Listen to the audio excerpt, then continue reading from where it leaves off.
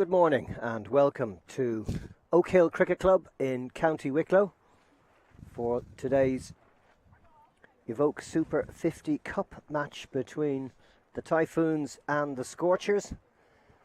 Good start to the day, a little bit of a breeze. It's chilly enough, but so far it's dry and the pitch looks good. And it's the Typhoons taking the pitch, having lost the toss. The Scorchers winning the toss and electing to bat in this, the third match of this year's 50 over series. So far, the Typhoons have had one game. They lost to the Dragons by 21 runs, and the Scorchers beat the Dragons by 3 wickets last weekend. And I'm joined by Craig Senior, and we'll also have John Kenny and Celeste Rack in our commentary team today as we bring you live coverage of this, the third game of the series. Morning, Craig. Good morning all. Pleasant, I'd say late spring, early summer morning. Bit of cloud cover around, but also plenty of blue sky as well. And hopefully the blue sky wins out over the clouds. So yeah, the Scorchers, they'll be looking to set a decent target that they feel they can defend later on. Runs were hard to come by last week. And the totals, well, each of the sides, it was a 3-wicket win for the Scorchers, but very easily could have gone the other way.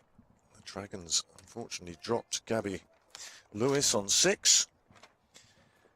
And that allowed them to chase down 180. First ball of the match down the leg side, bowled by Georgina Dempsey from the south end of the ground. Our umpires today, Asma Alibeg and Aidan Sievers. And it's Christina Coulter-Riley who is on strike for the Scorchers.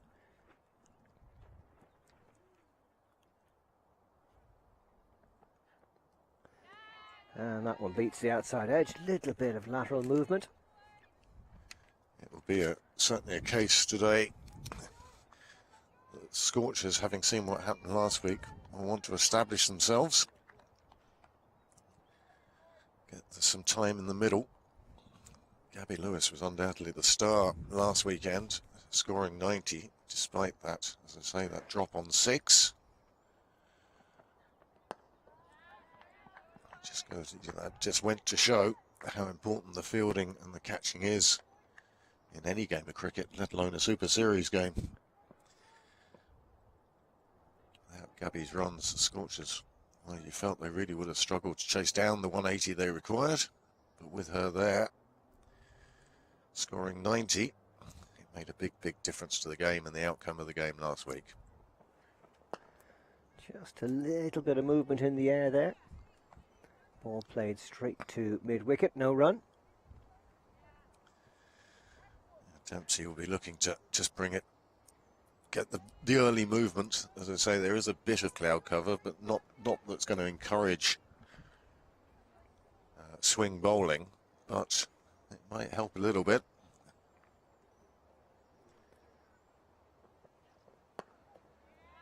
Very correct batting from Coulter-Riley, getting right behind that and pushing it back to the bowler. This is the 4th match at Oak Hill this week.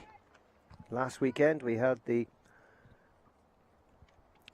second game in this series when the Scorchers beat the Dragons. That was here at Oak Hill.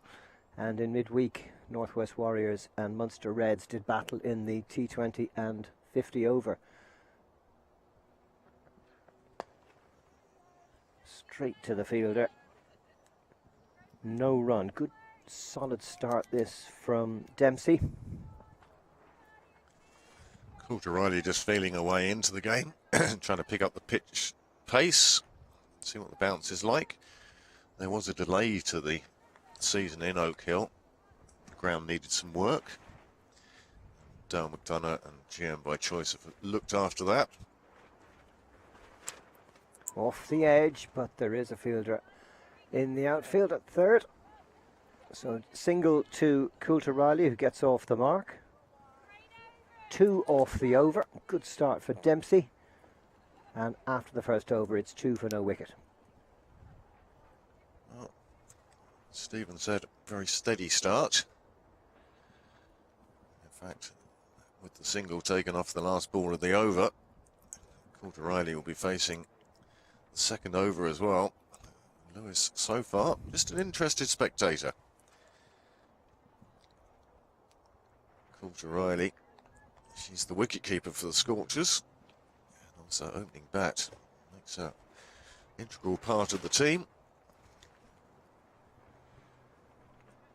It'll be Sinead Thompson to open the bowling. Swing bowler. See what she can get. Breeze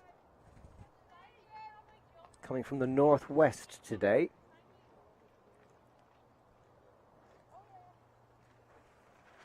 Once again, great to see Sinead Thompson opening the bowling for the Typhoons. Left arm over. Offers something a bit different. Trying to push the ball across Coulter Riley. Perhaps bringing one back onto the stumps.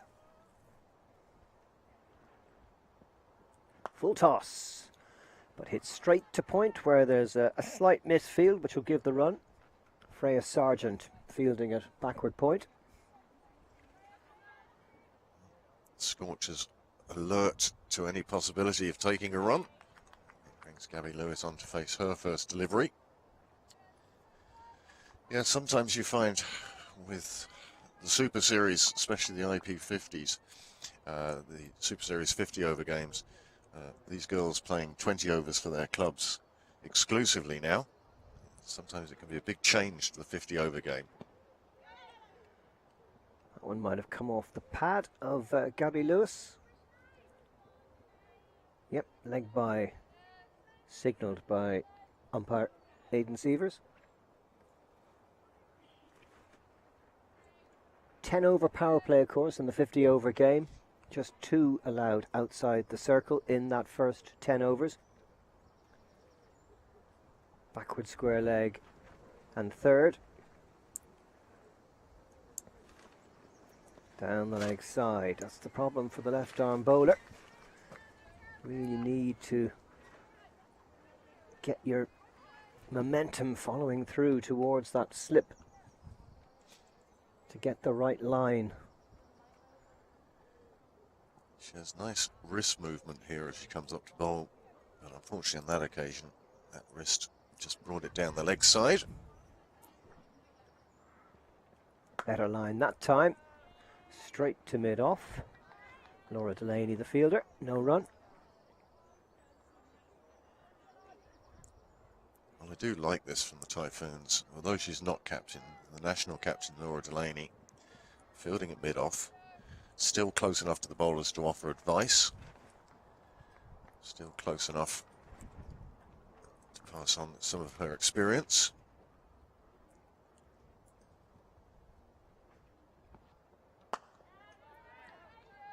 Straight again, and Delaney quickly onto it and having a little bit of practice there, throwing it at the stumps, and no harm in that.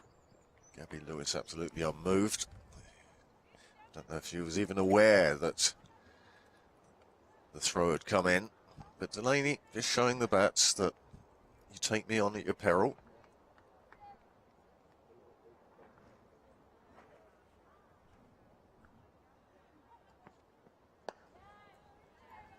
Yeah, she's found her line well now, Sinead Thompson. You can see how she's made it into the Super Series. Left arm over bowler. She's got a little something about her. She's only going to get quicker and stronger over the coming seasons. Great exposure for her at this stage. This Typhoons team, very young. Apart from Laura Delaney and Rebecca Stokel.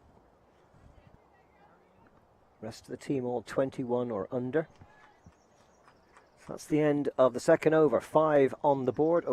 Coulter Riley on 2. Lewis yet to score, but then she's only faced 1 ball. And this 50 over format of the game, the batters can really have a good look at the bowling. No rush to get up to a run rate of 5 or 6. There's plenty of time to go. That's it, and it's having the patience to build an innings, build a score for your side.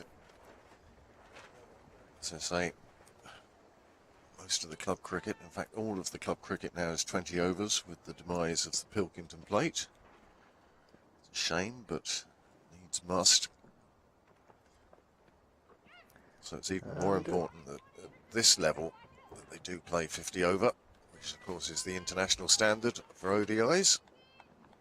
A couple of leg buys there off the pad of, or maybe the hip guard of Gabby Lewis, down to fine leg, where Isabel McLean was the fielder.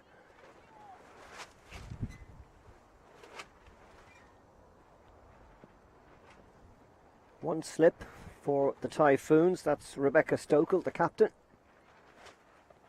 Oh, and that just came off the edge, but didn't carry to that slip fielder. Good encouragement though for Dempsey, finding the edge of Lewis's bat early on. You get the feeling he was vulnerable at the start of the innings.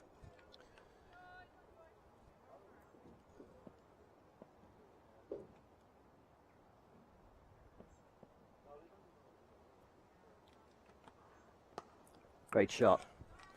Juicy half volley. Lewis puts it away backward of square on the offside, and the Scorchers have their first boundary of the innings. Score goes to 11. Lewis off the mark. Well, this shot, absolute perfect example of technique.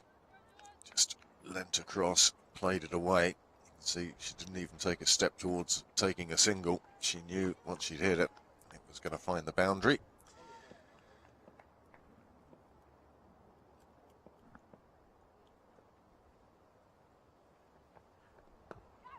That's turned into a pretty big gap at square leg. Long leg having to come around McLean. And a couple more to Lewis. Well, just three players on the leg side for Dempsey. Really has to bowl that off stump, or fourth stump line. See the Typhoons trying to stifle shots through the offside. Better length that time, right on the spot. Lewis just playing it back to the bowler. She's really become one of the superstars of Irish cricket, hasn't she? Oh, very much so. It's hard to believe that it's been the national side for 10 years now. And still only a youngster. Vice captain at the moment of the Irish team. Yeah, played her first game for Ireland at the age of 13. Extraordinary. Yeah, I believe Cricket Ireland have now brought in a rule that nobody under 16 will be selected for the national side. Good over that for the Scorchers. Couple of leg buys, 6 off the bat, 13 for no wicket after 3 overs. Of course, this is a big day for Irish cricket. We've got all the National Cup competitions happening, last 16 in the Irish Senior Cup and the National Cup. And all those games getting underway. We'll be trying to keep you in touch with developments as the day progresses. Good shot. McLean a little bit deep on the edge of the circle, and so a run taken. Good running by Coulter Riley. Well, this is one of my bugbears is fielders who are on the ring aren't there saving a single. They're just too deep. Now, if you're going to be, sometimes you need to be there because you're trying to protect boundaries as much as anything else. But if you're going to stop singles, you've got to be walking in quite quickly from there. Especially in the 4th over when the ball is still new and the bowlers are looking for every opportunity to put the batters under pressure. Yeah, and just letting them take a single like that is just a safety valve, a release valve. Yeah, nothing better for a pair of batters than to rotate the strike at regular intervals.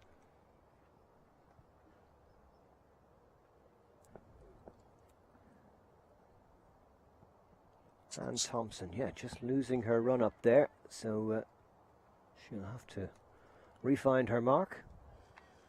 But the thing I like there is once she realised her run up was wrong, she stopped. Too often you see bowlers trying to carry on and trying to correct as they run up, and then you end up with a long hop or a full toss, and usually punished for it. Better off to stop and reset.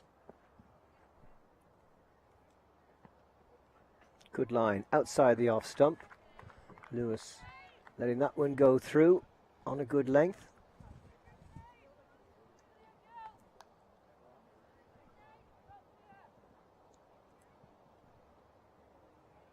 Gabby Lewis, of course, now with the Phoenix Club.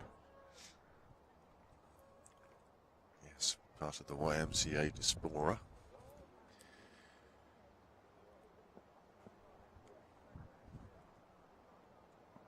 Full toss, cracked away backward of square. Second boundary for Lewis. You can't give her balls like that. She's too good. And the score goes to 18 and Lewis to 10. This is worrying for the Typhoons. Gabby Lewis. She saw how wide full toss it was. Guided it away immediately. She knew where she wanted to put it. Just can't afford loose deliveries like that.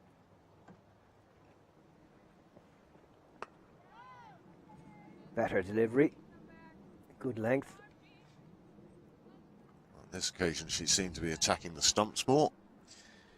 That's what kept Lewis watchful.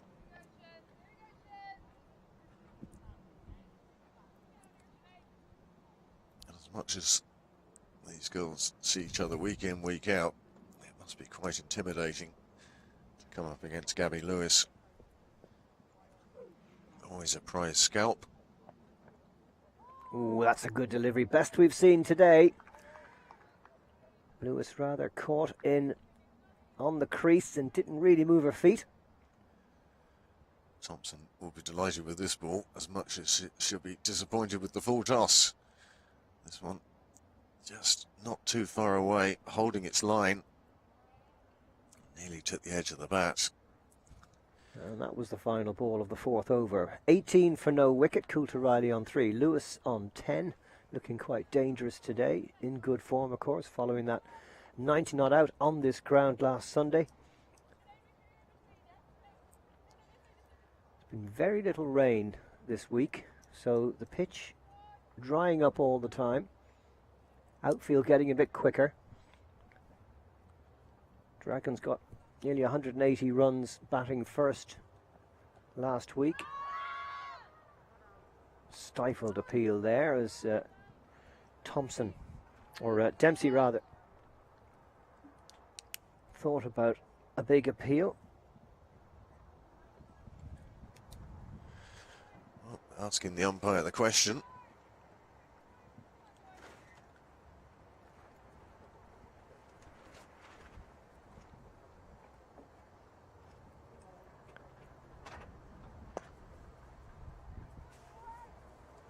Or defensive, really, from Coulter Riley. Very solid.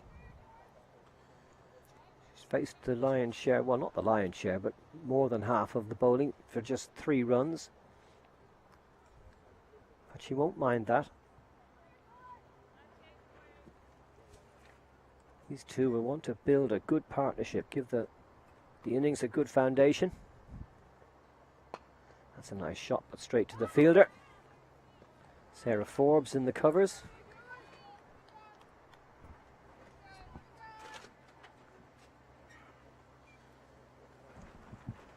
Again, the Typhoons now with a 7-2 field, trusting Dempsey's accuracy to bowl outside off.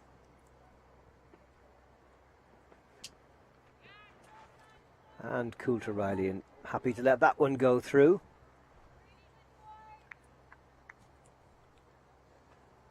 Lovely bowler, Dempsey.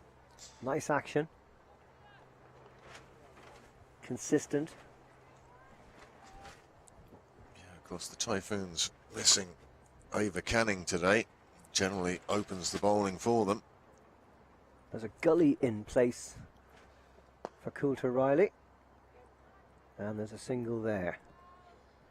Beating the infielder, Ocean Bartlett, who's the overseas player playing today for the Typhoons. Fielding at short extra.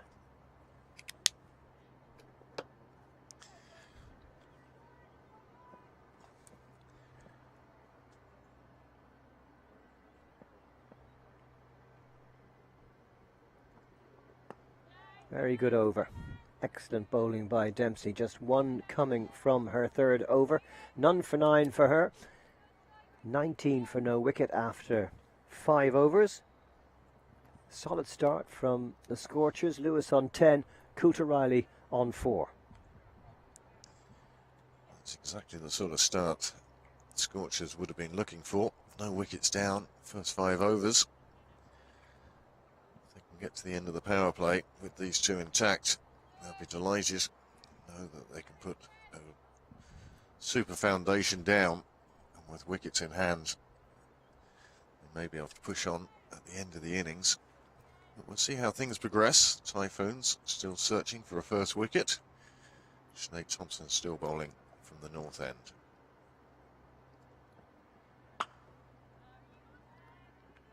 Straight into the covers. No run. Ocean Bartlett again, the fielder. She looks lively. 20-year-old from New Zealand. Studying at Canterbury University.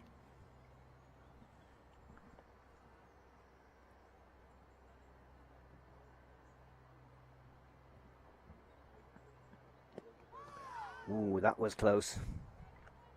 Lovely delivery from Thompson. Beating the outside edge as Coulter Riley tried to get that one away. Well, that's the thing about the left arm over. Just a little bit of movement back in. Could so easily take the edge of the bat. It's posing a threat here, Sinead Thompson.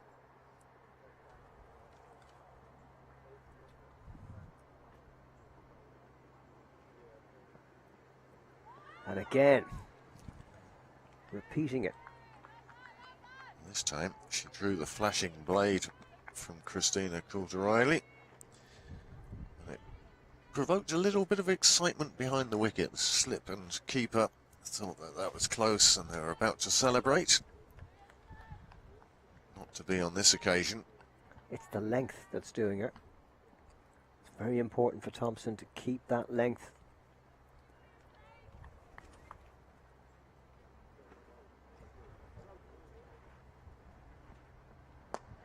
Again, good ball. Chance.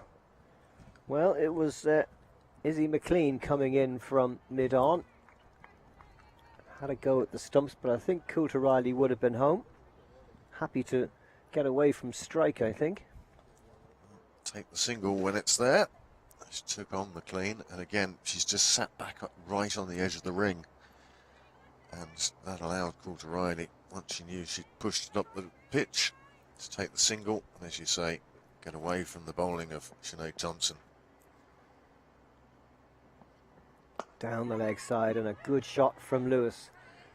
Not quite enough on it to get it to the boundary, but it'll be a couple to the Phoenix player. She's scoring at a good lick, 14 off 15 now. And again, that shot there was more a push into the gap on the leg side than anything else. Wasn't looking to clear the ropes or reach the ropes even, just happy to pick up the 2.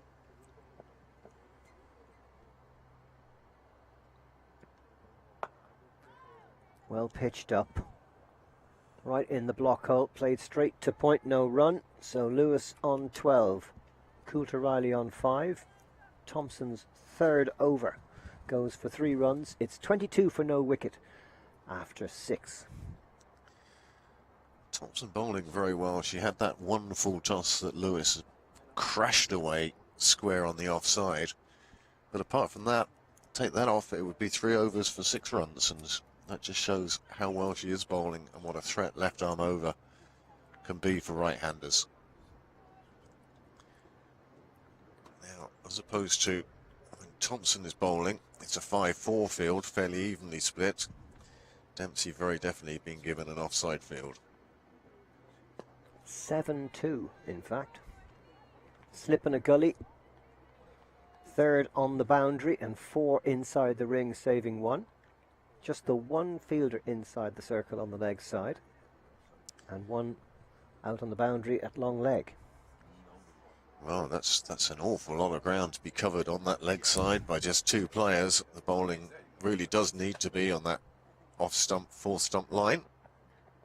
And there it is. Beating the outside edge. Coulter Riley not settling in. Looking a little bit uncomfortable. Well, that's not to take anything away from Georgina Dempsey's bowling. Not at all.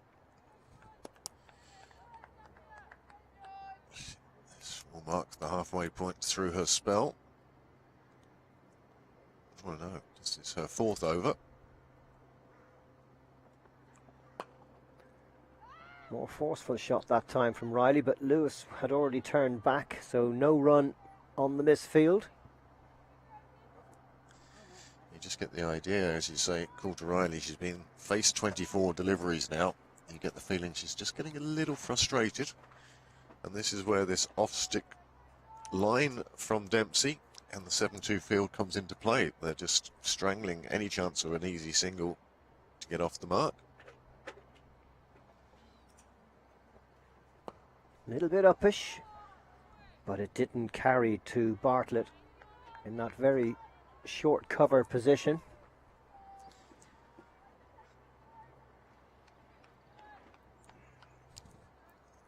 Pressure mounting, and of course with Lewis having less of the strike, she'll be very keen to score quickly at the other end, which can bring its own problems.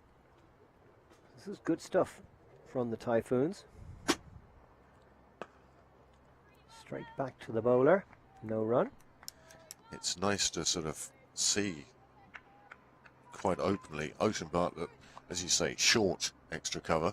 She's a good sort of 8-10 metres inside the ring, as opposed to the bowling from the other end where McLean is sitting right on the ring and they're taking singles to her, but they're not taking singles during Dempsey's over.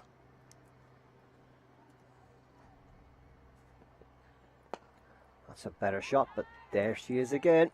Bartlett very much in the game, picking that up sharply, and a very good maiden over from Dempsey. The first maiden over of the innings. 4 overs from her, none for 9 her figures. Coulter Riley becalmed on 5, Lewis with 12. 22 for no wicket after 7. This is exactly the start the Scorchers would have wanted. No wickets down, coming towards the end of the power play now. Will be Sinead Thompson to continue. And it's not like the bowling has been poor or anything. They're only going at just over 3 and over. 3.14. There's a number that goes back to school days.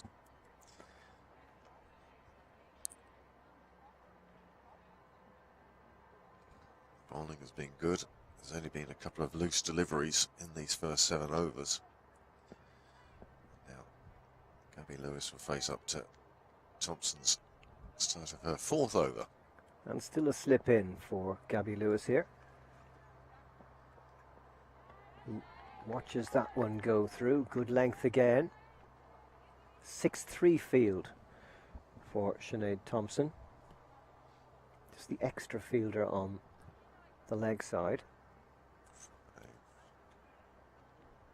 Mid-on, mid-wicket and long leg.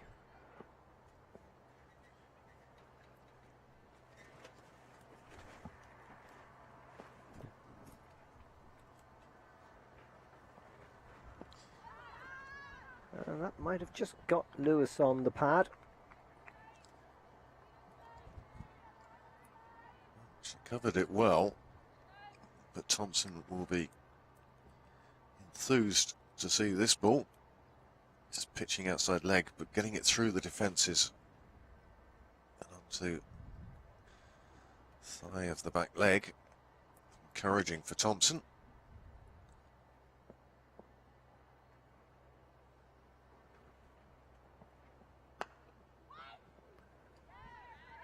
No run to the busy Bartlett. Wicketkeeper Joanna Loughran had to be sharp there. That was nearly over her head. But you just sense the breakthrough might be coming here for the Typhoons. If they get the chance, they've got to take it. Again, it's just the slow build-up of pressure. Much wider delivery, and this time signalled a wide. Thompson really annoyed at herself, just taking that little pressure valve off a little.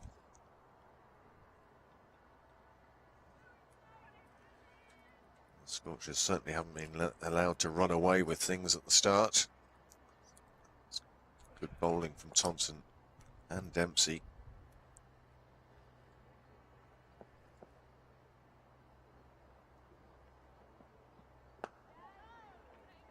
Straight into the covers, no run. Another point that really needs making is just how well the Typhoons are supporting their bowlers with their fielding. As you say, Bartlett seems to be everywhere at the moment. That short cover spot. Robin Searle it is, has come up to mid-on now. But again, sitting on the ring.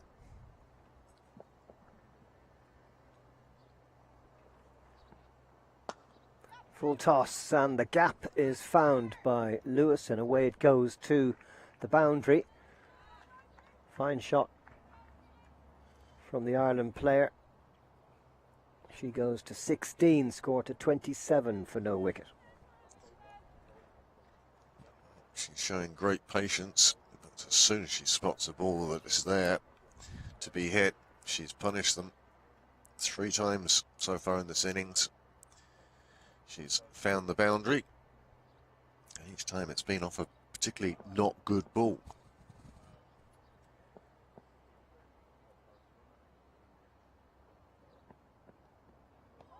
Short and wide, and this time the shot from Lewis not the best.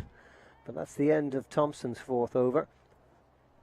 A wide and a boundary coming in it. None for 15 for her. Lewis moves to 16. Coulter Riley on 5. And after 8 overs, it's 27 for no wicket. Just 2 overs left in the power play. Well, we found this last week, and in fact, the end of the power play wasn't necessarily the end of the attacking fielding last weekend. We found that although you could have 4 outside the circle, certainly the Dragons, when they were fielding, kept more people inside the ring, kept attacking, kept looking for wickets.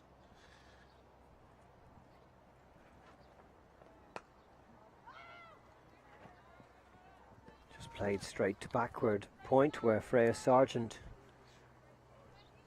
was solid. No run. Looking forward to seeing Freya with the ball in her hand later on in the innings. Wonders how long it will be before she's introduced to the attack.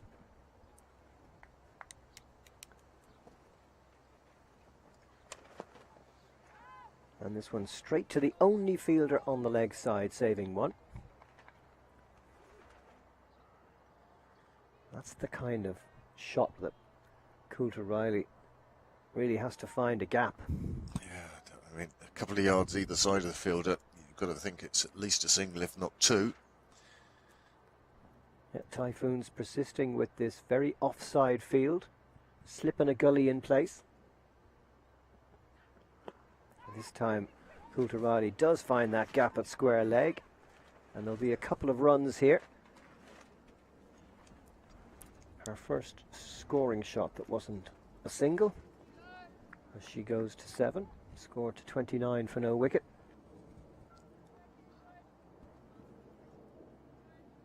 Dempsey just going a bit straight there, but you can see how Coulter Riley's trying to work her onto the leg side. She knows that's where the gaps are, that's where the singles and 2s will be.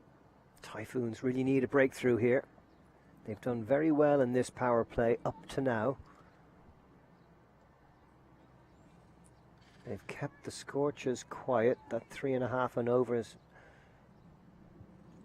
not going to hurt them. But they do need to break up this partnership and get a fresh batter at the crease.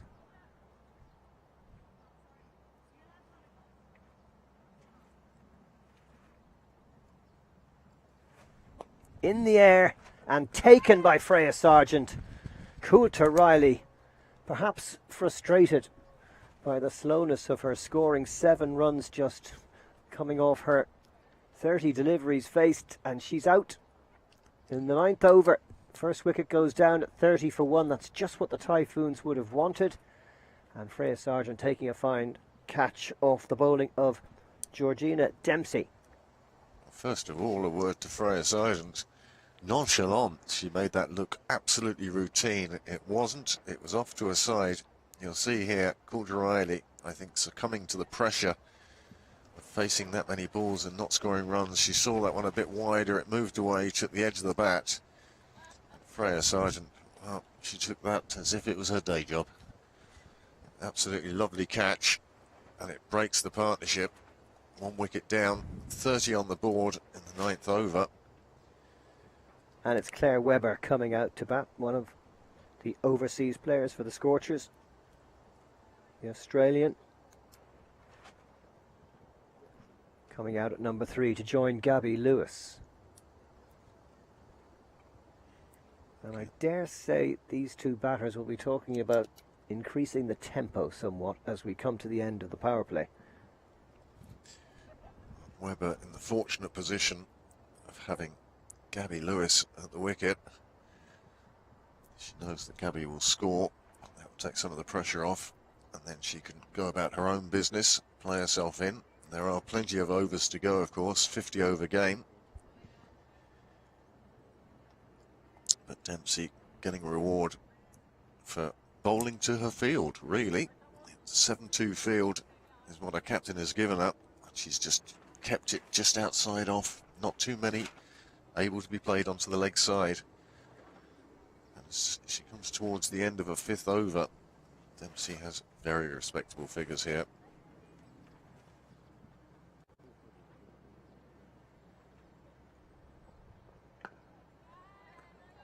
Be interesting to see how Leah Paul handles her bowling changes here, because with Dempsey getting the breakthrough and now bowling her 5th of 10 overs, she might just be tempted to give her another one with a fresh batter at the crease. Well, that would be for Rebecca Stokel, captain of the Typhoons. She'll be looking after that, no doubt. Making plans as she stands there at first slip. End of Dempsey's 5th over, her most successful one to date. She's got 1 for 12 now from her 5. And the Scorchers, having lost that wicket in that over, haven't added any runs, and 30 for 1 after 9 and just 1 over left of the power play. And this is, I think, a good move from Rebecca Stokel. She's going to her, well, I suppose Freya Sargent has sort of pushed herself front and centre. She'll be the leading spinner for the Typhoons. Stokel turning spin quite early.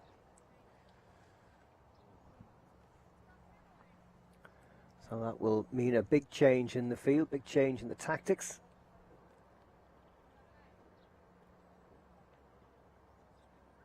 Freya Sargent, very experienced player now, although she's still very young. She's been playing at this level for a couple of years.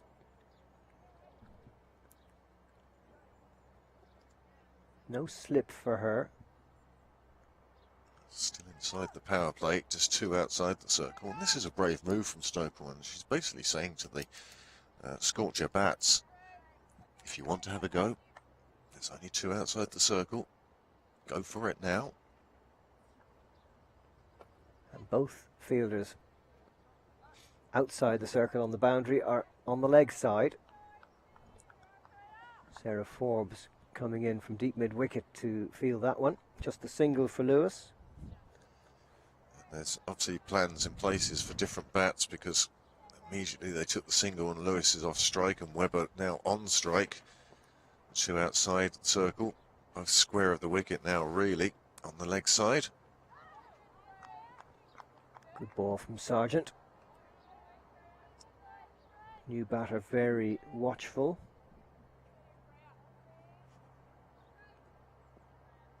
Let's see if we'll get any turn on this pitch. That was short and pulled away to square leg for a single. Good throw from Sinead Thompson to wicketkeeper Loughran.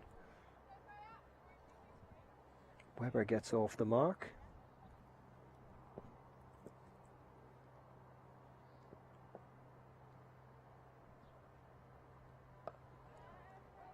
Very good ball, just catching Lewis on her crease, neither forward nor back really.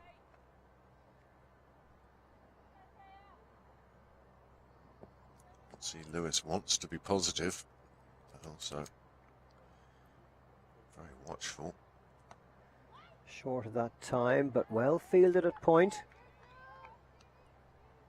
Typhoons very much in this game.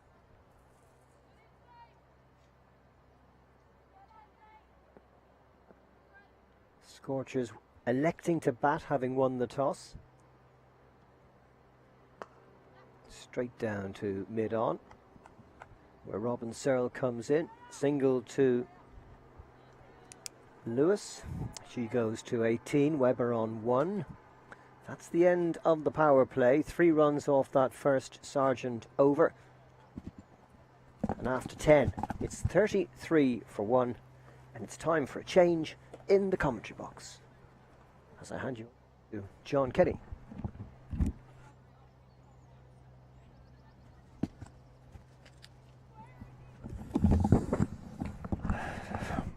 Thank you, Stephen. 33 for 1. Lewis on 18. Webber just joining her after the dismissal of Christina Coulter-Riley in the previous over. Slow enough start for the Scorchers, who, as you've been hearing, won the toss and elected to bat. And so far, Typhoons got a game plan and it seems to be working. Tying Lewis down just a little bit. Not as free scoring as we've seen her in the past. 18 off 25. Webber's just joined her at the crease, as we said. Christina Coulter-Riley never really got going, just a 7 for her. Celeste Rack, the now former Irish international, is with us. Celeste, good morning to you. Thanks, John. Great to be here. Great start, really, with the ball from Dempsey and from young Sinead Thompson there. So it'll be great to see how the next phase of the game unfolds after the power play. Okay, looking resplendent. We could do with a bit of sunshine here. Still a bit nippy. North wind blowing, making it a disappointing summer here in Ireland so far. We got rain and pulses of it. Hopefully not here today. Get through the full 50 overs. Third game in the Evoke IP50 series. Win for the Scorchers in their previous game.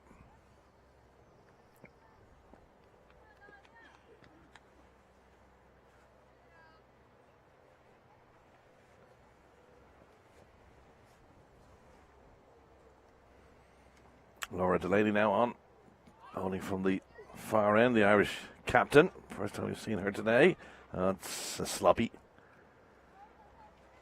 And these two have played plenty of cricket with and against each other over the years, Gabby Lewis and Laura Delaney. They'll certainly have game plans in place to each other, and it's always an interesting battle to watch unfold between the two of them. No great pace from Laura Delaney, very much medium pace bowler, but very accurate. Slip and gully have been dispensed with. Now we're past the power play. That's nicely played. Just opened up the face of the bat. Rolled it down to third. And they take the single. Very wily bowler is Laura Delaney. Early on in the game especially. Lots of slower balls. Mixes up her pace quite well. She's tough to get on top of, especially early on in the game.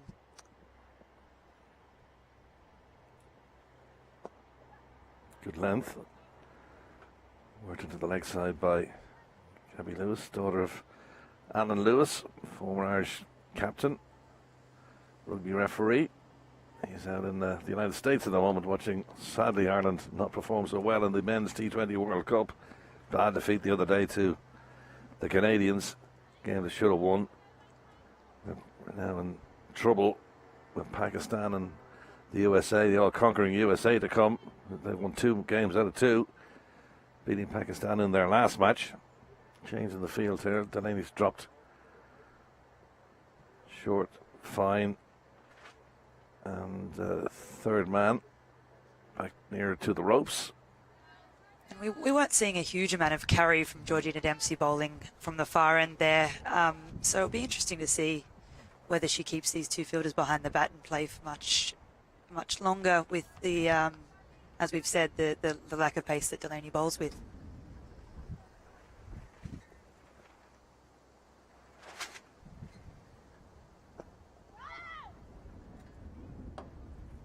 Ball doesn't seem to be coming onto the bat as they would like. That's the end of the over anyway, 36 for 1. At the end of 13, having won the toss and decided to bat. Scoring doesn't seem to be easy out there. There's the Scorchers scorecard so far. Coulter Riley out for 7, faced 31 deliveries and had to work for those runs. Lewis looks more comfortable at the other end. Webber has just joined them. The rest, Leopold, Kavanagh, McMahon, Maguire, the 2 Maguires, McGee, McNulty, and another of the Tector dynasty down at the bottom of the order. Anna. And the Scorchers won't be particularly worried at this stage. While Gabby Lewis is still at the crease, they know they can catch up. They've got plenty of batting to come, so her wicket is the valuable one here. Absolutely. Looking fairly content to push the ball around is Gabby. Well, just keep rotating the strike, and I know there's 2 right-handers out there, but it does move the field around as well. Freya Sargent continuing now from the commentary box end.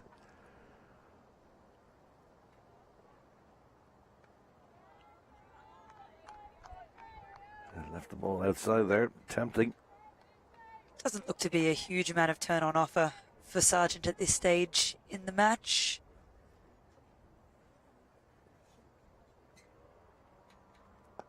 Flatter, quicker delivery that time. This Oak Hill ground opened up in 2008. It was here for the opening ceremony. Back then there was an Irish Invitational 11 played a Lashings 11 in a T20 game here. There was all sorts of plans for Oak Hill to be a bigger international ground than it is. But it's perfect for interprovincial games. Have you played many games here? I've played quite a bit here, John. We a lot of Super Series over the years, and we used it as a training ground quite a lot for Ireland. Beautiful place to play cricket.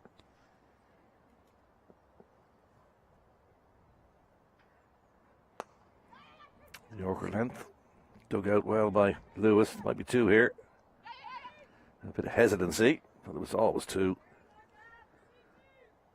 Even with Dempsey's arm, which we've seen in action already, it's always an easy 2 out there in the deep. Just because it went to Dempsey, I think they just hesitated slightly, but they were halfway down the track, so they had to keep going. And polite inquiry. The thing I'll say about playing at Oak Hill is it always feels like there's a lot of space out there to defend in the field, so 2s are always on the cards. 40 for 1 at the end of 12. Lewis on 23, Webber on 3. Still 38 overs to go. Sargent's bowled well. First couple of overs just yielding 7 runs. Beautiful pavilion just away to our right hand side. An exact replica of Ampleforth College in the UK, Peter Savile's old school. The RT cricket team will be here next week. We're playing Ashford in our yearly match. Pleasure to be down here in Oak Hill. There'll be thousands here rolling in from all parts. Have to get somebody to look after the cars for them. A jest, but it's a beautiful place to play. Hopefully we'll get a run on commentary, a few of us, while you're out there scoring hundreds, John. We're only let's score 20. Oh, okay. one was walk. I think it's actually a 30 overs a side game, so I think we walk at 30. Oh, wow. It's always harder to get to that number when you have to retire. That's the thing. It becomes challenging. Well, most of us can't walk anyway, so. So momentarily in the air, it's going to cut the gap. It is, yeah. Straight down the ground, nicely played. Beat the two fielders in the gap there it went, and 4 welcome runs for the Scorchers. It was a slow start between Christina Coulter-Riley and Gabby Lewis, but now a little injection now that Webber is there. It's a nice shot. It's very well placed there by Webber, in between Robin Searle there and Georgina Dempsey.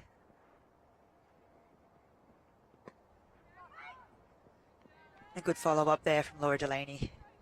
Well, that's poor. That's a couple of times now we've seen a bit of sloppy fielding.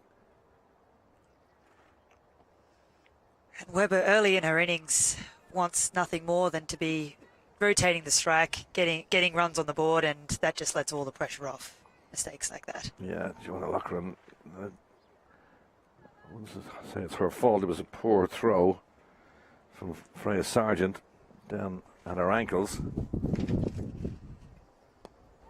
She's been given a big opportunity, has Joanna Loughran, with the gloves here this season. Robin Searle in the team, also a very, very skilled keeper.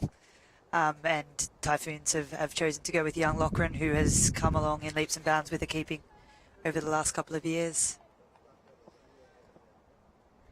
Aidan Sievers and Azamali Beg are 2 umpires here today.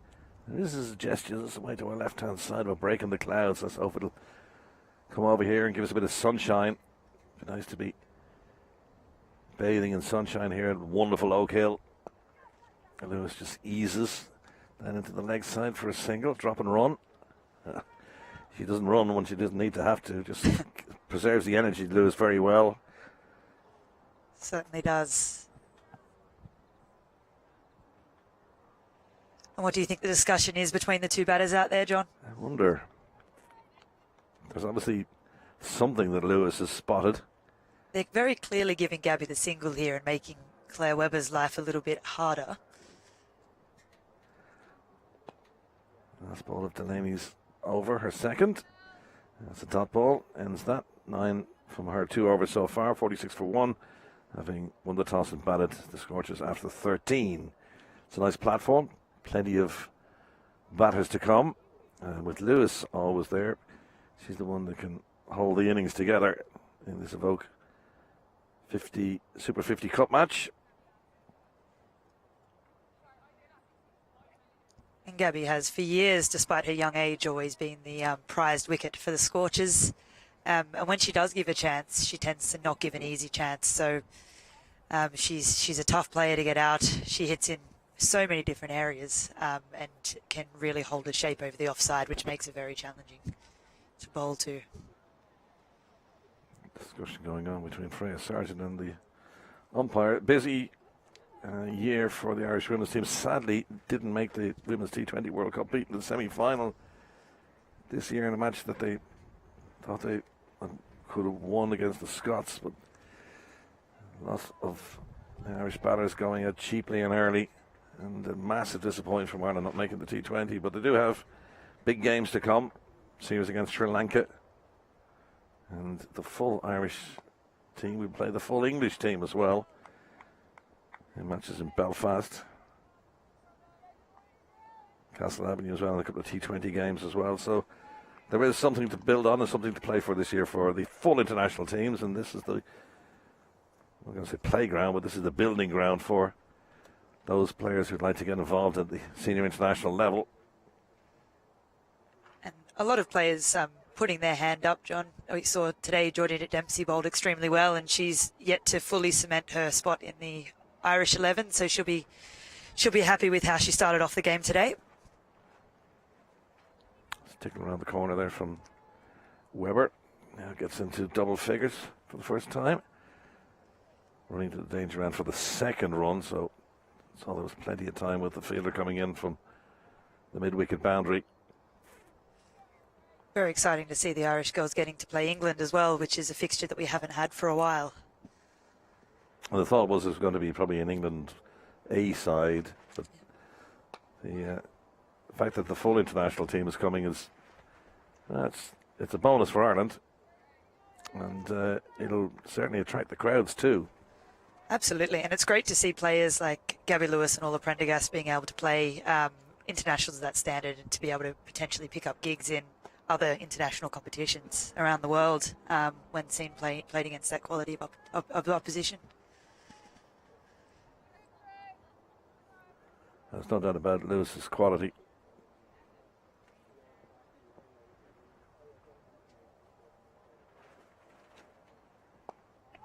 Looping kind of delivery, Sargent. Very watchful. Weber at the other end. It's great to see the change of pace, really trying to entice Claire Webber to take a risk there. And now we see it. Robin Searles come back to long on. Yeah, there's a feeling now the cover boundary. That's gone straight down the ground and dived over the ball. That's not great fielding, but it is a bit lumpy. I know it's lumpy out there in the outfield. And the ball just, unfortunately, bounced and went underneath the body. It's gone all the way to the boundary for 4. Should have been cut off, though. Disappointing end to the over, and certainly nothing wrong with Freya's delivery there. Rare miss from Searles. She's typically a very good fielder. Robin Searle of Clontarf, unfortunately, jumping over the ball. That takes us to 50. 53 for 1 at the end of 14. Lewis on 25.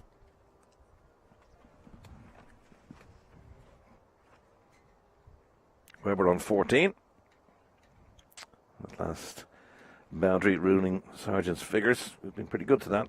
Just the 3 runs from the first 5. But the outfield can be a little lumpy here. And you can catch the odd bounce, and you can see the way that Searle slid in towards the ball, but unfortunately it bounced in front of her and then underneath the body. It can be deceiving. It looks absolutely pristine from up here where we are, but many a mistake has been made in the outfield out here.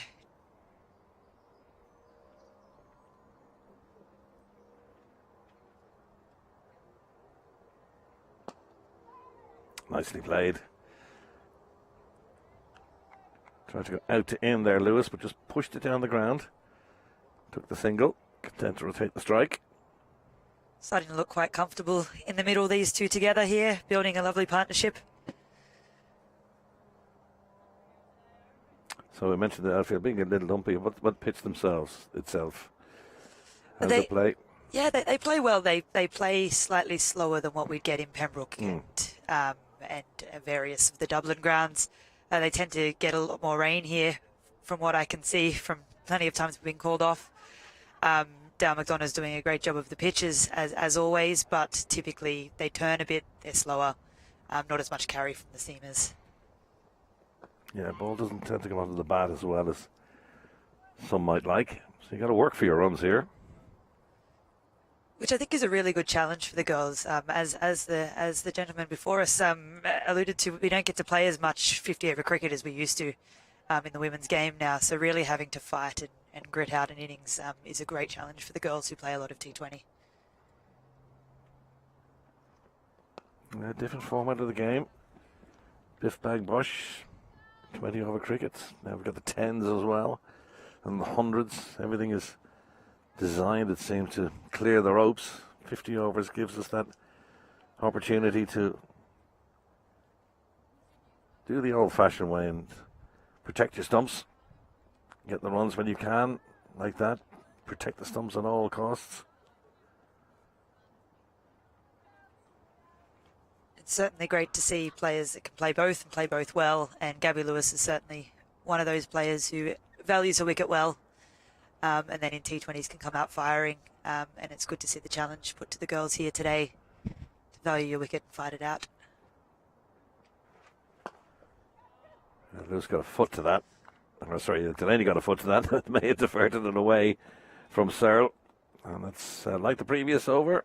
Ball straight down the ground. It's gone all the way to the boundary for 4. Ruins the over for Delaney, who'd been bowling well before that. But there's the bowling card so far. Very good from Georgina Dempsey up top, as we saw, bowling great areas. Big challenge of a 7-2 field, and she really rose to that challenge. Sinead Thompson, the young Clontarf left armour, got the opportunity today to go up top and open the bowling, and did a great job going at 3.75 and over. And then Freya Sargent and Laura Delaney, both bowling in good areas, but they've been really let down by by boundaries at the end of the over. And these two starting to push on a little bit more with the scoring. Yeah. Scores, ones and twos, the early part of the over. If you could finish the over with the boundary, so much the better. No maximum so far today, but Lewis has rolled a few to the boundary. Webber's got one on the previous over. She's moved quickly to 15 from 20 deliveries.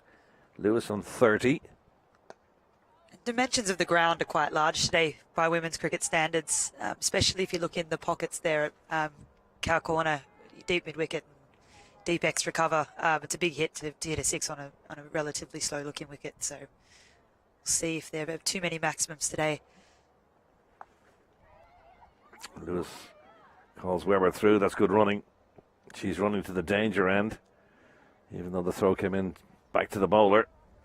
Immediately took off, called her partner through. That's good running, good batting, good cricket all round, actually.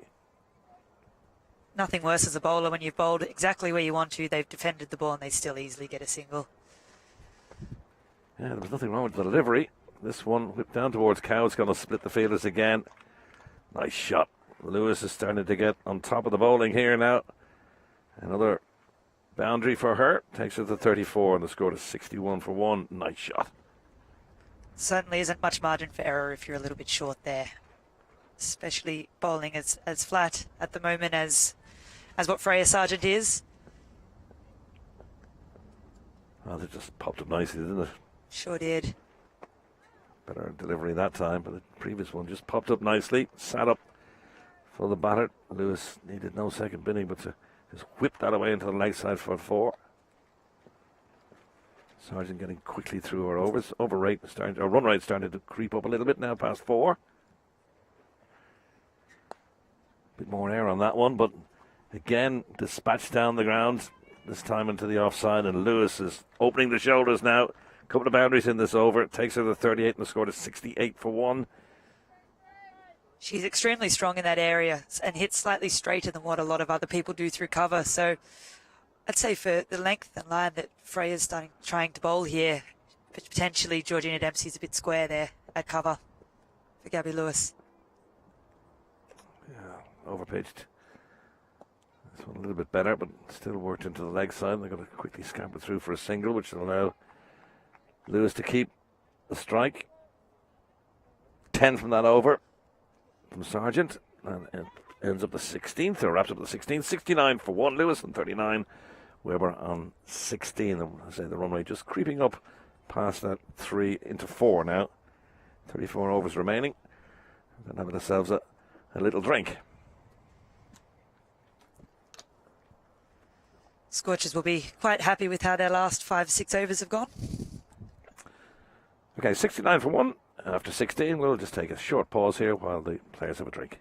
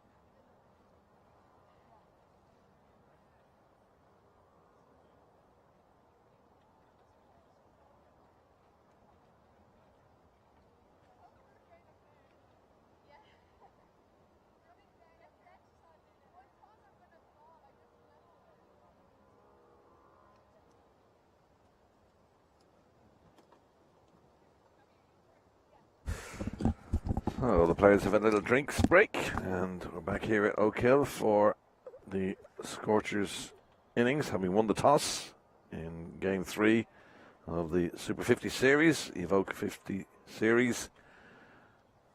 One out so far, Christina Coulter-Riley caught Sergeant Bull Dempsey for 7.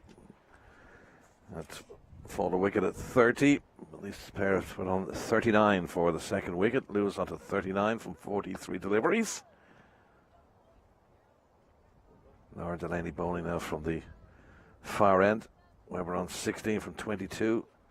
Looks a lot more assured than poor Christina Coulter-Riley, who got really bogged down.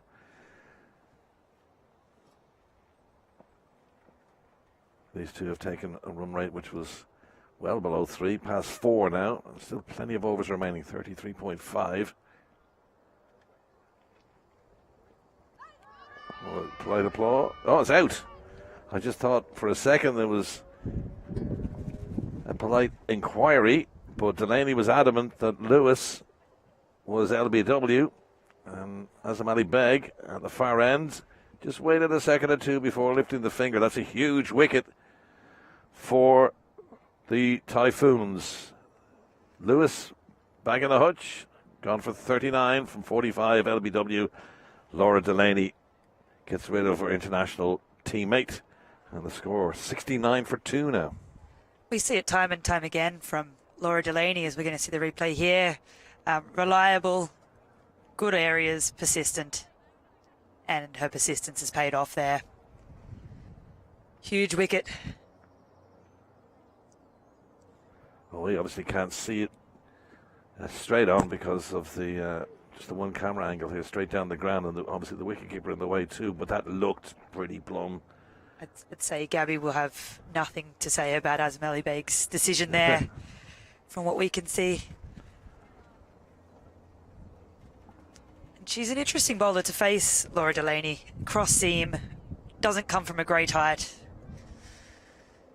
but very, very consistent.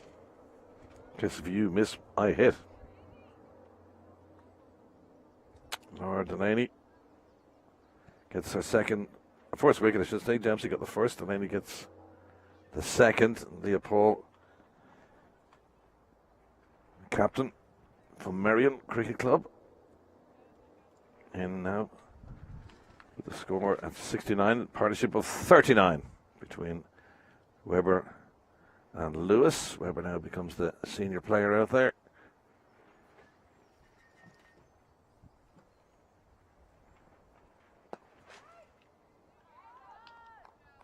Leopold has spent the majority of her 50-over cricket career in both Super Series and international cricket as an opening batter. So it's always very interesting to see her come in at 4. Left-hander. She's very difficult to get out, runs well between wickets. And that combination of left and right as well is going to start moving the field around if they can just keep the scoreboard ticking over. Pick up the ones. Will help. This is really good stuff from Delaney. She'd been annoyed giving away a boundary at the last ball of a previous over.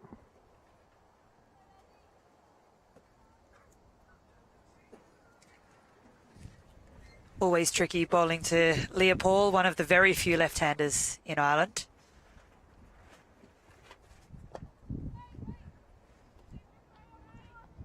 Something which does feel like a bit of a disadvantage at the international level for our girls, that we don't get to practice against left-handers as often as what some other countries do. Very strong cover field set for her. 4 in the line from third. Backward point. Extra cover. Short extra cover. And a mid on. Obviously bowling to a plan here, Delaney. Then she works into the leg side, having built all that up. Oh, that's out. Unbelievable. The overseas player gets the third wicket, and that's disappointing because it looked like the run was there. But a direct hit from Ocean Bartlett gets the third wicket, and it's disappointment for Weber. gone for 16, maybe a little bit back on her heels as the ball was worked around the corner by Leopold. He needed a direct hit, and that's what they got. Brilliant fielding there from Ocean Bartlett, who's looked very lively in the field so far. Yeah, just short. And that is the thing about batting with Leopold. She's very fast. She likes to push the ball around, take the singles. You've always got to be on your toes. I think maybe to Weber's heart, she saw the ball rolling to Bartlett. Needed no second bidding, but throw the stumps down. Direct hit needed. She was quite a distance away from the stumps as well. Maybe 1.5 stumps to aim at. Sophie McMahon from Leinster is the new batter in. So having been 69 for 1, that's the third wicket to go down. And if you get him in twos, that's what can happen. Changes the scoreline from 69 for 1 to now 3 down. And they haven't added to their score in that previous partnership, which was yielded no runs at all. So 2 new batters at the crease now. And while Gabby Lewis is going about her work, and also indeed Claire Webber at the other end, the Scorchers were in control, but things have completely changed now. We're going to see a change of bowling as well, having taken out Webber with that great throw. They're going to give it an opportunity now for the first time today to Ocean Bartlett to bowl, keeping spin at the commentary box end.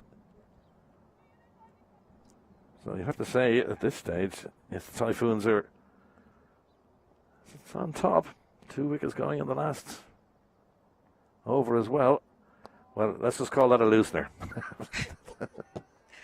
Ball slipped out of her hands. That's a non-delivery.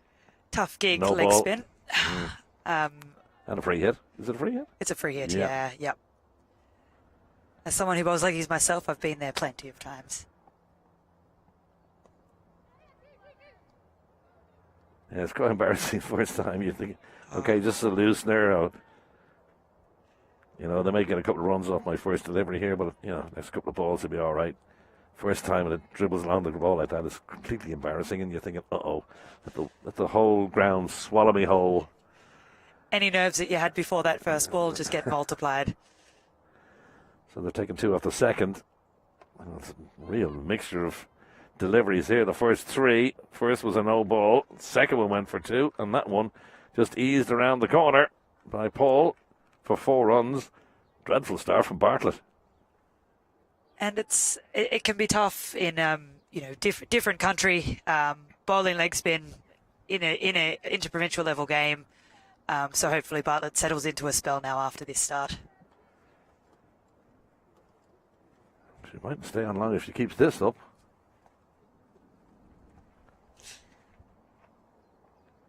It's poor down the leg side. Lucky to get a dot ball there. Absolutely, because if the batter let it go, that was a wide. And this is a test in itself for Leopold here, where you always know that there could be a ball of the century coming in amongst all of this here. So she's going to have to really watch.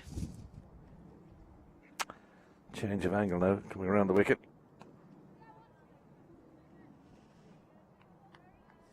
That's well weighted by Paul there. Yeah, you're not dealing with muck here with Leopold, so it's not as if you're bowling to somebody who's only just starting the game. Bartlett is bowling to a top-class international batter, captain of the Scorchers as well. McMahon facing for the first time now. She'll have been watching on, thinking about where she's going to put potentially the full toss of the short ball. Or is the ball of the century coming? 2 to go in this over.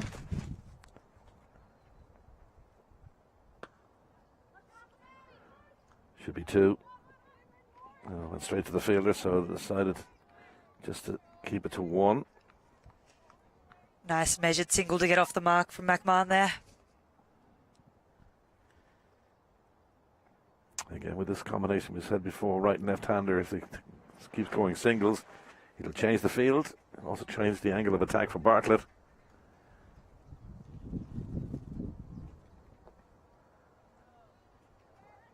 I think she missed out there, Leopold. Anyway, that was an interesting over, let's put it that way. Bartlett's first yields 9, 78 for 3 at the end of 18.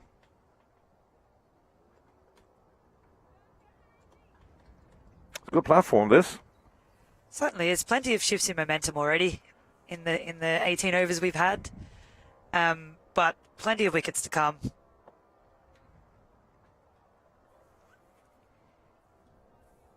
Typhoons, though, relatively happy, having got those previous 2 out.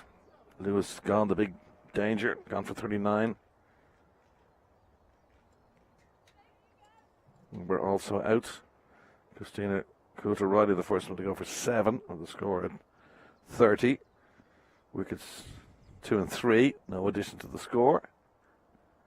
69 for 2, 69 for 3. Leopold, Sophie McMahon is there, and the sun is starting to try and peek its way through the clouds.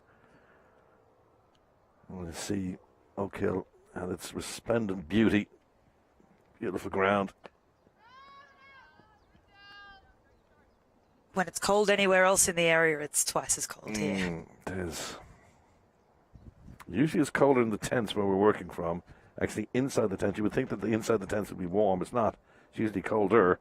But actually outside today, it's actually quite nippy. There's a north wind blowing across the ground. We haven't had a great summer here in Ireland, sadly. Oh, has that been dropped? Whoa, I think the way the bowler reaction was, yeah, I think that may have been dropped. Hands on knees time from the wicketkeeper. Don't know how much of an indication we're going to get here, but I think that may have been dropped. I think you could be right there, John. Yeah. Joanna Loughran moving away to her right-hand side. Came at her quickly. Should have held on, though. And Sophie McMahon typically loves width. She plays extremely well through straight extra cover. Hits really unique areas. So that's the kind of ball that you'd expect her to put away even early in her innings. Laura Delaney tempting her there to play some shots early on.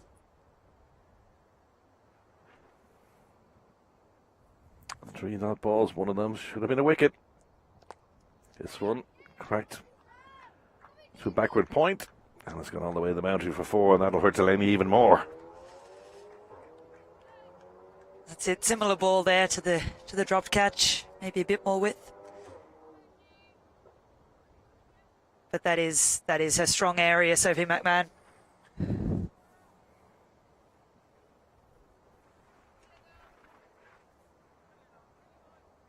Three down, 82 for 3, coming to the end of the 19th over. Scorchers won the toss, decided to bat this morning to back themselves. That's more of a polite inquiry to a ball that was going down leg side. But plenty of action, plenty going on this over. That's what you get from Delaney, all right, don't you? Always in the game. Yeah. Very, very competitive cricketer.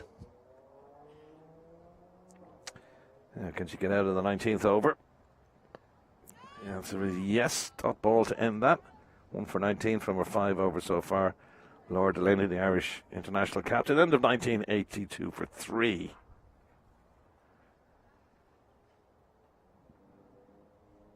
And they're giving Bartlett another over here.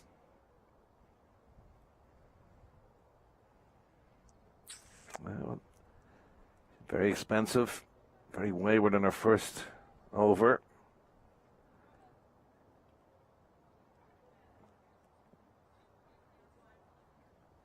Leg spinner from the commentary box end.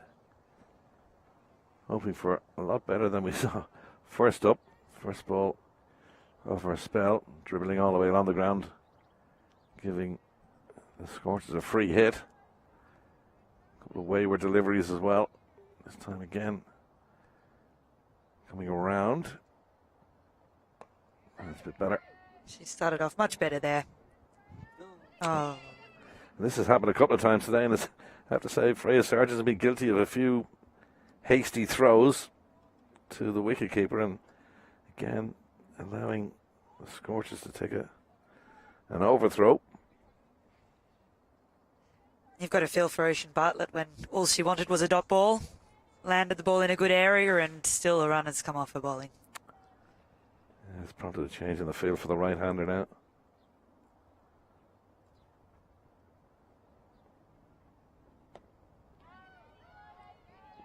Seems to be more into a rhythm now, though.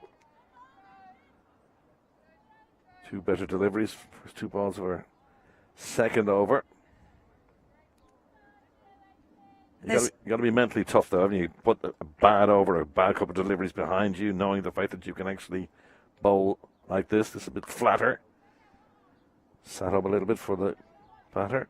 Use it into the offside for a single. But you got to be mentally tough, put the stuff that's not good behind you, and work on the next delivery. Do 1 ball at a time. And there's something to be said for the captain giving her another go as well. Absolutely.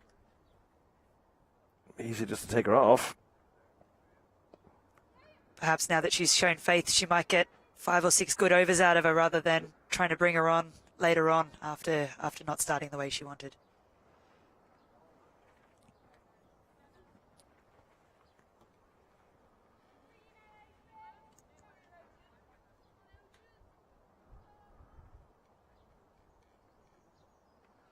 Also with the combination of left and right, poor old Azam Azibeg has to keep running from one side to the other. He'll be getting his steps up today. That ball got a little low. McMahon played over the top of that. Last ball then at the 20th over. Watchful. Ends it. 20 overs down. Scorchers, who won the toss and elected to bat, are 85 for 3. Leopold on 9. Sophie McMahon on 6. 3 down as we hand it back to Craig Sr. and Stephen Alkin.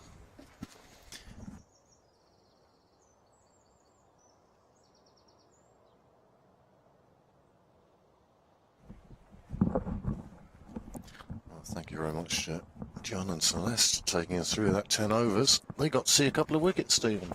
Certainly did. It's looking like the Scorchers were going to, well, scorch the Typhoons, and then all of a sudden 2 quick wickets, and the batters who looked quite set were out, and all of a sudden a new pair, and Typhoons with a little bit of extra momentum and impetus in the match. It's well balanced, this game so far, and nicely touched down to third by Leopold for a single. Well, this is one thing in the Scorchers' favour at the moment, the left-hand, right-hand combination. You heard Celeste saying during the previous 10 overs that there aren't a huge amount of left-handers in Ireland. Sometimes that can be to her advantage. Certainly caused Ocean Bartlett a few problems in her first over. Laura Delaney in for her 6th over in a row from that south end of this beautiful Oak Hill cricket ground, which, well, we just got a glimpse of the sun. Wow. It was only a glimpse, but maybe we'll get a bit more as the day goes on. A few shadows on the ground now.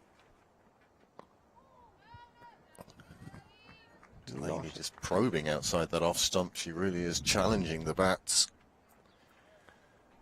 Yeah, Sophie McMahon wasn't perfect with that stroke. Just 2 out for Delaney. It's good to see, no, 3 actually, 3 out. Good to see the Typhoons with an extra player in the circle, trying to keep the pressure on. Straight to mid-off, where Searle is the fielder, no run. It's a nice play by the Typhoons, again with Laura Delaney, international skipper, trusting her accuracy. She has 5 on the offside. And this hit into the offside, and wonderful fielding again by Ocean Bartlett.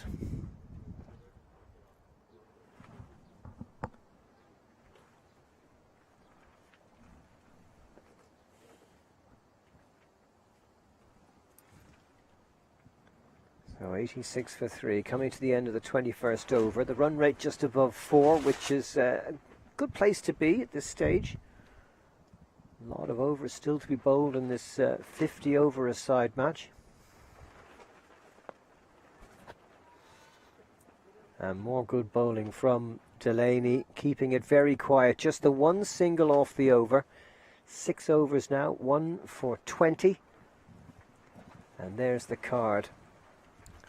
Well, after the early loss of Coulter Riley, Lewis and Webber started to put together a partnership. They put on 39 together, but then they lost those 2 wickets, Delaney and Bartlett.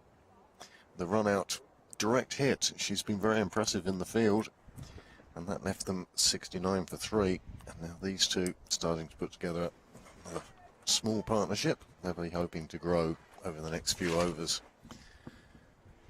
So the left-hander Leopold facing the left arm spin of Ocean Bartlett with just 3 in the deep. Good attacking fields from the Typhoons. Get the feeling Leopold looking to sweep, play to the leg side as often as she can. Misfield by Sargent. Sarah Forbes backing up, but there'll be a couple there for Leopold. Well, just from that one throw from the boundary, you can see why it's Sarah Forbes who's out there. Has a super arm. They have Dempsey out opposite her on the leg side for Paul. Both fielders with the arms you need for those boundaries. Shortish and pulled to mid-wicket. Laura Delaney is there, just a single this time.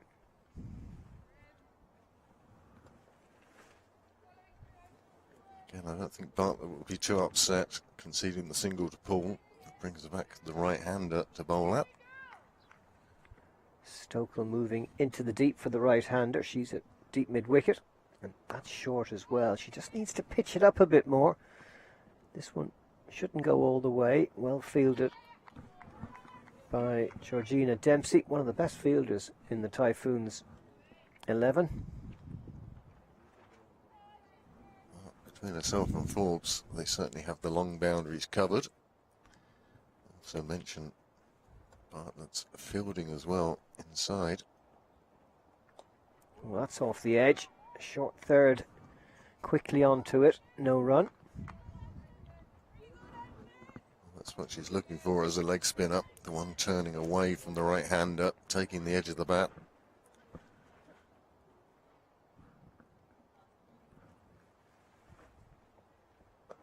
And that's uppish, but doesn't carry. Just dropping short of the fielder, Freya Sargent, in the covers. Bartlett tempting the batters, giving up 5 runs, but it's a very interesting change to the game, seeing a left arm spinner in the attack. It's Bartlett's 3 overs may have gone for 17, but just remember that first one she had was 9 of those. She's settling more into a rhythm now, still dropping the occasional one in shorter. And Leopold is enjoying sweeping those round to the leg side. But now a different problem for her. Laura Delaney coming in now for her 7th over. Played straight to mid-off, firmly, so no run this time. I like the left-right combination at the wicket. It means that the fielding side has to be very sharp. You're relying on each individual player to remember the 2 places they're meant to be fielding.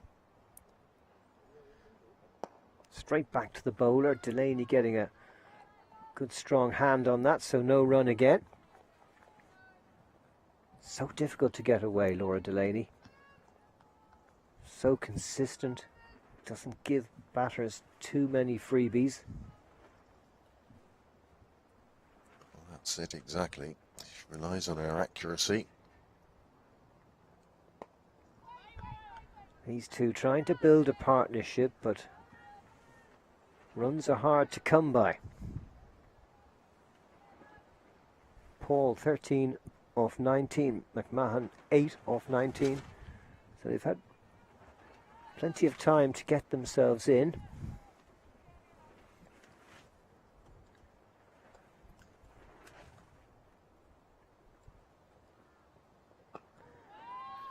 And that's straight to Freya Sargent, who's so quick in the field. I know she's had a couple of throws that maybe caused overthrows, but it's her aggression in the field and the way she gets onto the ball so quickly. It's really good. And again, it's to Sargent, a backward point, and again, it's no run.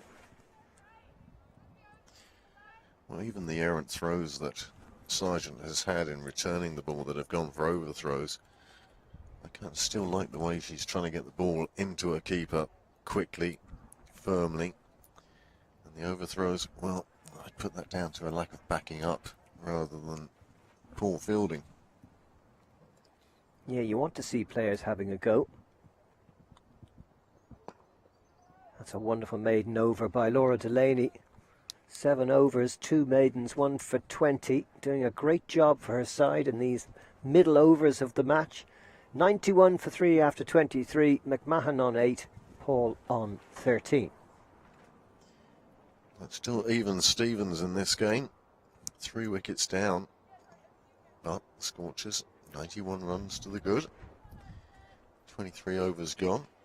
Run rate hovering there or thereabouts, about 4 and over. If they can go deeper and deeper into this innings without a loss of wickets, then certainly they'll be able to really power on in the closing overs.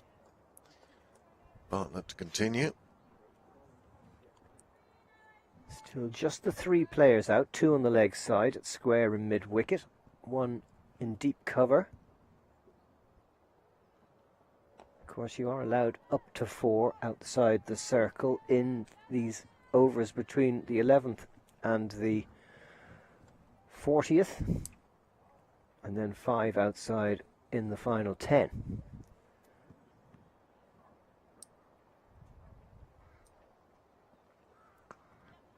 Finding her length a little bit better, Bartlett, but that was short. Paul gets another single.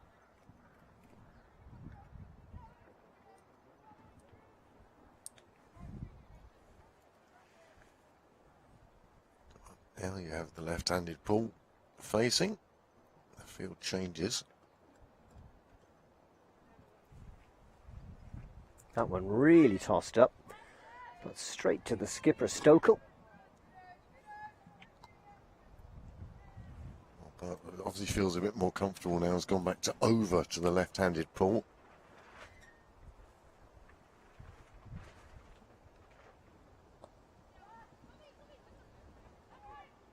This one to deep square.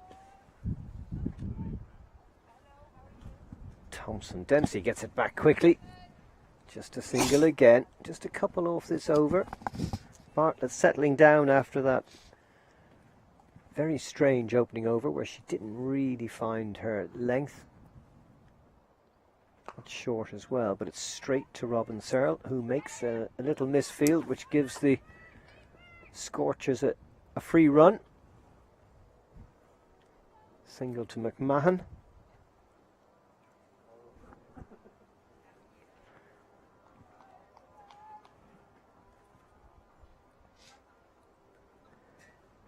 Left-hander Paul on strike now. Down the leg side, and that's signalled a wide by umpire Aidan Sievers. Bartlett trying to keep it very close to the body of Leah Paul. Aware that she does want to sweep.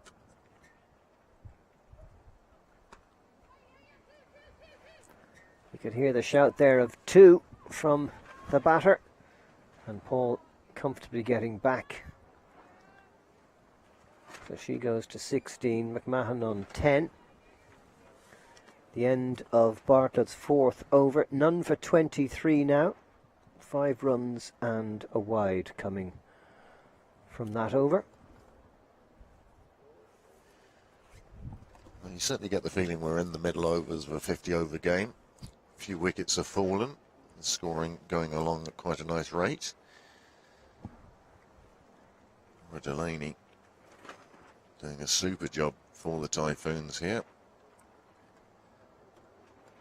If they could just pick up another wicket or two, they'd definitely be on top. But at the moment, Scorchers, this pair, just starting to get on top.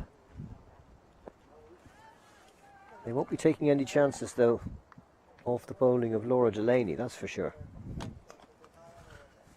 Enter your own risk is the normal warning sign you'd see there.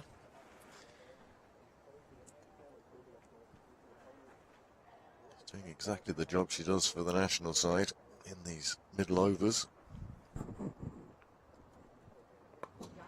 Better shot that straight to Sargent again. Well picked up on the move at backward point. Saves the run. Not only a clean pickup, but a clean return to the keeper as well. It's good to see that those overthrows haven't stopped her trying to be proactive in the field. I love to see fielders throwing the ball in quickly. Shows a certain aggression, a certain intent. They want to be on top of the batters. Don't let them have cheap runs. And certainly with Sargent and Bartlett in on the offside, and Georgina Dempsey at mid-wicket, they've got three of the best fielders in the side, all in very good attacking positions. Again, you see the benefit of it there. Sargent coming in and cutting off any run that the man thought she may have been able to squeeze out gently on the offside.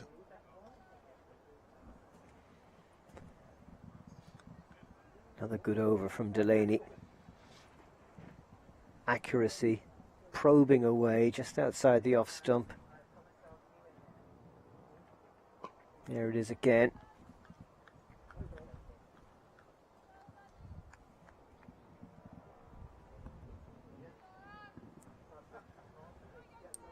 Three fielders in the deep.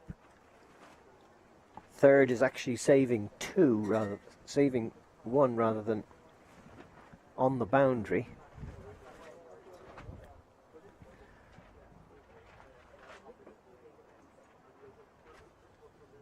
And the batter, Sophie McMahon, just stepping away there, not quite ready when Delaney was about to come in to bowl.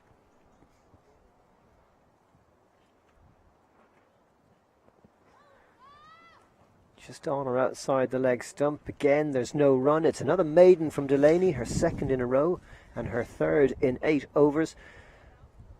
Very impressive figures. 1 for 20 off 8, and there's the bowling card for the Typhoons.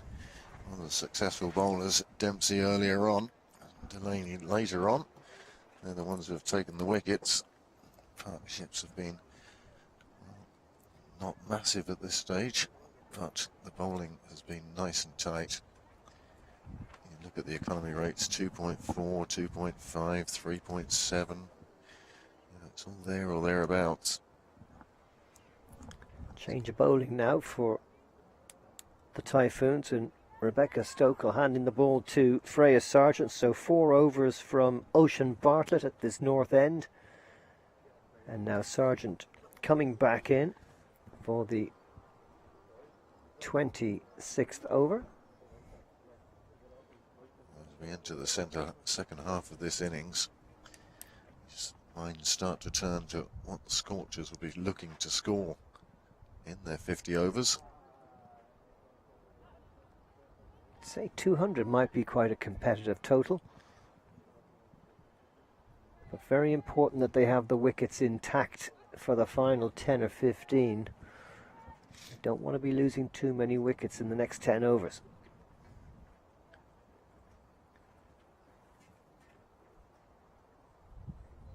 That's down the leg side. Keeper Loughran managed to get something on it to stop it from going away. And a wide signalled by Aidan Sievers.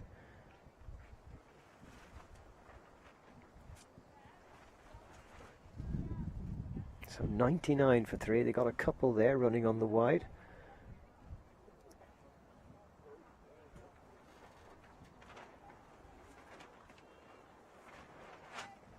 Scorchers won't be too unhappy. As I say, a run rate of around 4 and over at the moment. More importantly, 7 wickets in hand.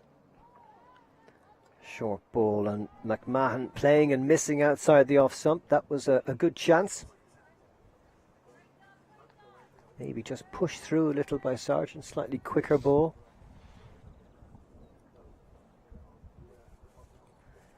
Good delivery. Good length.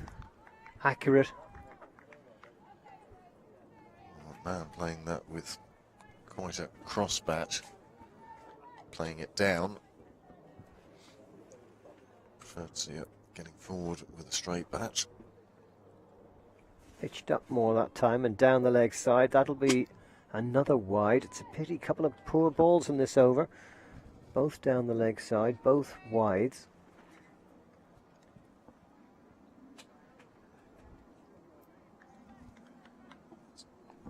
She's also decided the answer the same as Ocean Bartlett did, going round the wicket to the left-hander. And that's much better. Drifted in and just moving away off the pitch a fraction, beating the outside edge of Leopold's bat. Super delivery, that. It's a good delivery from a bowler's point of view, not only for that delivery, but it makes the batsman very wary of the next few as well. This one's shorter, pulled away. Fielder in the deep is Laura Delaney, just a single. And that's a good result for Sargent off what was a ball asking to be hit. 100 is up for the Scorchers. 102 for 3 in the 26th over. That one kept a little low. And it's the end of Sargent's 5th over. None for 29. Plenty of encouragement for her in that over. And for the batters, time to think about what their tactics are going to be for the next few. They passed the 100 in that over. In the 26th over. They passed the 50 mark in 14, so things really have started to pick up pace now. Quicker in scoring the 50 runs, but also the Typhoons have taken 2 wickets in that period of 12 overs. And neither side really putting their hand up and saying this is our game. Change of bowling here from Rebecca Stokel, and after 8 wonderful overs, Laura Delaney is coming off, and young Julie McNally coming into the attack, the Clontarf player. Ireland under-19 international. Medium fast bowler.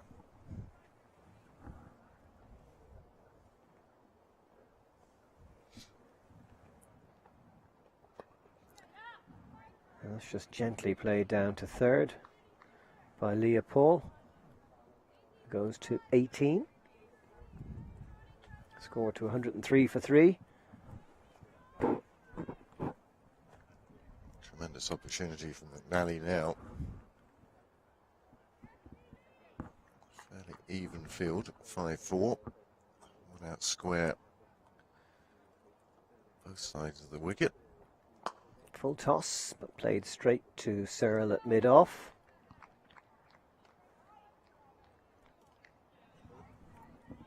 Yeah, McNally just 16 years of age. Huge opportunity for her here to play at this high level, really test herself against some of the best players in the women's game. That was well wide. McMahon unable to get anywhere near that. Wide called. The worrying thing for me was, although it was that wide, she still threw a bat at it, and there's no benefit to the bat. You're not going to score a huge amount of runs. You're going to stop the wide, and when you're that far away from your body, there's no control of the shot. Again, down the leg side.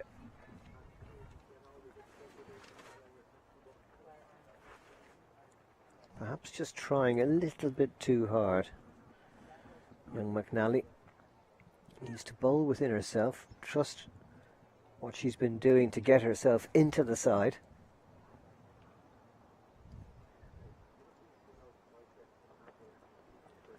Again, it's well wide of the off stump.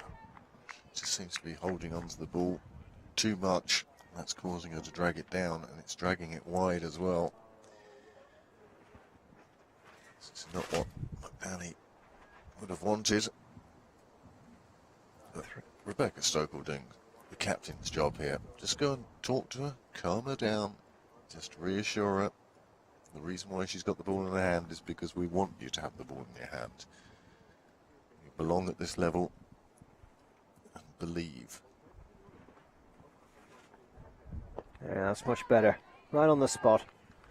I don't know what the magic words that Rebecca Stokel used, but the guidance that worked. Still chatting away to a bowler. And it does seem to be a sort of just calm down, relax, and as you said, do what you do at club level. That's why you're here, that's why you were selected.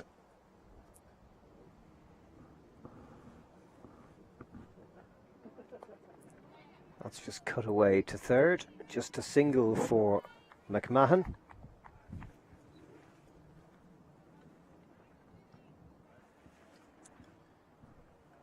McNally, the sixth bowler used by the Typhoons today, so that'll give Rebecca Stokel some room to manoeuvre later on when she decides how she's going to use her bowlers at the business end of this innings. Now McNally to the left-handed Paul. Played a little bit uppishly and stopped in the covers by Delaney. Good stop, it was travelling, nearly carried. Paul not quite getting to the pitch of that. Maybe with half an eye to those closing overs that Stokel has taken Delaney off, kept a couple of her overs. We know that she's very accurate and tight with her bowling. Good delivery. Off the outside edge to third, and that single brings to an end a lengthy over from McNally. It only cost 6 runs though, with the 3 wides included. 108 for 3 after 27, with McMahon on 11 and Paul on 19. 108 for 3. Scoring rate is exactly 4 and over. That's just about where the Scorchers want to be. The one concern for them would be 3 wickets down, the top 3. Back in the hutch, Christina Coulter-Riley departed for 7, Gabby Lewis for 39, Claire Webber for 16. So these two have had to rebuild a partnership. Sargent continuing from the north end, and really that was so close to hitting the stumps. Question really being, how did it miss the stumps? Couple of byes here. This was so close.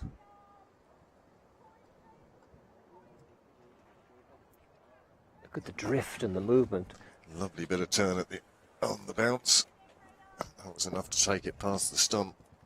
Nothing Joanna Loughran behind the stumps could do with that one.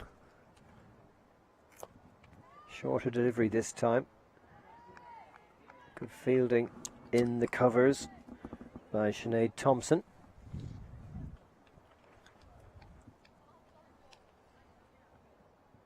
So that run rate just hovering around 4. It's been there for quite a while.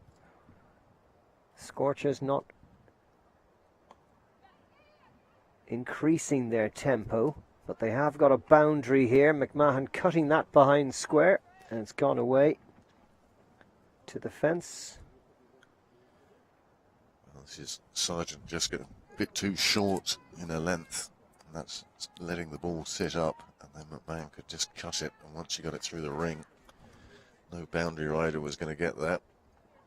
Down that side. These two putting a nice partnership together. 44 now for the fourth wicket. Just dabbed into that vacant mid-wicket area for another single to McMahon, who goes to 16. Paul on 19.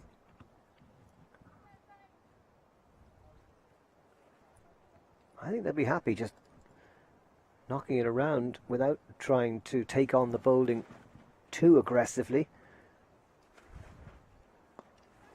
There's plenty of gaps, and they're starting to find them with regularity. It's good batting. Another one to Paul, who goes to 20.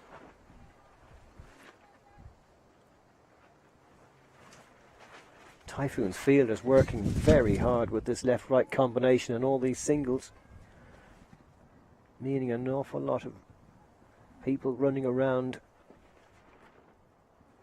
It's amazing how that tires a fielding side out after a while. Good stop at backward point that time by Izzy McLean. No run. We were talking earlier about the batsmen having to adapt from the T20 that they play in club level to this 50-over format, but it applies equally to the fielding side as well. The bowlers have to get used to longer spells. The fielders themselves having to stay alert for 50 overs.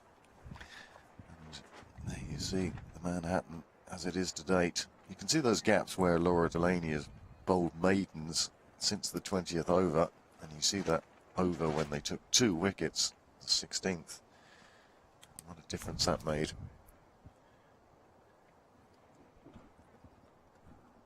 So young Julie McNally getting a second over now from the south end. Still just 3 on the boundary for the Typhoons. And that's cracked away. Full toss dispatched by Leah Paul. Poor delivery, got the full treatment.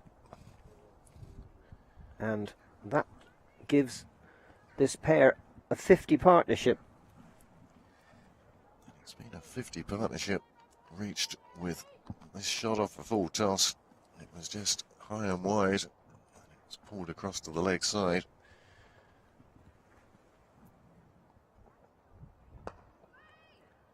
Straight to the fielder at mid-off, no run.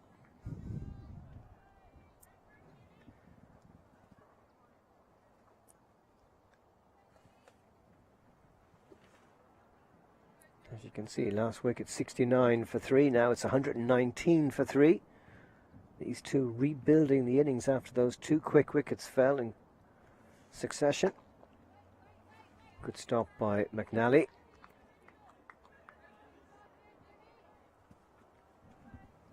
Always difficult for a young bowler when the first ball of the over goes for a boundary. But she's come back well here, McNally. It's the ability to shake off that bad ball. Go back to concentrating on what you're doing well.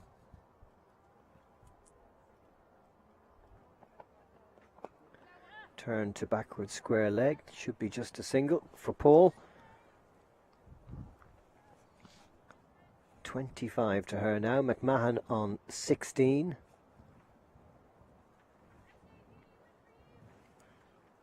Run rate just edging up to 4.2.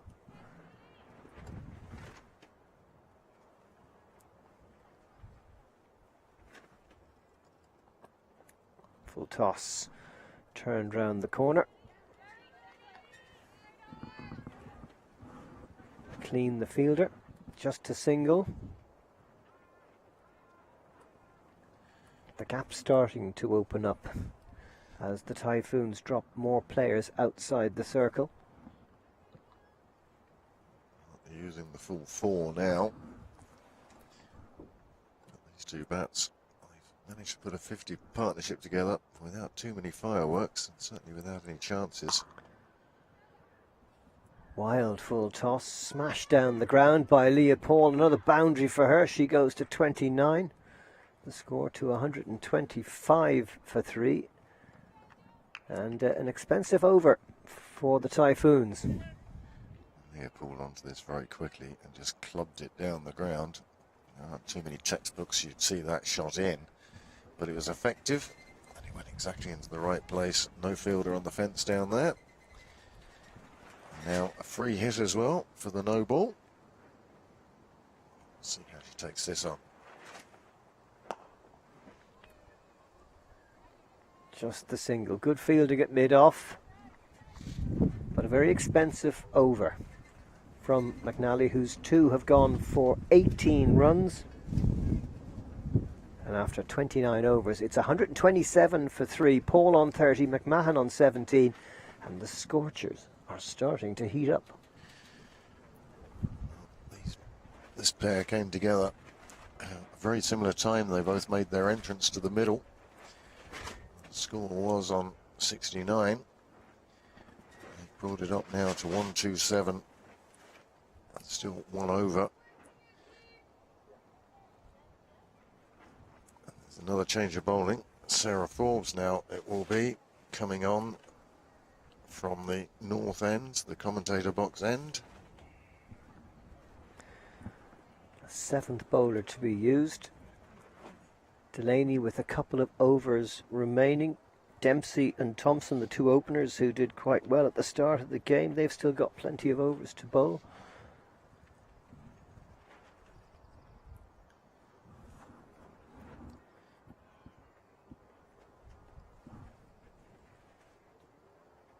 Forbes with some right arm spin and a little bit of flight there, beating the outside edge of Leopold's bat. She took a good look at that off the pitch.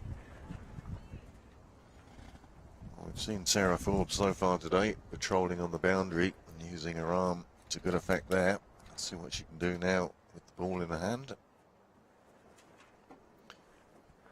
Right down the leg side. Well, that was one both bowler and bat would like again. Bowler just pulling it down on the leg side. Leah Paul unable to take advantage on this occasion. Don't understand why they didn't take a run there. There was a run in it. Big gap on that leg side. 3 out deep on the leg side. Robin Searle at deep mid-on. Just a single this time for Paul. You see the changing of the field for the left-hander. Again, 3 out on the leg side for the right-hander, sorry. Sophie McMahon is facing. 3 out on the leg side now. The only one inside the circles behind square. Little bit of turn there, but it's slow. Slow turn. And McMahon watched it all the way off the pitch.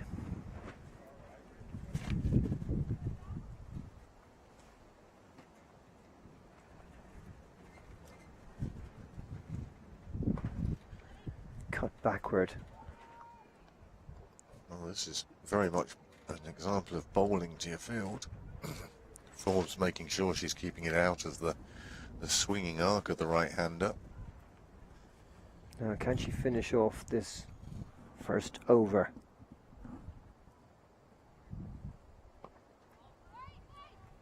Straight to Robin Searle at mid-off. No run, just one off that 30th over. McMahon on 17, Paul on 31. 128 for 3 after 30. And for the next 10 overs, I'll be handing over to John.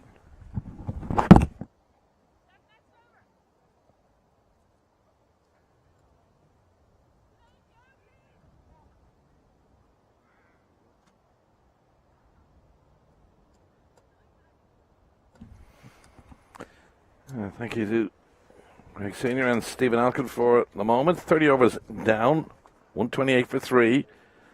Scorchers in a good position here now, having won the toss, decided to bat. We're 69 for 2, 69 for 3. Good combination between these two. Paul and McMahon have taken the score now to 128 for 3.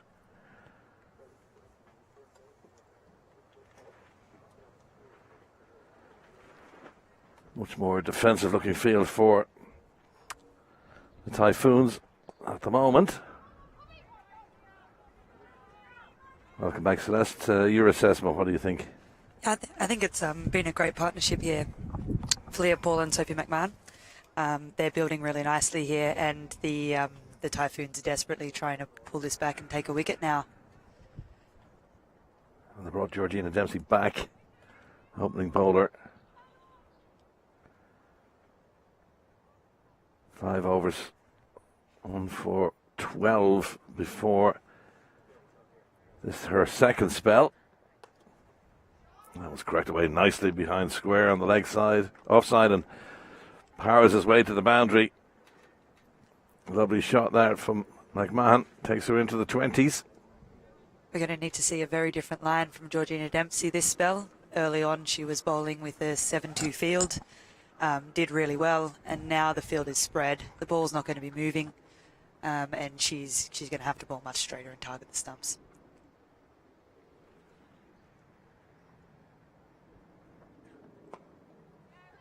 Yeah, much better. 5 overs for her to start her opening spell, just miserly 12 runs.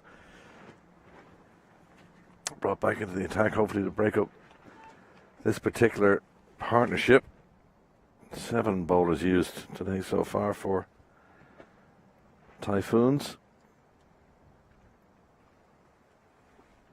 Still plenty of overs to be bowled. And that's a much better line there from Dempsey these last 2 balls. She bowls well when she targets the stumps nice and full. Got a little cooler while we were sitting outside the tent watching the previous 10 overs, but thankfully now it seems to be perking up a little bit, getting a little bit warmer here. You have a jacket on, it's a little cool. I've got a city hat on, trying to keep my head warm. If you saw us right now, we look like we're ready for winter. Yeah.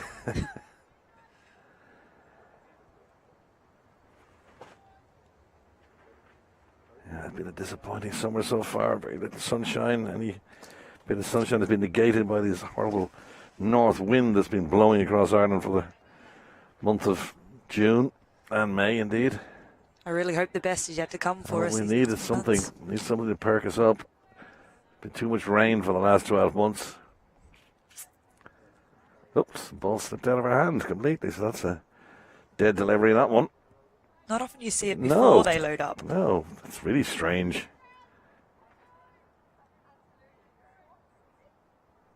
Umpire at the far end. As a Mally Begg just with the 2 crossed hands, declaring that to be a non-delivery, so no penalty.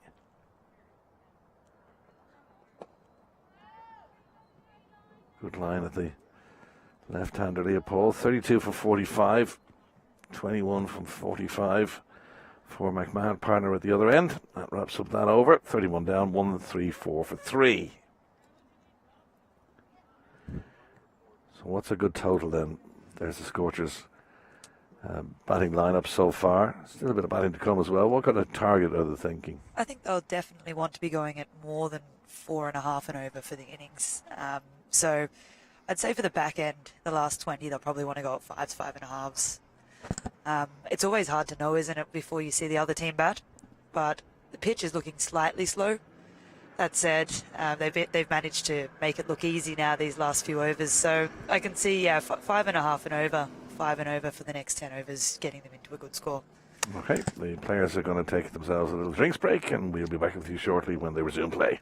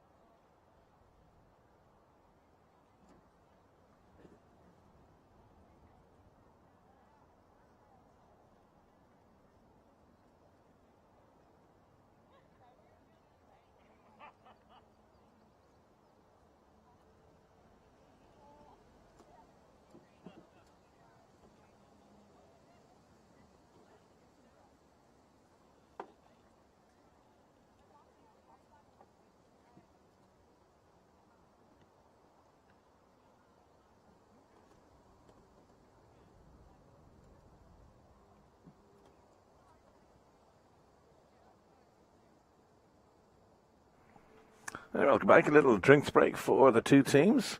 134 for 3, the Scorchers having decided to bat, having won the toss this morning. 31 overs down. Leopold and Sophie McMahon at the crease. They came together with a score of 69. Christina Coulter-Riley, the first out for 7. Nice combination between Gabby Lewis, then followed between herself and Claire Webber. Webber and Lewis then followed in quick succession. Webber run out brilliantly by the overseas player Ocean Bartlett. But since then, Leopold and Sophie McMahon 4 and 5 from 69 for 3 to 135 for 3 in this Evoke 50 Super 50 series game, the third of the season. That's a full toss, whipped away into the leg side for a single square of the wickets. Sarah Forbes bowling from the commentary box end. One of 7 bowlers to be used today. Georgina Dempsey, Sinead Thompson, Freya Sargent, Laura Delaney, Ocean Bartlett, Julia McNally, and now Sarah Forbes. Plenty of variation in the attack, isn't there? There's got a couple of quicks, a couple of leggies, spin bowlers. It is well balanced, isn't it? You've got a bit of everything. It's great having the left armour of Sinead Thompson up top as well. Should be a wide down the leg side. Unusual action coming from behind her body for Sarah Forbes. The way she bowls is a full swing in the arm, isn't it? It's a rather unusual style of bowling. You don't see too many people bowling with a bit of a slinging action, bowling off spin, but she's an effective bowler, is Sarah Forbes. Likes to give it plenty of air. Yeah. Started off as a batter, and like many players in the women's game, it's looked upon very favourably if you've got 2 strings to your bow. So started bowling off spin a couple of years ago, and has been quite successful. Doesn't give you much pace; you have to generate it all yourself. Yeah, plenty of all-rounders out there. All right, Forbes done all right. Just 4 runs conceded so far. That's pumped into the offside. Quick single. Bit of sloppy fielding. One thing they've got to tighten up on just maybe a little bit. Just the one single yielded so far from almost 2 overs. It's going to change the angle of attack now, come around the wicket to the left-hander Paul. Which is probably quite a good move to Leah. She tends to like to take the ball to the leg side. Be great to see her challenge Leah and make a play through the offside. That's exactly what you tried to do. And Paul wasn't taking the bait there, so then it's the 32nd over, 138 for 3. Scorchers, they won their opening match.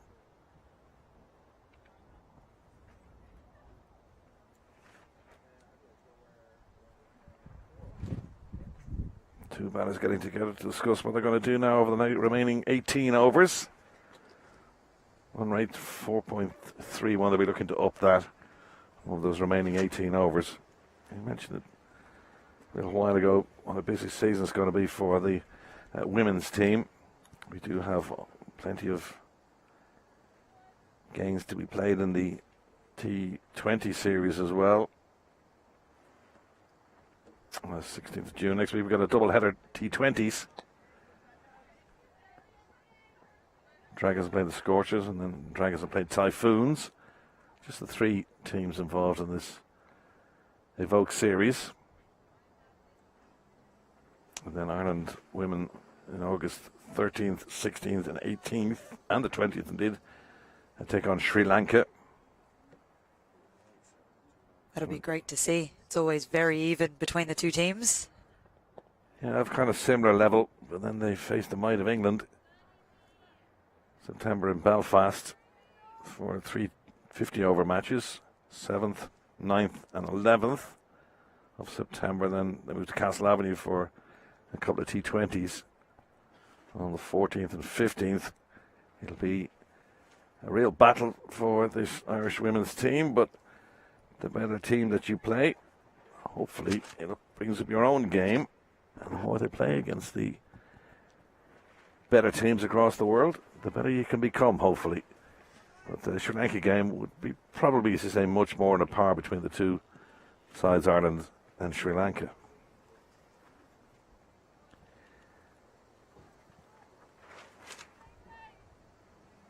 Sun is peeking its way through again. I'd like to see it burst through, wouldn't you? It's just teasing us at this Teasing stage. it is. It's exactly it. It's still the wind whipping around the ground. We can feel it in the tents here, that's flapping beside us. Nicely worked around the corner for a single to McMahon. Takes her to quarter of a century. Interesting to see that length from Dempsey. She struggles to get bounce with her action, and you don't see her mix up the length too often. She tends to bowl quite full and attacking. So good to see her surprise the batter a little bit with ball back of the length there. These two look well set, though. There's nothing surprising going on out there at all. They're not giving any chances. They're not a lot of oohs and ahs and appeals. Single's been taken nice and easily. Then into the leg side for Paul. Then to mid-on for a single. She moves to 35, getting ever closer to that 150 mark. And that is the hallmark of Leah Paul's game, and she won't mind us saying it might not be the excitement of a Gabby Lewis, but as time passes, she doesn't take any risks. The score builds, the next thing you know, she's on 50. Well, they seem to have plenty of time to work the singles now. Keep the scoreboard ticking over. That ends that over. 5 from it. 143 for 3 now at the end of 33. Paul on 35. McMahon on 26. They're well set out there. This is going to be a good platform for the next 17 overs. They want to try and push it past the 200 mark at least anyway. Over the next 17 overs, maybe even beyond, 220. It's the challenge of setting the target, isn't it? You don't always know how early to go. But they have plenty in the sheds. And yeah, I think they'll be satisfied that in a few overs' time. For the moment, it's just keep it ticking over. That was perfect in the last over. Just run a ball, pretty much. Left-right combination, moving the field around as well. Well, that's the first time we've seen something happen out there for quite a while. Forbes giving it plenty of air. Bale whipped off by the wicketkeeper, but the batter, McMahon, in her ground. Good delivery. Again, plenty of air. And it's gone straight through the wicketkeeper this time. With the pace she's bowling, she is getting some slow turn there. As we've said before, Oak Hill does favour, the wicket does favour the slow bowlers. You've plenty of time to think as well as a loopy ball is coming towards you. Where is this going to land? Where am I going to try and put it? Then all of a sudden it spins away from you. It's deceptive bowling from Forbes. Look at the air she's giving that. And it's really working for her this over, isn't it? Certainly is, and she's moving it around as well by coming round the wicket to the left-hander as well, trying to tuck her up. A good spell, just the 6 runs so far from 2.3 overs. Just put the brakes on. That's nicely done. Thought about the quick single. Yeah. Paul at the other end said, no way. Or sorry, McMahon said at the other end, no way am I going to run to the danger zone with the fielder quickly coming in to pick up that ball. Sometimes batting with Leah Paul is a curse. She plays for my club, and we've run each other out numerous times, being as slow as I am, and she's as fast as she is. Oh, it was your fault? Always my fault. Oh, I see. Always, yeah. She calls a run that she'll make easy, and I'm still halfway when we run out. Just the 1 run from this. Can she get out of it now? Forbes. 144 for 3. Coming to the end of the 34th over.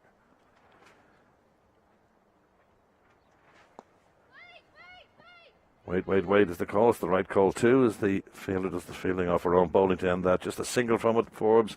3 overs, just 6 runs from it. 144 for 3 at the end of 34.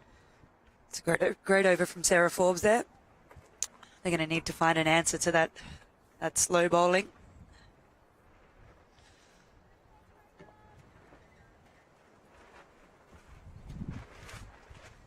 Freya Sargent going to switch ends, is she? Yeah, I think so. The south end. Having a word with her captain. That's had a shot there as the two batters get together to have a conflab. You can see at the far end on top of your screen there the captain, Rebecca Stokel, having words with Freya Sargent.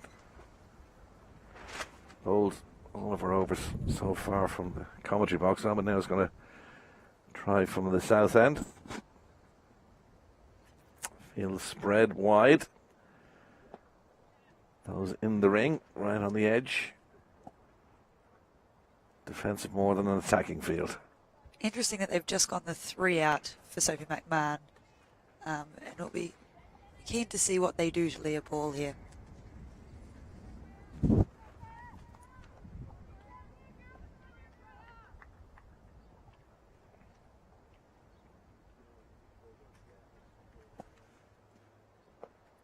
Tries the reverse. And out. And that came out of nothing. Backward point, snatches the catch. Tried something a little different there. Leah Paul probably didn't need to, but she's gone for 35 and a welcome breakthrough for the Typhoons. 145 for 4. They've taken their team on from 69 for 3 to 145 for 4. Good knock from Leah Paul. She's gone. And the fourth one down with the score 145. Great partnership there from Paul and McMahon. You can't help but think that Sarah Forbes is over, going for very little. The over before contributed to that. Was there any real need to do that? I don't think so, John. No. Especially with you had a point and you had a short third as well. Rebecca Stokel knows Leah Paul very well, and would have had that in the back of her mind that she could be liable to try that when under pressure.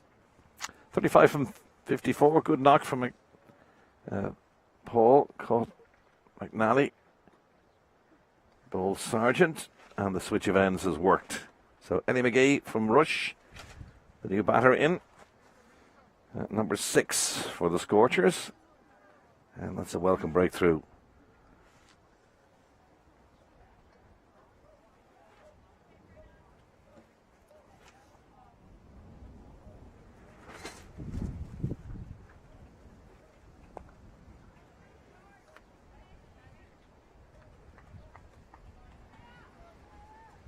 Do we know much about Annie McGee from Rush?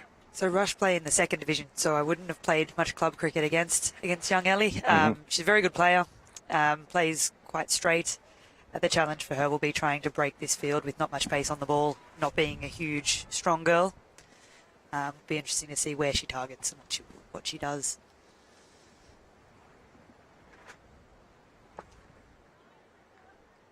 Good bowling from Sargent. Switch of ends has certainly done the job for her. Just the one run so far in the wicket. And this her 7th over.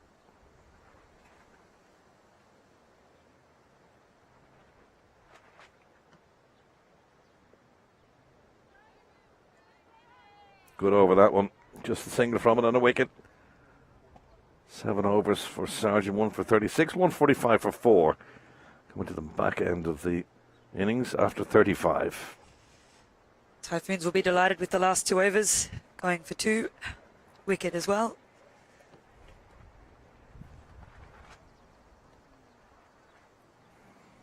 This ground is used quite extensively, isn't it? Especially for the women's, the Evoke series. The interprovincials come here occasionally. Interprovincial club sides, the men's that is, move around quite a bit. But a lot of the games are played here for the women's. Kind of the spiritual home, really, wasn't it? YM perhaps before that, before unfortunately it was lost to Irish cricket. In Dublin was perhaps the spiritual home for women's cricket, but Oak Hill is slowly becoming the new home. It certainly feels like it, and I know in internationals in recent years, Pembroke has also started to feel like home for the Irish women. but we've been very lucky to have played a lot of cricket here. Beautiful facility, and when the sun's out like it finally is now, there's nowhere like it. It actually feels warm for the first time today, which is great. I was out fielding as well, then batting will like the sunshine. Craig Senior just away to our right hand side, just basking in the sunshine out there. Nice to have it. We're getting through this always very quickly now. We've got the two spinners at either end. Forbes has been really good so far. Very tight bowling. Just 7 runs conceded so far. And just put the brakes on the Scorchers, who are looking perhaps beyond that 200 mark. Bit of a way off now. My word. That's... well, let's call it a mistake. Slipped out of the hand. One in the book. Could have been called a no ball. Oh, she's going to get away with it, I think. Think so, yeah. 2 umpires at a quick word. Obviously, the one standing at square leg, Ali Azambeg, would have seen how much of a full toss that was, but they got away with it.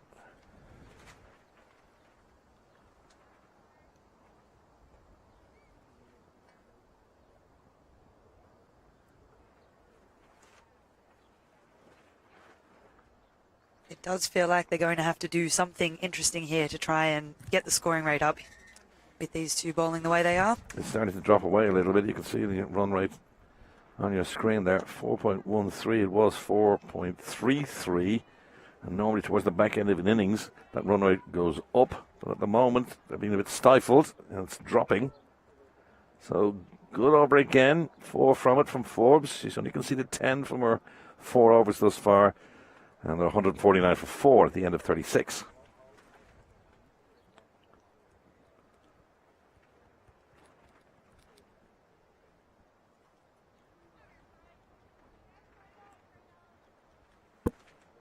Freya Sargent having got a wicket in the previous over to continue that now from the south end.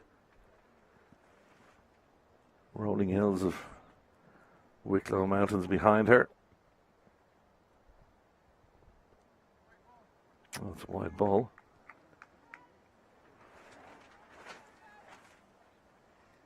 Tried the cutter. Didn't work. Only 2 fielders out here.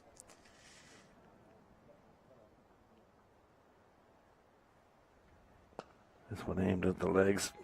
Good feeling off her own bowling. It was hit back hard.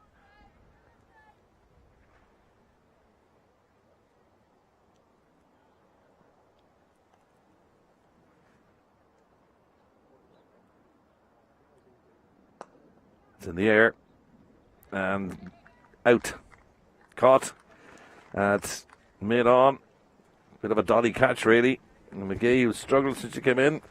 Just the 2 runs from the 8 deliveries she's faced. 150 up on that previous ball. And Sargent's got 2 wickets in 2 overs now. And this promising innings that they had built up when they were 145 for 3. 150 for 5 now. And 2 quick wickets has given the Typhoons real opportunity here now to bowl out the Scorchers, because they've still got overs to come. Tough time to come in for young McGee.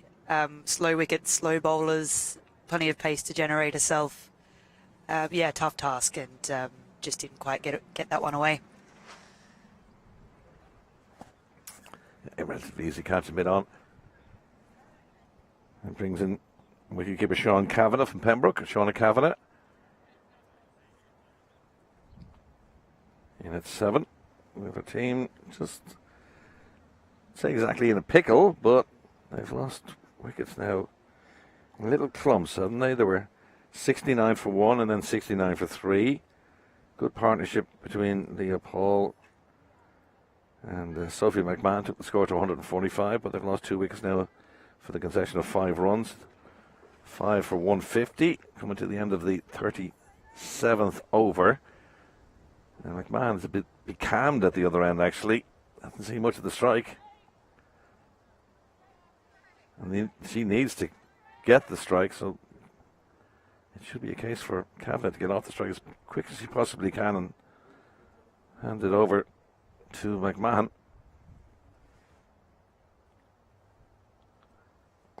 Shauna Cavan is the player you want in this situation. She's very powerful. She's experienced. She's only 1 year out of retiring, playing for Ireland. Used to batting in the middle order, and she's really quick between wickets. So she'll no doubt have a plan to these two.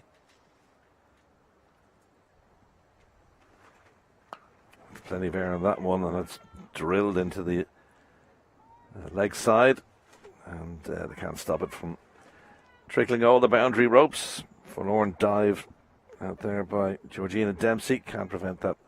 4 runs. Bit of a gift, and it's gratefully accepted. It's what you're after when you've been sitting there all day waiting to bat. Nice way for Cavan to get off the mark, all right. Not great fielding. And that ends the dot ball, ends the over. Sargent's taken 2 for 41 at the end of 8 for her. 154 for 5. 37 overs done. Here's the batting card. Coulter Riley didn't really get going at all. Gone for 7. Lewis, the prize wicket. 39 of 45 deliveries. Weber contributed 16. Then a good combination between Paul and McMahon. Took them from 69 for 3 to 145 before Paul, with that reverse, caught it backward point. McMahon still there. McGee went quickly just for 2, and Kavanagh has just joined her, scoring a boundary off that previous delivery. So that's the batting card so far. Forbes to continue then from this commentary box ends. Spin at either end, and a claim for a run out. Ball hit back hard at Forbes. We got a better angle here. The Hayden Sievers, the umpire, did not give this out.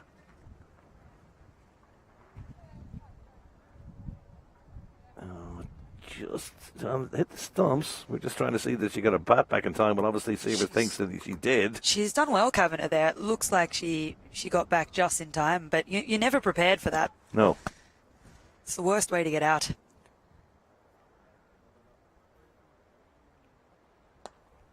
Plenty of air. Dispatched. Lovely shot, that. They need to give McMahon the strike now. She hasn't seen much of it in the last while. Well, that's a lovely shot to the covers for 4.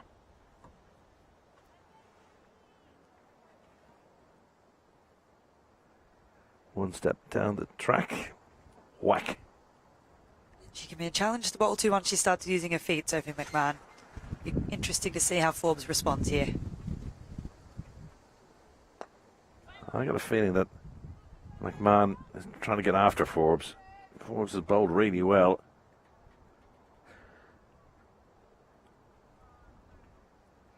In this phase of the game, you know what you're going to get from Sarah Forbes, so she can almost premeditate. That's again into that covers area. There is a fielder down there. He'll run 2 for the 2, which is good from Scorchers because McMahon will retain the strike. 6 runs from this over. On point of McMahon waiting around. Well, those at the other end are disappearing. She'll be the key to this innings, being there as deep as possible. Likes playing it into the covers. There's another one. It's been cut off nicely by Robin Searle of Clontarf. And again, a couple to the tally. 162 for 5 now as we come to the end of the 38th over. Forbes gaining a little bit of tap in this one, having been bowling really well and not conceding much, and that's clever. Just working around the corner from McMahon, retained the strike, call her partner through. Kavanagh runs to the other end. 9 off that over. 163 for 5 at the end of 38. Great cricket there from Sophie McMahon, hitting all the space there through the offside, and very smart cricket on the last ball to retain the strike, as you said. Yeah, there's the Manhattans, as they call it. Just starting to get going a little bit in the middle overs there between 25 and 30, you can see. But a quick couple of wickets just pulled things back.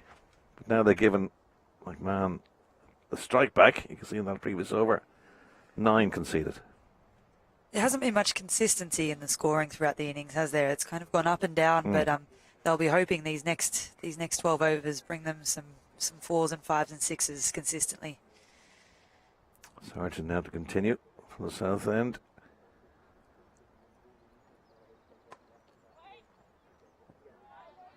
Good stop at backward point. Dot ball. Sargent might bowl through here. She's in her penultimate over. 163 for 5 in this Evoke 50 series. Scorchers winning the toss and batting. That's in the air. And thank you very much. Nice, easy caught and bowled. And McMahon, who they were relying on perhaps to take them past that 200 mark, is gone. Gone for 39. Caught and bowled. Sargent, and the switch of ends from her point of view has really worked. It certainly has. She'll be disappointed to have got out in that fashion, Sophie McMahon. She was starting to look really good. And yeah, the Scorchers were starting to build some momentum. Well bowled by Freya Sargent. That's a third wicket. And all coming from the south end. Here's that wicket again. And she's bowled in a great area there. It kind of held up on the pitch a little, but Sophie didn't have all of her weight forward there, so yeah, it wasn't going to go too far.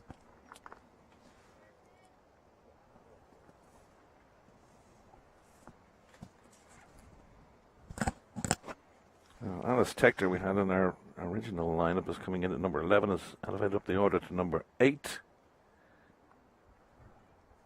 Now with Phoenix. With the Tector family, very much immersed in both cricket and hockey. And she's a great cricketer, Alice. She's really coming into her own in the senior cricket now. A lot of potential with both bat and ball. A very exciting prospect for Irish women's cricket. The most important thing for Scorchers to do now is to see out the overs.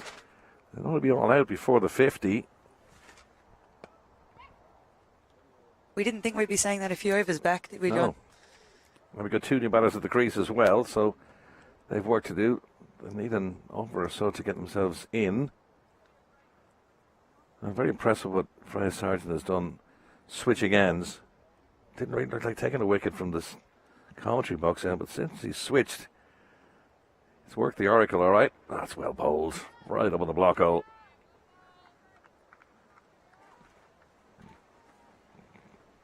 Keeping the pressure on Kavanagh. Well, they were going well. We were suggesting maybe 220. 200's now still quite a way off. And with the ball not coming onto the bat as much as they liked, they're going to have to get the momentum on the ball. That's the end of that over. Good one too. Wicket from it, and just the 1 run yielded. 164 for 6 at the end of 39 in this Evoke Super 50 Cup. Typhoons against the Scorchers. Scorchers winning the toss and electing to bat. We're in good nick at one stage at 145 for 3. Now 163 for 6. Just 1 run added in the previous over to 164 for 6. Going to have a change of bowling again now from the commentary box end. Ocean Bartlett, who was, well, let's say, bowling licorice all sorts early on. All sorts in that is now coming back on. 4 overs, none for 33. Or for 23, I should say. And well, her first over was nothing to write home about, but hopefully she's back into rhythm now. And her second spell. Bit of a risky bowling change at this time of the game when consistency has paid off, and we've got 2 new batters, but hopefully it pays off for the Typhoons for their sake. Yeah, Force might be disappointed to be taken off at this juncture.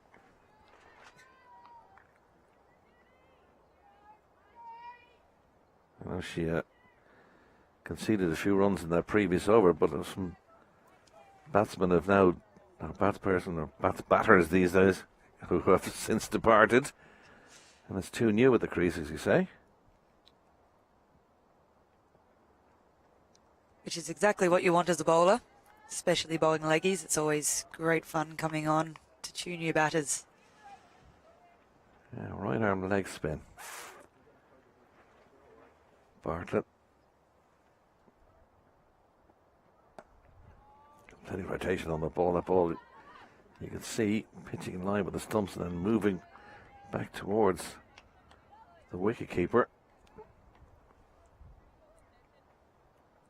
Tough going out there for these batters.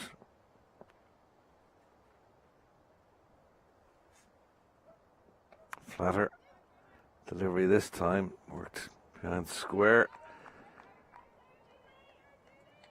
It's well fielded down there. Very quick pick up and through.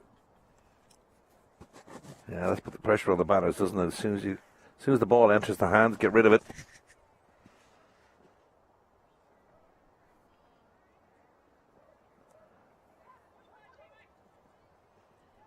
Should get two.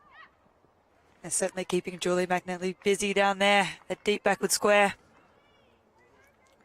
Yeah, she's a good fielder. Got rid of Leah Paul at backward point when she was standing. Ball straight into her hands now. It's a good catch. And now she shows her prowess in the field.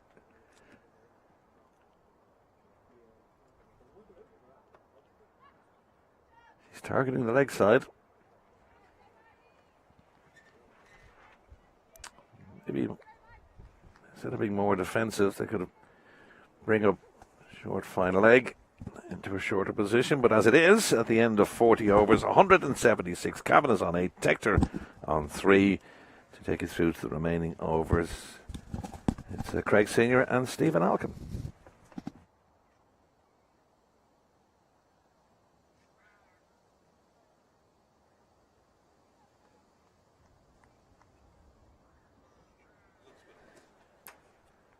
So it's the final push. 5 now allowed outside the circle, but there's only 3. And that's a wicket. Looked like it came off the bat. Umpire hasn't signalled. I'm looking forward to seeing the replay of this. Trying to decide what that came off. It certainly came off something of Kavanagh.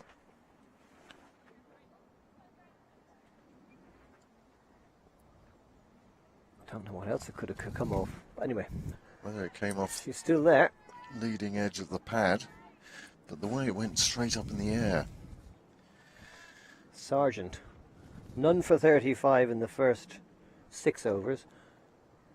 A wicket in each of her 3 overs since she returned from the far end, the south end. Misfield there at point. Will give a free run to Shauna Kavanagh, who goes off strike. She moves to 9. Tector on 3.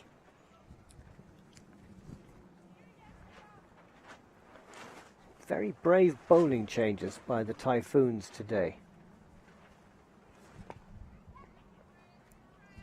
Tector just dabbing that one onto the onside. She goes to 4. 172 for 6, 10 overs as part of to go. It's all about those wickets, really. The Typhoons,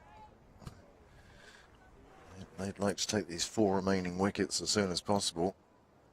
Whereas the Scorchers, well, they must be owing up 230. You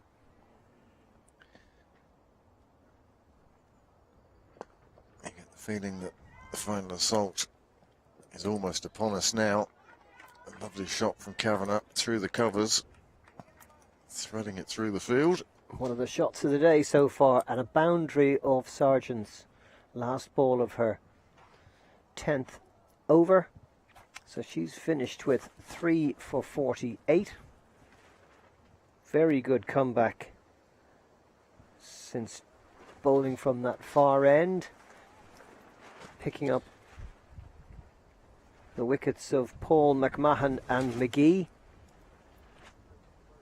And now it's all down to Shauna Kavanagh and Alice Tector to try and play out these final 9 overs and set a really good total for their bowlers to defend. I've been very impressed by the field placings from Rebecca Stokel. She hasn't had 4 out of the circle for most of the innings since the 11th over. And even at this late stage, there's still only 3 on the boundary. Trying to keep the pressure on the batters. They're both quite new to the crease. Kavanagh's faced just 15 deliveries, Tector 6.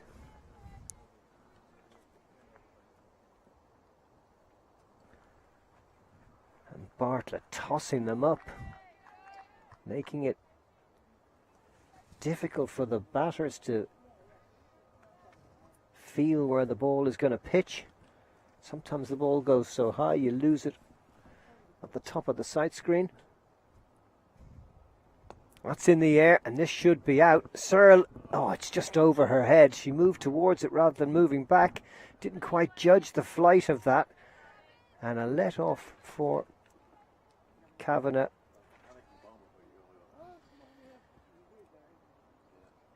Well, that could be a big moment in this final push towards what the Scorchers will hope will be a winning total. Scorchers demonstrating the depth of their batting lineup.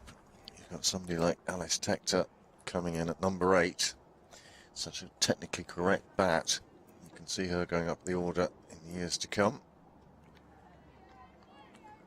Kavanagh missing that one outside off stump. And Stokel just dropping back to the boundary for this final delivery of the 42nd over. Short delivery, pulled away, but there's plenty of cover out there. Kavanagh's sweeping it. Kavanagh sweeping at any opportunity she gets. Anything that's not on the stumps. She's quite willing to pull it round to the leg side, take her 1s and 2s. Just 4 off that Bartlett over, none for 33 off her 6. Kavanagh on 16, Tector on 5. 8 overs to go, 180 for 6. Run rate still in the low 4s. And time for Laura Delaney to come back into the attack. She's got just 2 overs left. There you go. 8 overs, 3 maidens, 1 for 20 so far. Her economy rate has been incredible. Just 2.5 per over. Such a vital member of this Typhoon side. That's one of the reasons why. I suppose it's the all-rounder abilities of Laura Delaney. And this Tector should be following in footsteps there, I feel, in years to come. Single off the first ball of the over from Kavanagh. He's scoring at quite a brisk rate, 17 off 21. Tector likewise. There won't be any panic in the Scorchers ranks, even though they've lost 6 wickets. Probably looking at a total of about 225. Would be a very good target last week. They chased down 180 here against the Dragons.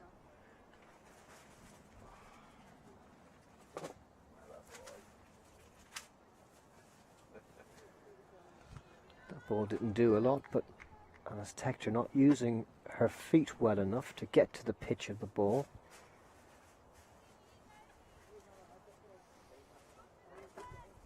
Good test this for Alice Tector. Facing a bowler as good as Delaney. Trying to up the run rate.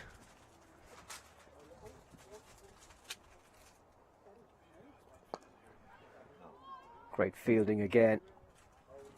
We've been saying that all day about Ocean Bartlett.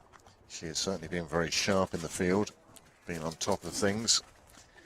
And as a result of those quick reflexes and great hands, she's able to come in from the 30-yard circle. Comes in about 10 and still covers the ground. This one's just backward of point.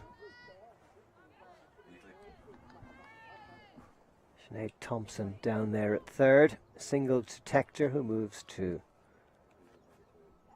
6. Bringing Kavanagh back on strike.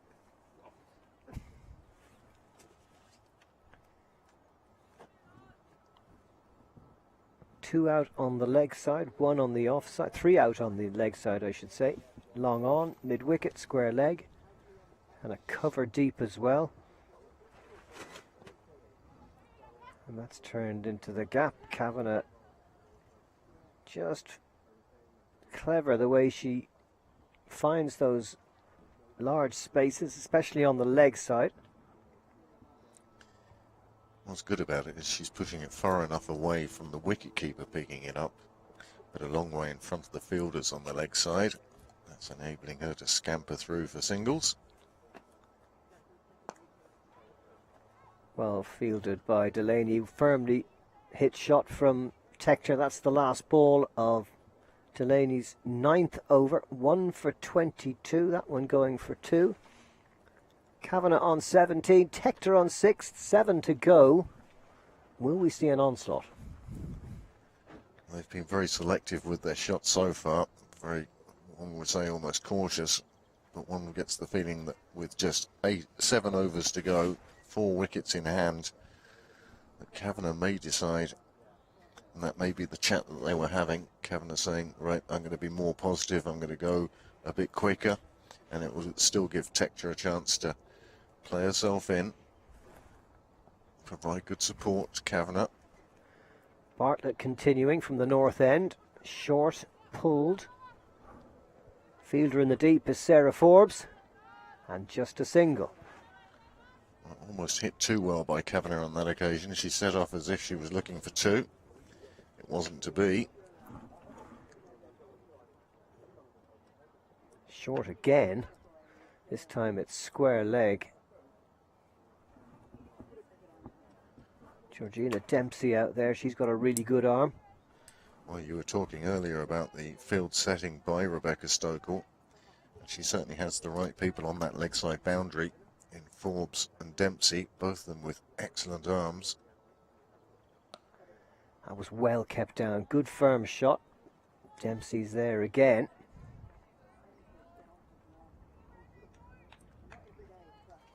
Well, the Typhoons just giving up singles here. But they really need another wicket to keep themselves on top of this.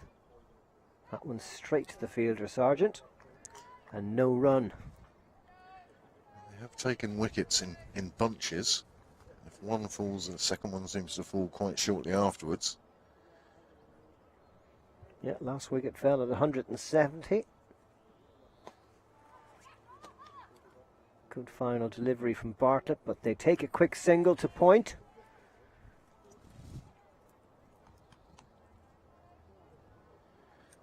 So just 4 off the over. Bartlett seems to be giving opportunities to the batters to hit boundaries, but they're not taking advantage. They will get a couple here, though. Good running by Kavanagh coming to the danger end. And 2 runs off that last ball of the over. 6 coming from it. Bartlett, quite expensive. 7 overs for 39. And there's the Manhattan, not really going the way that the Scorchers would like. They prefer those skyscrapers to be a little higher at this stage. Oh, with 6 overs to go now, you can see how those wickets have fallen in clumps. 2 in the 16th, and then in the 35th, 37th, 39th. 3 wickets falling. And all that, from the Typhoons' point of view, is keeping the height of those buildings down, exactly as the Typhoons would want.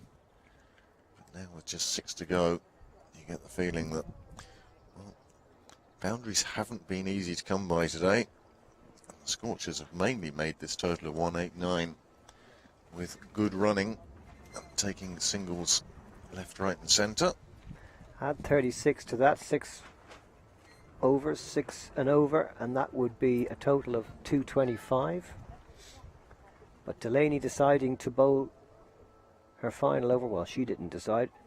Rebecca Stokel decided that this would be Delaney's last over, coming in the 45th. It'd be interesting to see who she goes to for the final 5 overs. A quick single taken here.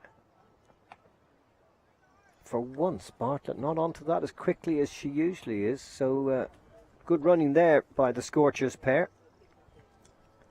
Tector goes to 9. Kavanagh now on strike on a well-compiled 21 so far. Again, still just, well, there's the 4th going outside the circle now on the leg side. expecting Kavanagh to try and force it out there again. Georgina Dempsey going to the deep mid-wicket boundary, and it's played short in there. McLean quickly onto it, so just a single for Kavanagh.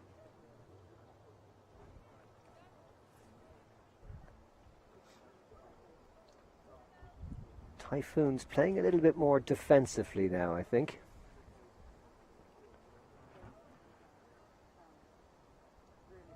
Most of the fielders in the circle are right on the edge of it. That hit too firmly by Tector to Robin Searle, so no run. Earlier on we saw 6-3 fields, even a 7-2 field. But as we get closer to the end, the field has sort of evened out again, back to a 5-4. 2 out on the leg side, 2 out on the offside. A little bit uppish, but straight to Sargent at point, so no run. Good over again from Delaney, right at the death of the game, still keeping her economy rate right down. This will be the final ball of her 10 overs.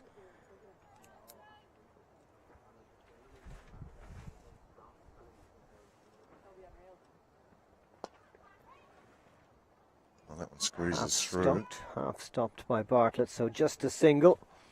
Tector goes to 11, and Delaney's 10 overs go for just 25 runs. 1 for 25, 3 maidens in there as well. Super bowling by Laura Delaney.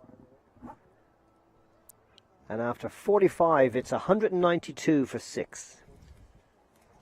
Absolute dream for a captain, having a player just like Laura Delaney, the national captain. She's done exactly what her captain would have wanted. Gave her some control. 10 overs for just 25 runs. And the actual run rate just over 4 1/4. And now Dempsey from the commentator's commentary box end.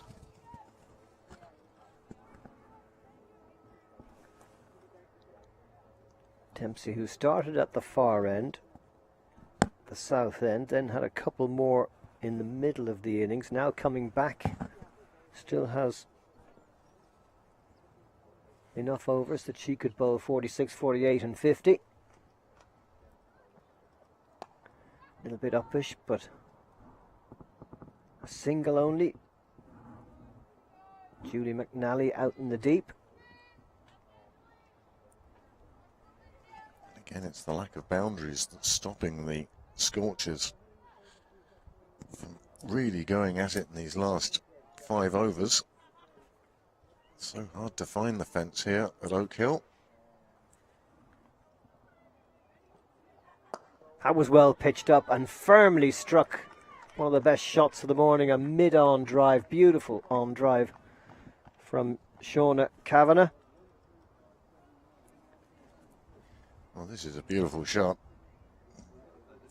Dempsey getting it right up at her feet. Kavanagh came forward and then lovely on drive. Wasn't much wrong with the delivery. Length was good, but she used her feet well, Kavanagh.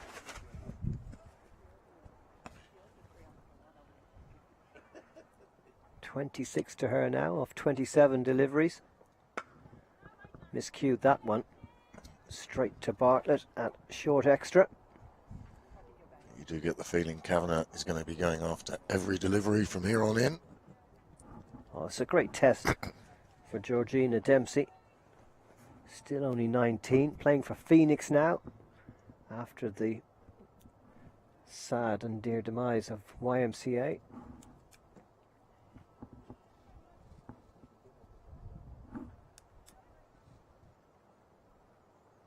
Need to break this partnership. That's what the Typhoons need more than anything. Stokel is there at mid-on. Just a single for Kavanagh this time.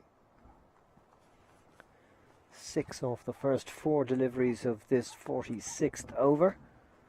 Just signs that the Scorchers are intent on setting a high total here. Still only 4 on the boundary. There could be 5 if they wanted it. Nice stroke through extra cover, and it has too much pace for the outfielder. Really nice shot that from Tector. The 200 comes up with a fine extra cover drive. Tector goes to 15. It's 202 for 6. Again, not a huge amount wrong, but it was outside off. Tector swung through the line, and once it beat Bartlett inside the ring, the boundary rider was always going to have trouble getting to it.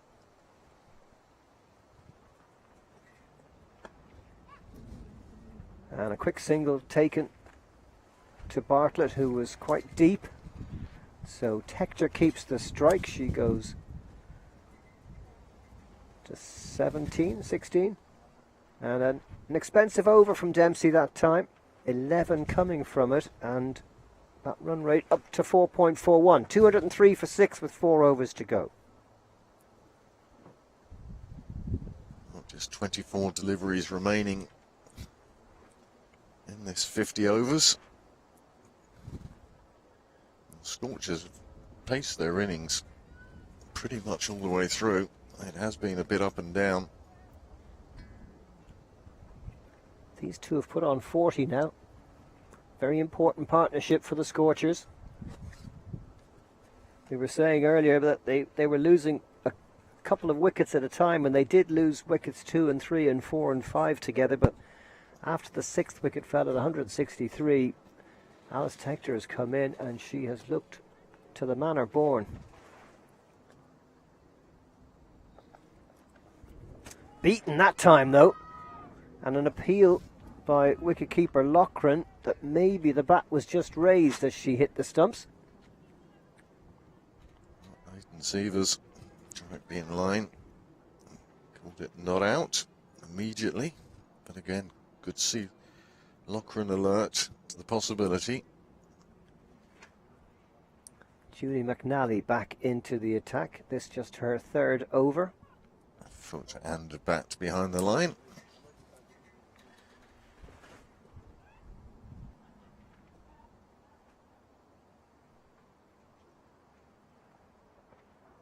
Wide and sliced away through the slip area. Sliding stop from Sinead Thompson. Couple more to Tector. Well, the Scorchers won't mind where the runs come from at the moment. That one flew off the edge of the bat. But Sinead Thompson, who's fielding sort of 6-7 metres in from the rope. Miscue that time from Tector, trying to push it into the offside. And just a word from Shauna Kavanagh, the senior pro of these two. 32-year-old Kavanagh, Tector still a teenager.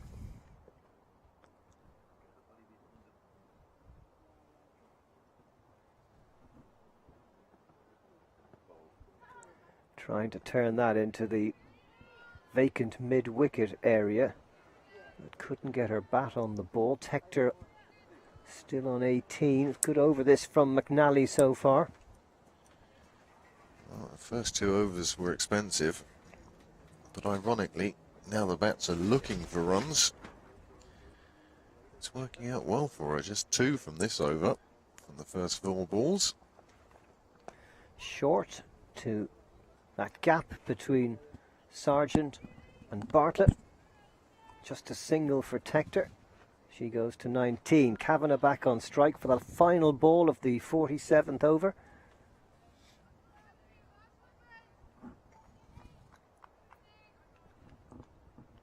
Still only 4 on the boundary for the Typhoons. Attempt at the paddle shot. Chance here! And yes, Tector is run out. Strange call for a run there. No need for that. And it's another run out, the 2nd of the innings. And Tector has to go. Good work behind the stumps by Joanna Loughran. And that's just what the Typhoons would have wanted. A wicket coming, and with just 3 overs to go. 206 for 7. Tector run out by Loughran for 19. And here's how it happened. Well, the eagerness to get down the other end. Tector very wide there, you see. And she wouldn't have seen how far it went past, and Loughran picked it up. And once Tector saw that Loughran had it in her hand, she knew she was in trouble. And that was it. Because she'd batted well for a 19. Just the 1-4, but that was a beautiful shot. And other than that, she'd provided great support to Kavanagh as Kavanagh looks to accelerate. New batter Jane Maguire from the Hills, 21-year-old. Got a couple of wickets last week against the Dragons. We'll be hoping to cause the Typhoons some grief later on.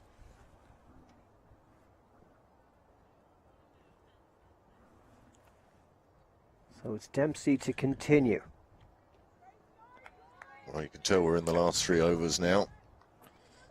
Kavanagh having just nothing more than could be described as a swipe at that one.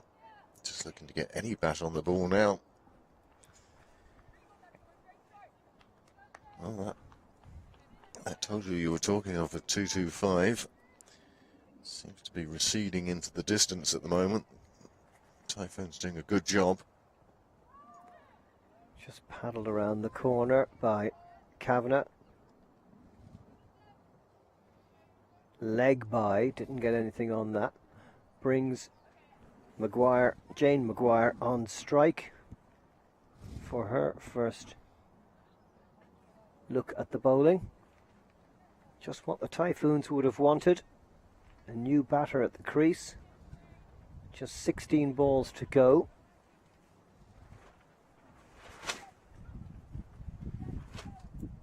Stokel moving her fine leg round more to a long leg position. Square leg on the boundary as well. Third, deep cover, just 4 outside the circle.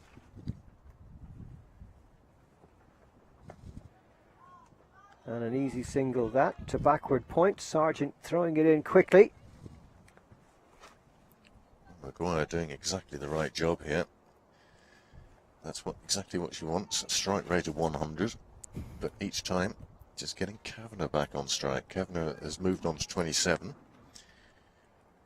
She's the one who'll be looking for the boundaries. 3 out deep on the leg side. And she pulls it away. But Delaney is there.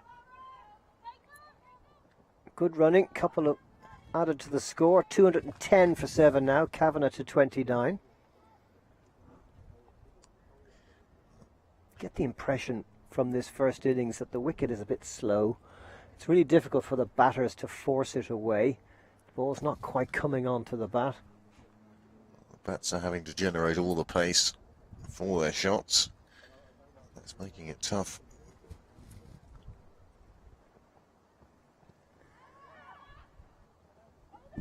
Well, Maguire was trying to turn that on into a full toss by using her feet. Leg by again. Kavanagh rather. It was Kavanagh who was on strike. So it'll be Dempsey to the new batter Maguire here. Last ball of the 48th over. May just see it drop and run here. A swing and a miss. Well, that's it at this stage. It's worth a swing, and if nothing else, it leaves Kavanagh on strike for the 49th over, which is ideal for the Scorchers. The Typhoons would be quite pleased with their performance in the field here. I think so. It's set up for a very good second half. It's a big total for the Typhoons to chase, but it's 4.4 and over. It's certainly gettable. 2 overs to go.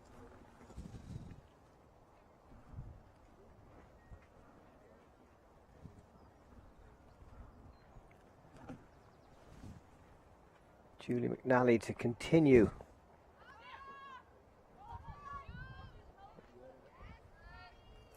Another one off the pads for a leg by.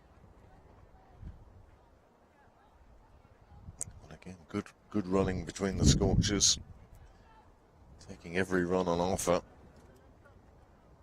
I think once they reach 200, anything over that, they're considering to be bonus runs. Julie McNally, the bowler, just 16 years old, entrusted with the 49th over of this innings. Very brave captaincy, I think, from Rebecca Stokel, really trusting her bowlers. And that's right on the spot. Really good delivery. Maguire playing a defensive shot. Most important thing for the Typhoons now is if they can keep Kavanagh off strike. She's the one who's in and set.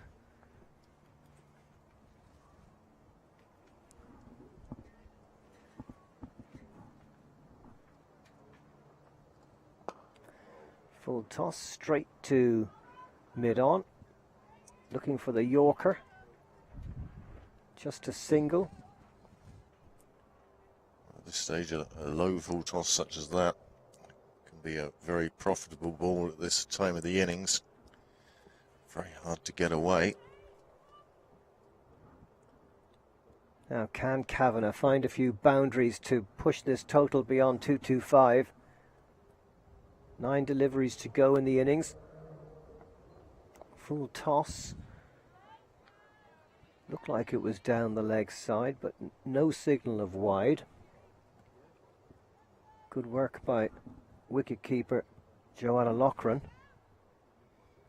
I think on that occasion, they got tangled up in Kavanagh's pads and bat. Trickled through to Loughran. 3 out deep on the leg side, just 1 on the offside. Perfect delivery, and it's Boulder. Great ball from McNally. And the valuable wicket of Kavanagh is taken in the 49th over. And that's great bowling. Right at the death of the innings and not afraid to toss it up and beat the batter. Kavanagh goes for 29 off 37 deliveries. The 8th wicket is down for 213. And there's just 7 balls to go. Kavanagh using all of her experience to bring the Scorchers over 200, but now with just a couple of overs to go, you can see she came down the track, turned it into a Yorker, and failed to make contact, and it went through and hit the stumps. But she's done a good job there for a team. She's scored 29 valuable runs. And now Amy Maguire makes her way to the middle. Joining her sister. The 2 Maguire sisters from the hills. Hoping to push that score beyond 220. McNally will have other ideas. 1 for 22 now in her 4th over. That valuable wicket means they've got 2 fresh batters at the crease.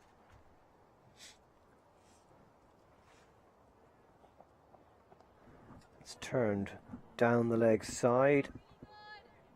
Just a single to long leg. The end of McNally's 4th over. 1 for 23. Jane Maguire on 2.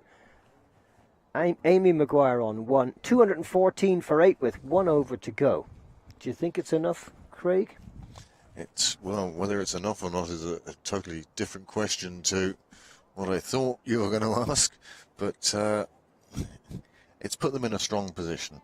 There's no doubt the Scorchers' strength is their batting, but the Typhoons are going to have to chase down quite a big target now, and we've seen it's not easy to get the ball away here at Oak Hill. One imagines that the wickets here will get quicker as the season goes on. So Georgina Dempsey to bowl the final over of the innings. That one was just inside the blue lines. Well, this death bowling is the sort of thing that coaches want to see their players improving on. I'm sure the national coach, Ed Joyce, will be keeping a close eye on how they bowl in these final couple of overs. Shorter delivery, just fended away to point. Quick single taken. Jane giving way to sister Amy.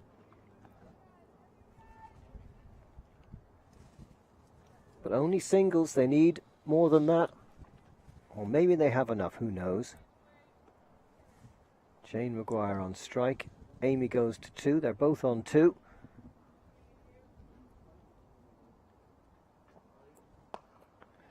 Rather off the toe end of the bat, but a single to mid-on. Well, the Typhoons won't mind now. It's over. This innings finishes with singles. It's boundaries they're trying to avoid. That's been good from the Typhoons. They've had a very aggressive attitude in the field right from the get-go. That's in the air, but it's found the gap over Freya Sargent's head. Just another single. That's okay from the Typhoons' point of view. This Scorchers innings has had several players who have got in and haven't really gone on to get a big score. Lewis and McMahon getting 39, Leah Paul with 35, Shauna Kavanagh 29. But no big score from any player, which probably has a lot to do with the way this wicket is playing. It's a tough wicket to stay in and score on, that's for sure. 2 deliveries to go. Slower full toss, hit straight down to Stokel at mid-on. Just a single again. Very good last over from Dempsey.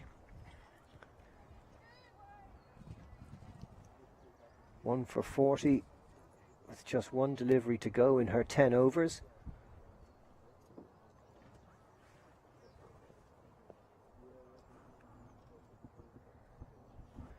So it's Amy Maguire to face the last delivery. It's up and over the head of Robin Searle and races away just to the boundary.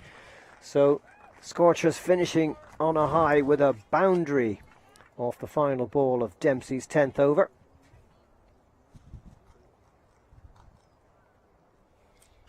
Well, that was just out of reach for Robin Searle. That allowed the Scorchers to reach 2-2-2. They have set an excellent target for the Typhoons to chase in the second half of this game. It wasn't an innings of fireworks, either from the fielding side or the batting side, but an accumulation, a graft, one might almost say. They worked hard to produce those runs. Yeah, 222 for 8 will be a difficult total to chase down. Scorchers will feel they've done a good job given the conditions here in Oak Hill. And credit to the Typhoons, they've kept it going, they've been really aggressive in the field and some excellent bowling performances as well. Here's the card for the Scorchers. And as I was saying, Lewis, Paul, McMahon and Kavanagh all getting in but not going on for any big score. Good consistent hitting though right through the lineup.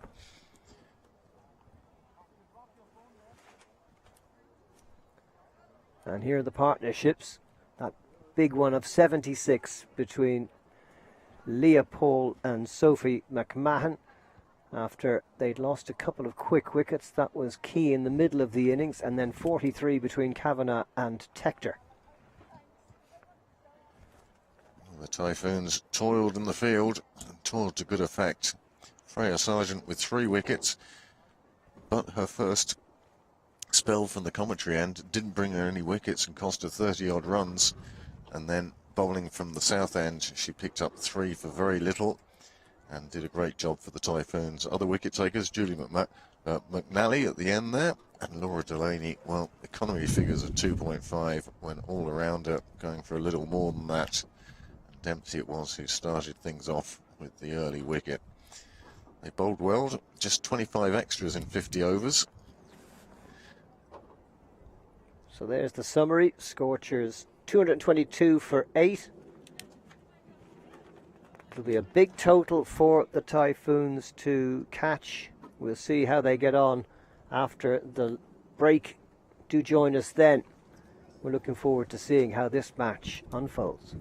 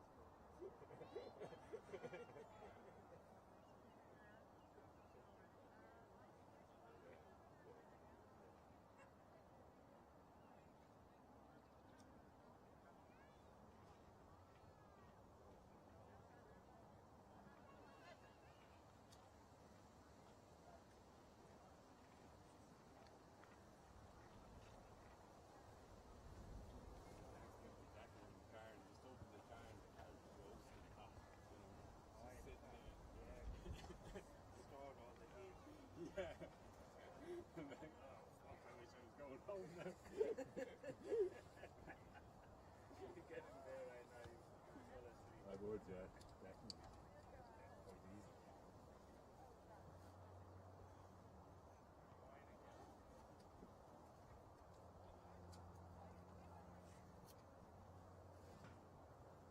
Another 4 hours of that. Just putting Netflix in front of me.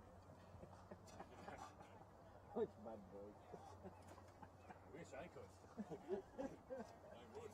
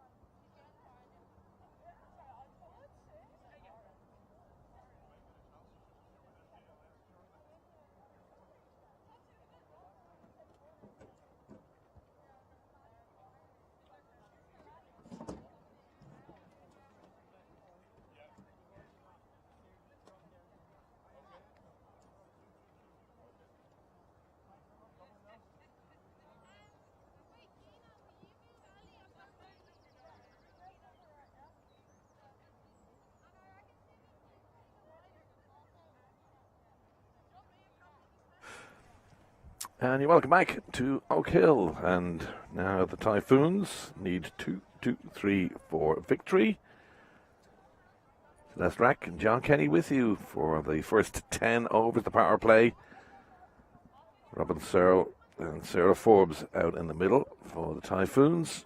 It looks like it's going to be Jane Maguire from the south end to open the bowling.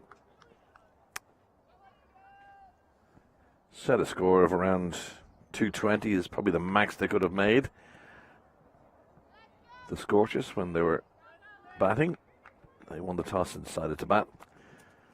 And now let's see what the Typhoons can do in reply. Weather watch, it's a bit grey, misty overhead. We've been talking to the weather people here. They're talking perhaps 10-12 overs and rain might come and spoil the party. We're obviously hoping that we get a bit of local weather here that bypasses us, but we can't be certain of that. But they'll play on as long as they possibly can. Hopefully we won't get a break in play. For the moment, Celeste is 2-2-3 on the cards for the Typhoons. I would have said it was pretty close to a par score before the match started, but we did see that the wicket was pretty slow. The scoring was tough. As much as they probably would have wanted a few more, the Scorchers, it's not going to be an easy chase for the Typhoons, and they're going to have to bat very well. Someone's going to have to really knuckle down and spend some time out in the middle if the weather doesn't stop us. First run on the board from Sarah Forbes, down to backward point. Amy Maguire fields for the sister. Good start here from Jane, hitting good areas, looking like she's started off very well. Folk 50 over championship this year between the three teams, Scorchers, Dragons and the Typhoons. Bit of a defensive shot, squirms away down to final leg. Umpires today, Aidan Severs and Azama Ali Beg at the south end at the moment.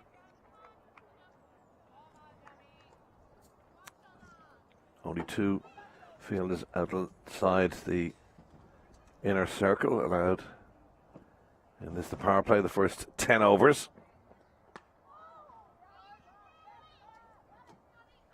And that hasn't really got up from the length, but still gave Sarah Forbes a bit of a surprise there, getting her on the back foot early.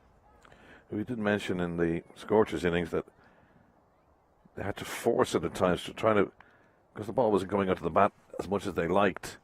It was difficult to score out there. There was no maximums hit. Any boundaries were fours.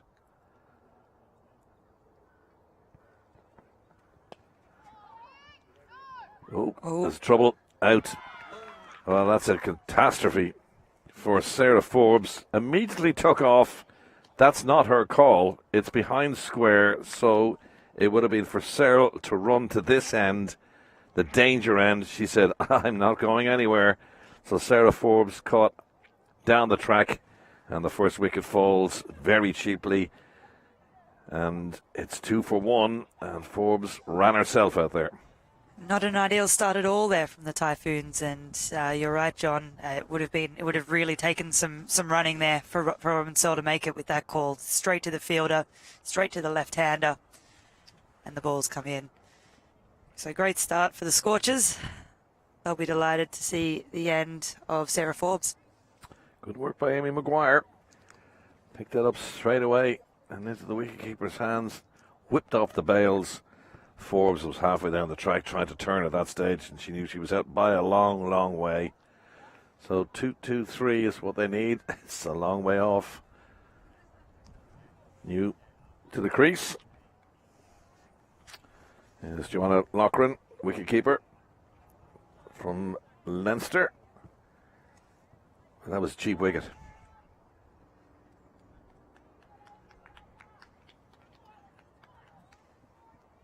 One of those nervous run-outs that you see sometimes early on in the innings, but 2-2-3 does seem like a long way away now.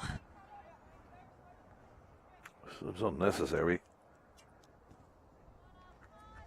And Robin Searle at the other end is very, very experienced player. She's very calm. There's no rattling her, so she'll be ready to carry on. Alice Tector. It's open the bowling now from the north end as a photographer walks straight across in front of the side screen. Should know better. This little halt and play now. That's wide down the leg side. First ball for her. You can always see Gabby Lewis getting a bit of excitement going down behind the bat there at slip. Whether it's a wide, a four, or a wicket, she'll be making some noise. Gabby and Sarah Kavanagh first and second slip.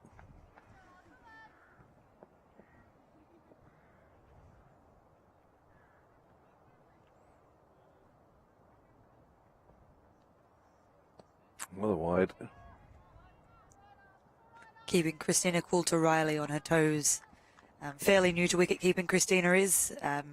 Formerly bowled a little bit of leg spin. Again, the two strings in your bow from selection point of view is really helpful. So Christina's done a lot of work to become the wicketkeeper for the Scorchers and hoping to push on to bigger and better things.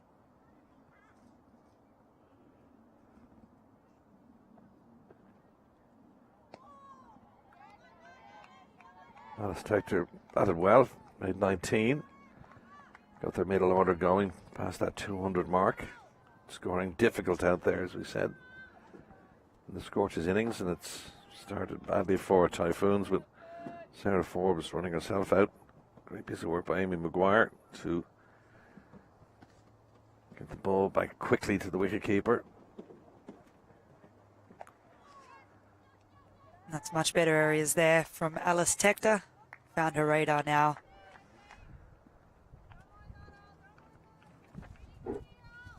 You got to take the runs on offer. If they're there, they got to be taken. We'd see the Scorchers building up the score, 1s and 2s, easing their way past the 200 mark. Not a huge score, but it's going to be difficult to chase it down on this surface. That's what bowled. Beat the outside edge of the bat, just a little fiddle outside off stump.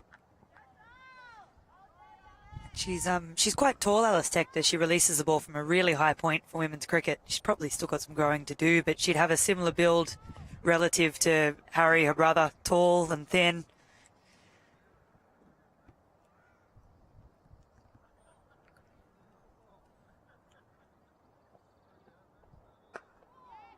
And good area again from Tector.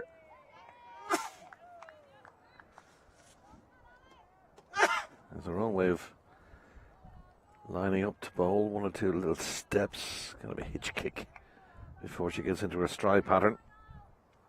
See it here, it's 1, 2, and then off she'll go. 1, 2, go. Wonder what song's in her head when she's doing that. Oh, that's well bowled.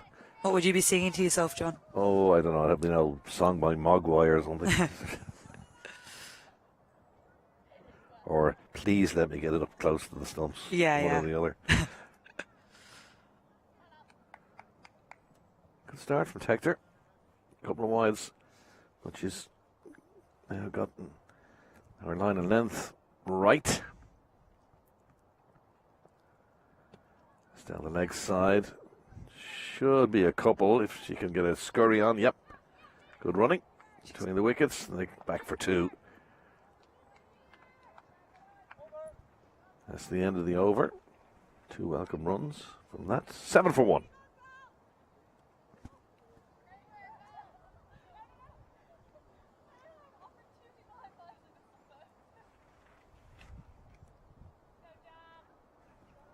Joanna Loughran, another young player getting a chance to bat up the order here. Traditionally in the Super Series probably would have batted a little lower down, so good to see this season she is getting the opportunity to show what she can do with the bat in the longer format of the game as well. Just feeling a little bit of mist in the air. A bit of rain, sadly. Nothing heavy as yet. Maguire to continue from the south end. Hopefully it's a strong breeze blowing across the ground. Hopefully it'll blow those clouds away. But the summer, disappointing summer we've had so far, can't guarantee that. Not the easiest conditions for the bowlers either. Having to warm up your hands before you get throwing the ball.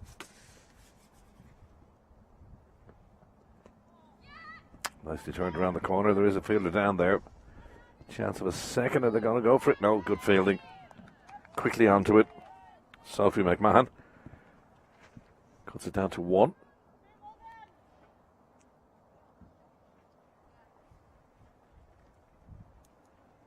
Joanna Loughran taking guard for the first time at the commentary box end.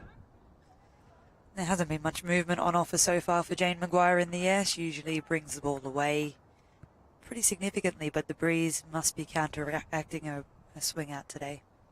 I have to say, it's getting a little bit brighter. They've moved Shauna Kavanagh from second slip to about 4th. Quite close to the bat too. Gabby Lewis at first slip. More of an orthodox first slip. I think with the speed of the pitch, that's a pretty good plan from from the captain, Leopold. Yeah, there's not much carry. Good shot. Long chase. Should be at least 2. That's pulled up short of the ropes by Ellie McGee. 2 runs to the total. And the welcome 2 for Loughran. Gets herself off the mark. She'll be happy with that. Even just with the little bit of drizzle that we've had, it looks like everything is slowing out in the outfield there. Even harder to hit boundaries now than it was last innings. Similar kind of shot. Doesn't pierce the infield though. McGee once again doing the fielding after the half stop by Amy Maguire. Interesting that they still keep cover up at this stage.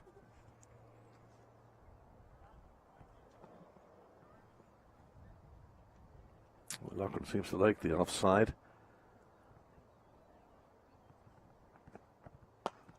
Full toss. Bump ball. Just thought for a second that she scooped it straight to mid-wicket, but bump ball. Cyril survives. End of 3, 11 for 1. Don't know about you, John, but I was on for the crowd catch there. I was up. I thought that Where? was out. Yeah.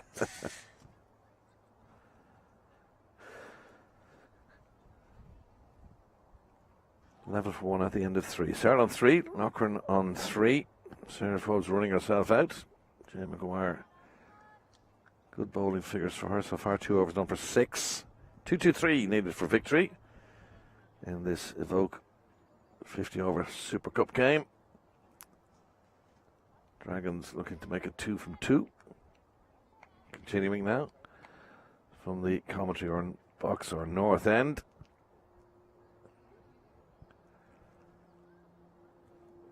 Little hitch kick to get herself balanced and away she goes. Nicely watched by Loughran. Ball coming onto the bat nicely there actually. Only in good areas here is Tecta.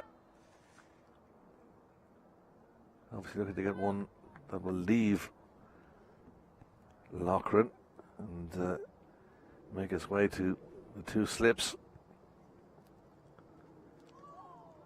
That's a wide. All 2 wides in our first over. Down leg side, this one on the off. Umpire receiver, sorry. So I was just going to say it's a tough decision. If you're Joanna Loughran, do you throw your hands at that or do you leave it? And she was caught in 2 minds there.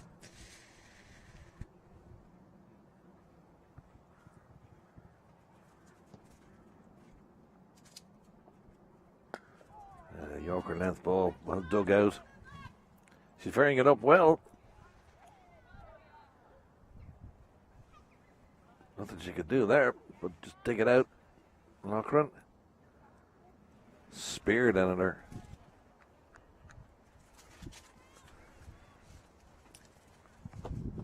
First time I've seen Alice play.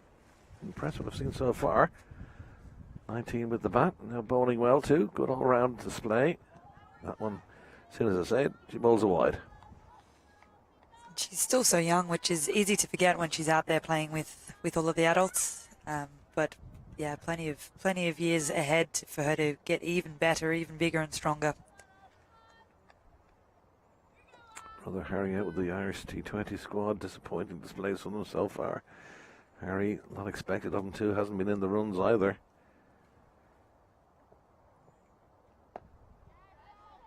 It's been hard for Harry when he's had the innings anchored around him for the last good year or so, hasn't he? Yeah. It can't be a one-man team.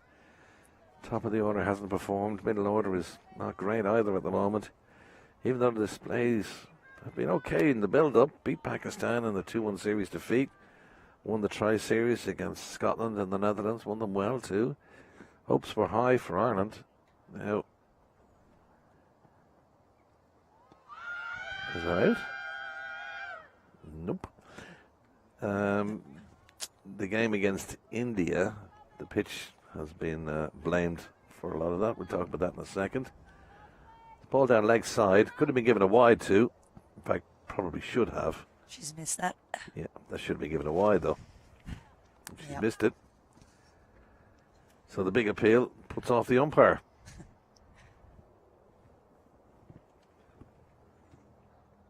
It's in the air. Falls short. Try to work it into the leg side. False shot. Popped up to the off. Got away with that. It probably is enticing to try and go across the ball there, but it is very risky on this pitch, which is popping a little bit. But Ireland against India, you could excuse Ireland from that one because the pitch was a disgrace. But poor display against Canada the other day. Now there's big work to do. So have the Typhoons, because that ends that over. Good one from Tector again, although there was a couple of wides in it. 2 overs, none for 5, and it's 13 for 1 at the end of 4. It's always interesting to see the psychology behind T20 cricket. It's one of those games where anyone can win on their day. So how much do you reflect on that loss against Canada, or do you think you just put it behind you and bounce back? Well, Ireland has adopted a new philosophy of going hard at the ball, and it hasn't paid off so far. Yep. And now they've got games against Pakistan, who need to win as well to keep in the competition. The USA, who are cock-a-hoop because they got 2 out of 2. Been very enjoyable matches, the USA matches, haven't they? Oh, brilliant.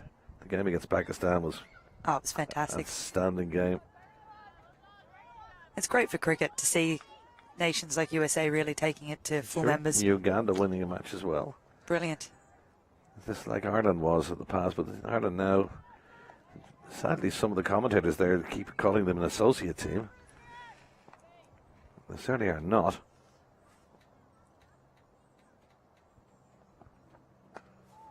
It's a shame to hear that when it's been at least 5 years of being a full member nation now. Same for Afghanistan. I was feeling that they're an associate nation. They're no longer. They're a test-playing nation. Exactly. And Ireland will be playing a test against Zimbabwe in Belfast in July in the men's game. Yep. So my advice to some of the commentators over there, do your homework. Nice shot. Just squeeze that out. Detector. Just be the single. My word, she's got a good arm too. Doesn't she ever? Beautiful throw. She's a great athlete. She really is. Damn those Tectors. I know. I know.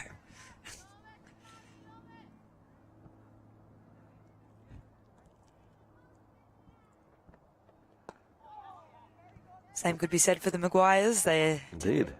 They're doing very well, the 2 of them. And the Joyces. It's all a dynasty, isn't I it? know. The O'Briens, a lot of them. Should be allowed 1 per family. We're just jealous. Yeah, We're just jealous.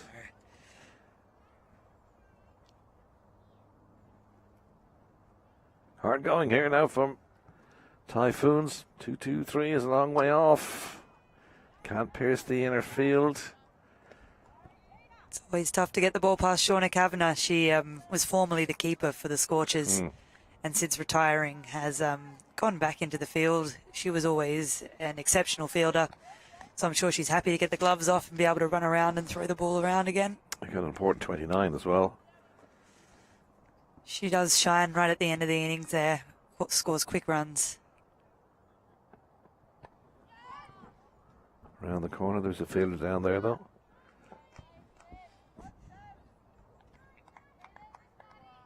That wraps up that over. 3rd one for Maguire. Just 8 from those 3. 15 for 1 after 5.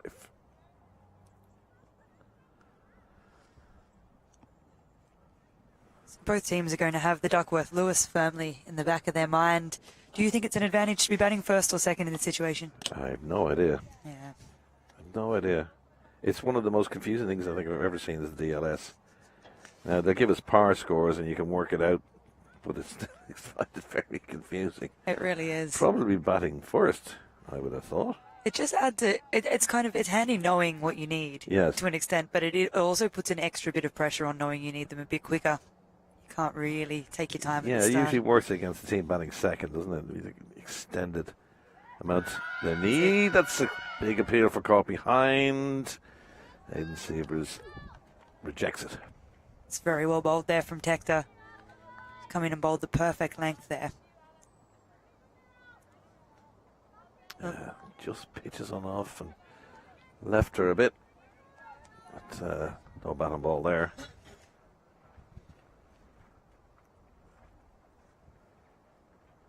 There was a noise, obviously.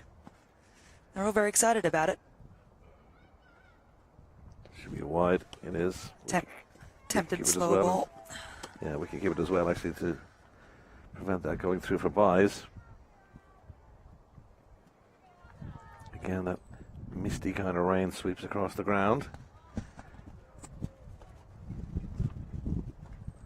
Nothing to stop the play at the moment, but let's hope it stays that way. Fuller length delivery. Dug out for a single. Should we happy to rotate the strike there? Give Robin Searle a crack.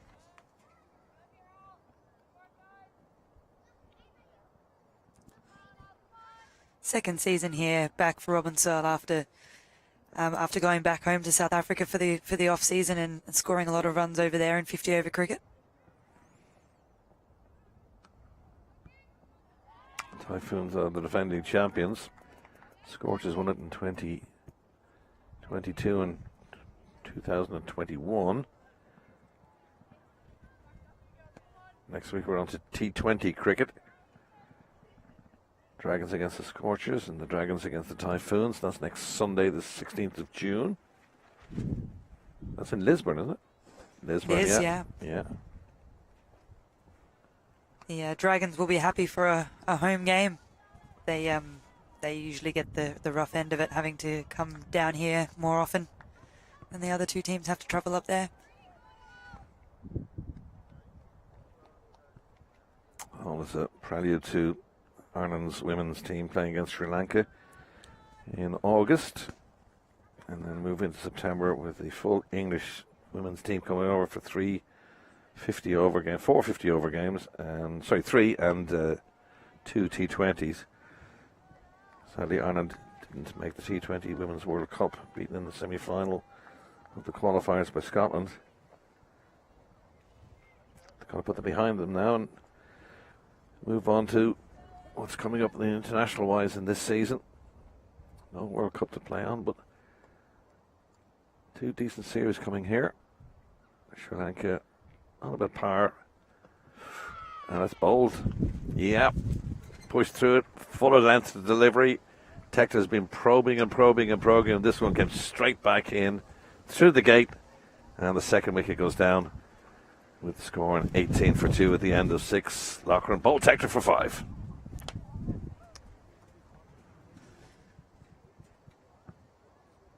As we watch the replay here, Joanna Loughran's defence, not as strong this ball. Yeah, Yorker. Yep. Didn't pick up the flight of it at all. Threw just sadly back, on for 5. And they're in trouble now, as the Irish captain, Laura Delaney, comes to the crease with a lot resting on her shoulders. Delaney, we know she has the pedigree to take the attack to the Scorchers, but they're in a pickle. She's a good woman in a crisis, Laura Delaney, and there's no one you'd want her out there with more than Robin Searle. Both of them experienced players, cool, calm head. They still don't need anything crazy in terms of runs per over, 4.6. Both of them are capable of that, so they'll be confident they can get their team through this period if they knuckle down here.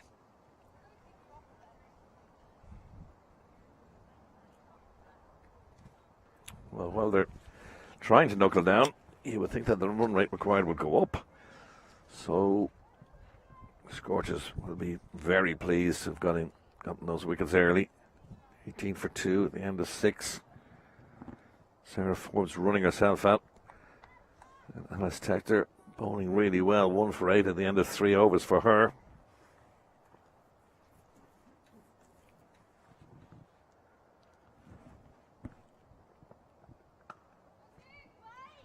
McGuire continues. A bit of a misfield. Should allow them run for 2.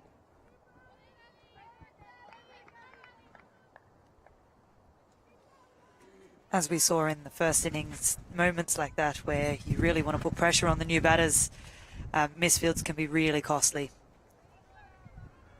Yeah, it just pops the pressure cork, doesn't it? Searle onto 7 and Delaney at the face.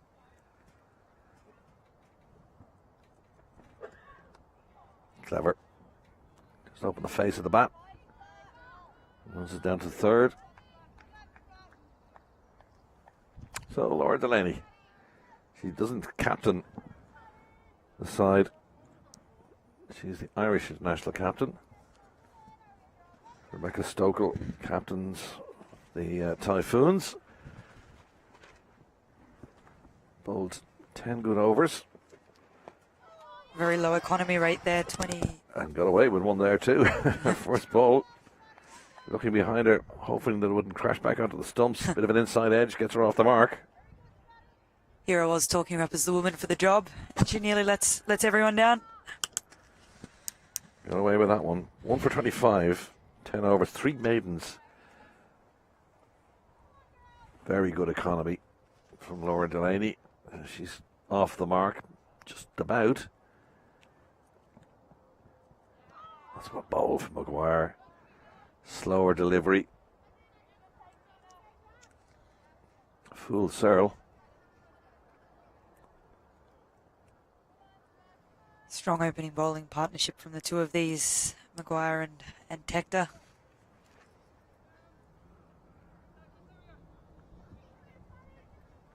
Gabby Lewis now in that gully position. Dispense with the first and second slips.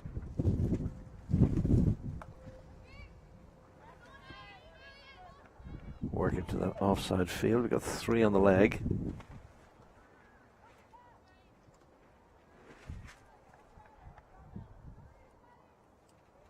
She's used to bowling to quite an offside dominant field, is Jane Maguire, even in international cricket against some very strong leg side dominant players. She sticks to her guns and bowls a nice off stump and away line.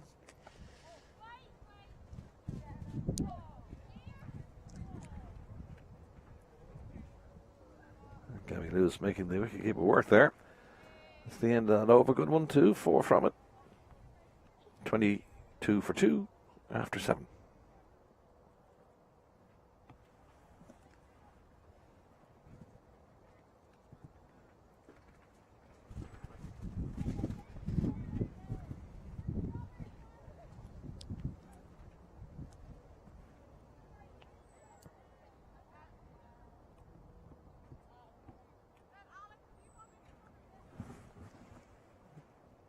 We'll have a change of bowling now.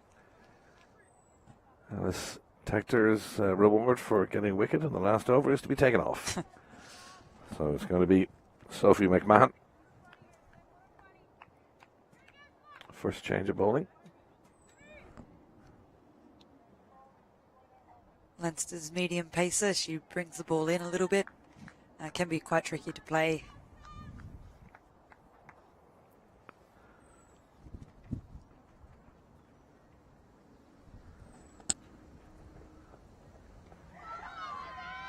Claim for caught behind. Not given by umpire Sievers.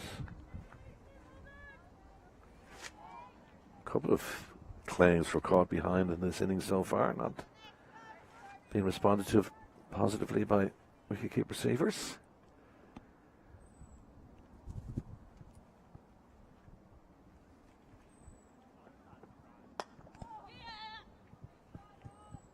Can't again pierce that infield and quickly back to the bowler. Good fielding. Delaney moves to 2. Run rate just creeping up now, past 4.5. Target still, you can see there, 223 for victory. With the 2 wickets down early as well, the Scorchers can keep applying the pressure.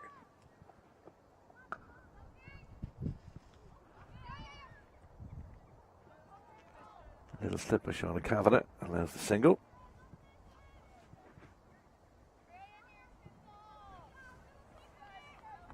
And you can see Sophie McMahon drying the ball there. It's not the nicest bowling conditions today. Ground starting to get a little bit wet, the breeze. It's bringing a little mist across the ground. It's not really rain, it's just misty. So the outfield is getting wet, and so is the ball.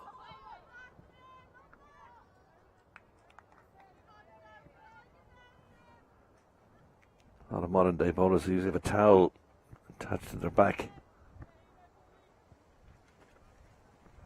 You can see what McMahon was doing there, putting her hand down on the ground. Get a bit of drying. Keep the hand nice and dry as she comes into bowl. Penultimate ball of this over. Delaney having been on a fright from her first delivery. Or she nearly chopped on. Or tickled on, really. Moves to 3. They need her to stay there. Sarah, the opener. A bit more circumspect. 9 from 17 deliveries.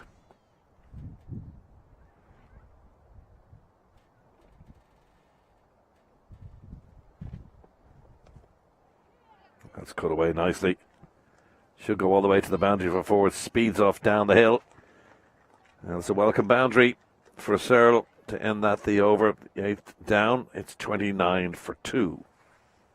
That's where she likes to score a lot of her runs early in the innings, Robin Searle, using the pace to help get the ball away. You can see that they have Gabby Lewis fielding at gully there, hoping to deter that shot. But she got it right that time.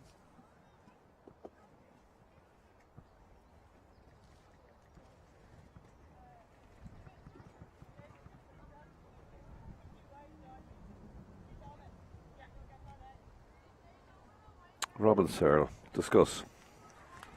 She's a great cricketer. She has played a couple of games for South Africa in the past, 2018.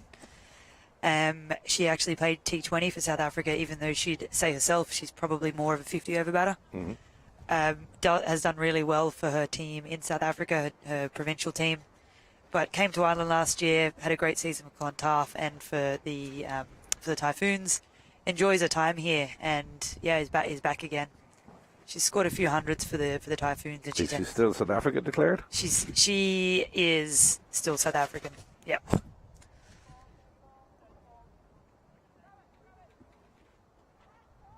She hasn't played for them for at least 5 seasons. But Wondering what the little delay was there for as a couple of young fellas away to our right hand side kicked the football onto the pitch, so they had to go retrieve it. Back in action again with McMahon.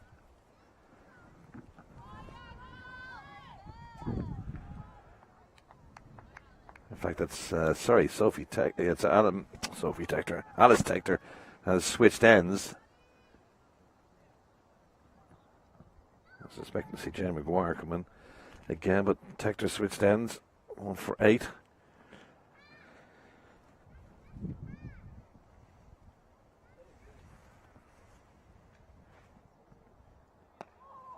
it's interesting to see the change of ends from Tector, but we saw that with great effect from Freya Sargent in the last innings.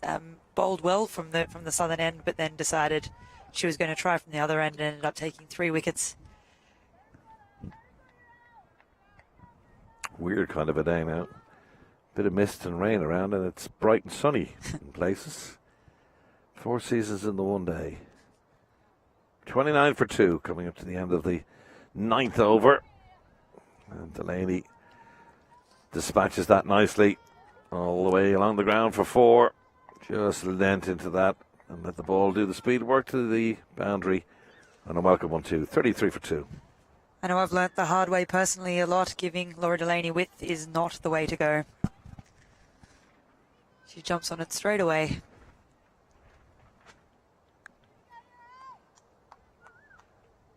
Well, you've got Laura Delaney out there. You've got every chance. She lives for days like this where they probably wouldn't statistically be favourites.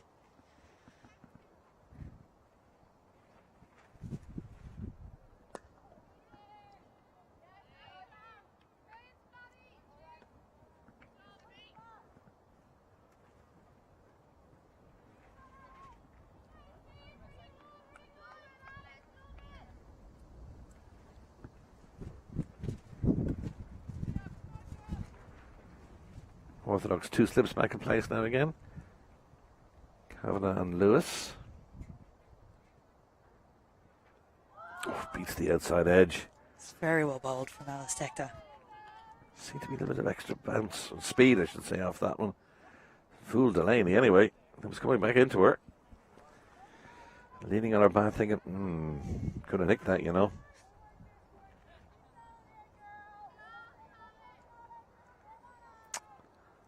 That's mark of a good batter. Put the previous ball behind you. Move on to the next one. Previous one doesn't count now.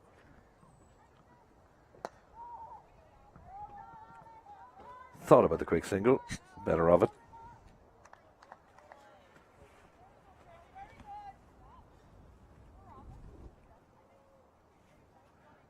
End of a good Tector over. One boundary from it. 1 for 12. It's bowled at both ends. 33 for 2 at the end of 9.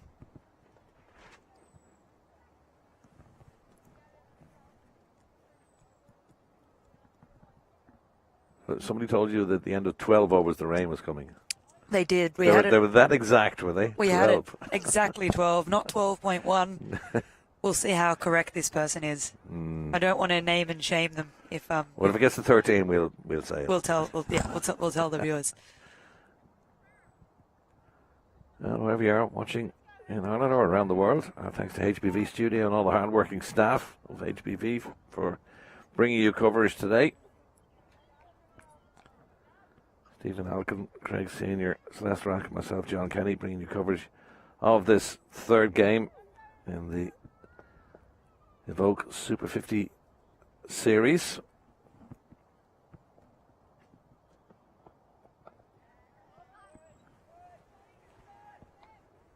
That's a good length from McMahon, just toiling away there, not giving so much to score from.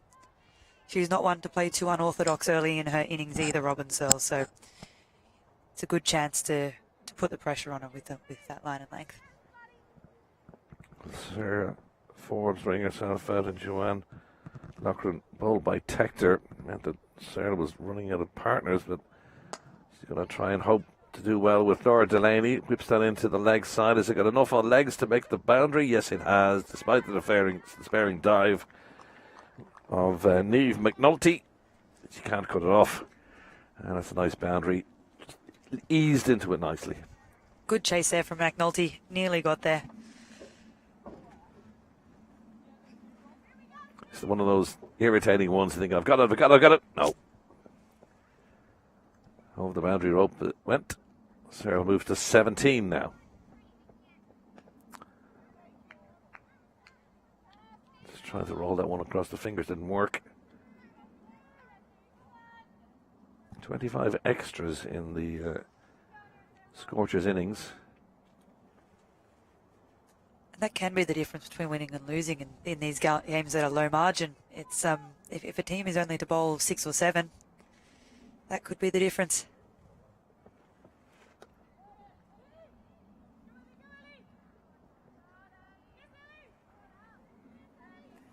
These two are starting to score now.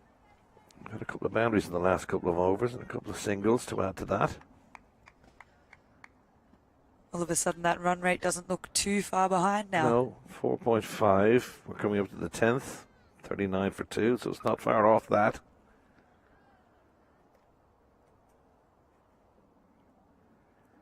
So it's just going to keep wickets intact if they can get, I don't know, another 10 overs out of this pair. They'll be well set. That's nicely played by Delaney. Square the wicket. They're not going to cut that one off. One hand off the bat in the end. It mattered not. Nice boundary from Delaney. Into double figures she goes.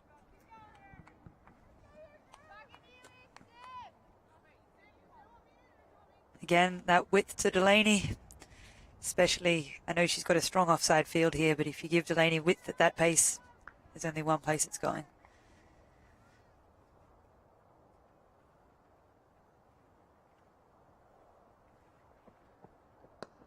Slower ball. He deals with it. Great comeback from McMahon there. Delaney, Irish captain, so disappointed With the team not making the T20 World Cup, they had done everything right. Topped their group. Got the second-rated team from the other group to the semi-final. Everything looked good and the top order collapsed. And it goes to show how cruel 2020 cricket is in that format where you don't get a second chance. Yep. Strong side Scotland as well. They've come along very well. That's the end of the 10th. Thanks for the moment, Celeste Rack. 43 for 2, chasing 2, 2, 3 for victory. Let's hand it over to Craig and Stephen.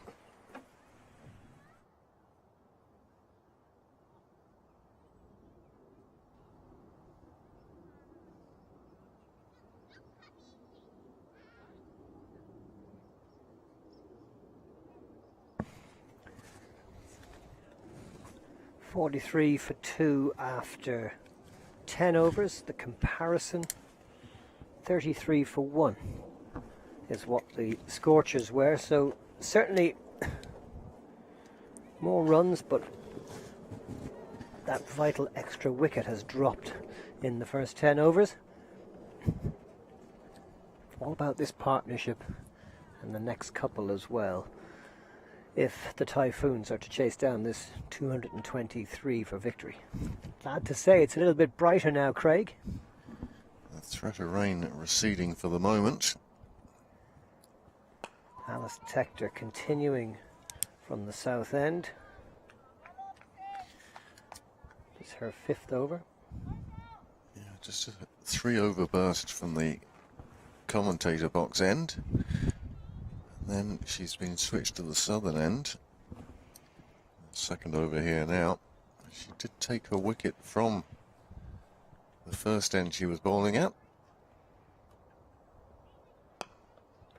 Well pitched up and watched all the way by Searle, who recognised that length. Run rate currently over 4, run rate required just over 4.5. It's eminently doable. One feels as the Typhoons bat for the 50 overs, they will haul down that total of 222. Nicely struck shot by Searle and good fielding from mid-off by Claire Webber. So just a single. Both these batters looking well in now. Well, the weather could play a big part in this game yet. My wonder would be, how far do you go with your opening bowlers if you feel you're not going to be bowling 50 overs? Do you try and get their 10s done using your best bowlers? Or do you just make the assumption that the rain's going to stay away? Delaney just tickling that one around the corner for another single. She moves to 12. Searle on 19. You do get the feeling if there is going to be a rain delay or a rain stopping, it's not going to be teeming down, it will just be the mist is too strong. I'll tell you one thing I'm surprised at, Craig, is that I don't see anybody with a cloth to dry the ball out there, because the ball has to be very greasy. The outfield, you know, it's only misty drizzle, but it's still falling, and I'd say it's pretty difficult to bowl with a wet ball. Don't see anybody with a cloth out there. Yes, Good delivery. You'd nearly always see mid-on or mid-off with the cloth tucked into their waistband there to help their bowlers. Now here's the situation then. Forbes and Loughran went cheaply. Searle and Delaney are rebuilding the innings. 45 for 2 after 11.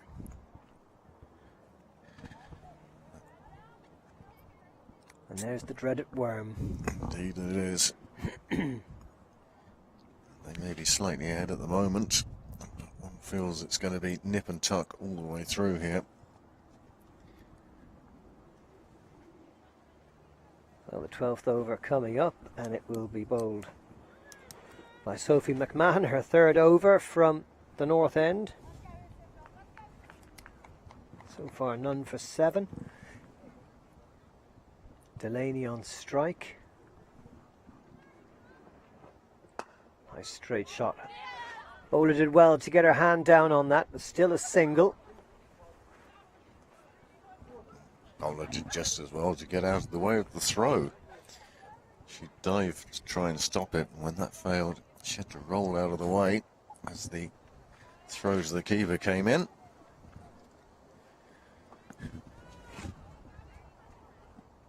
It's been good fielding so far from the Scorchers.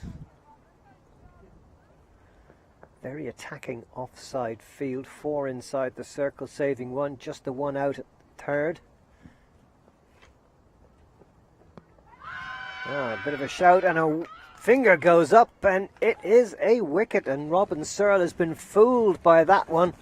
The breakthrough from Sophie McMahon, LBW, and Searle has to go out for 19. It's 46 for 3. Searle will be very disappointed. She's starting to look good. Steady there. She'd hit her 2 4s. Herself and Delaney starting to put a partnership together. And Sophie McMahon floated in. And once there was no bat on that, it was only going on to hit the stumps. Aidan Sievers agreed with the bowler. And Robin sold parts, and the captain Rebecca Stokell now comes to the middle with a side in a bit of difficulty. Not so much trouble, but certainly difficulty. Not ideal.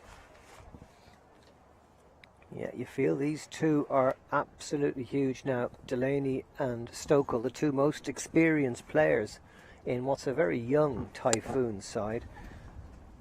And they've really got to put a big partnership together. At least 50, maybe even 100 if their side are to get over the line.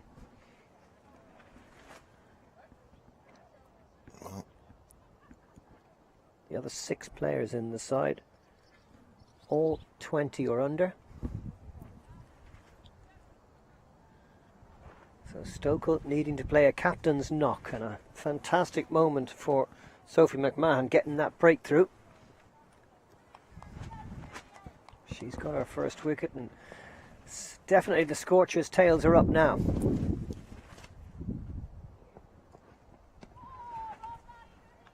.63 offside field, just 2 players out on the boundary when they could have as many as 4, but when you've got a wicket, you've got 2, certainly a new batter in, you want to keep the attack going, put them under pressure.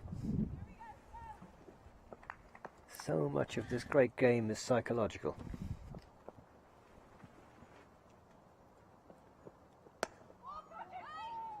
Nice straight drive from Stokell, but Claire Webber's there at mid-off, no run.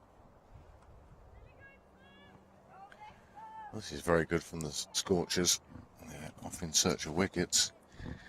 If rain does interfere, it'll be the loss of those wickets that make the Typhoons' job that much harder. As Stephen said, these two need to spend a good bit of time together.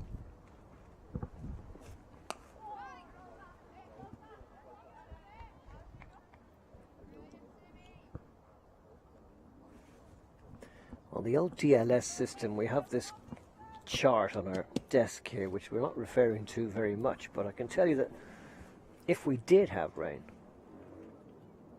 Typhoons would be way behind on the rate required. And it's the loss of wickets that make that difference. You see here, after 12 overs, if they hadn't lost a wicket, the target would have been 27. But they've lost 3 wickets, and that makes the target 76, which is a huge difference at this stage. Well, I'm sure the 2 batters won't be talking about that. They'll just be thinking about the next over and what their tactics should be. Delaney's been there for a little while. Certainly one of the most experienced partnerships we're going to see throughout this Super Series. Captain of the side Stokel, and captain of the national side Delaney. As you say, they'll know exactly what they need to do now. Amy Maguire coming on to bowl for the Scorchers from the southern end.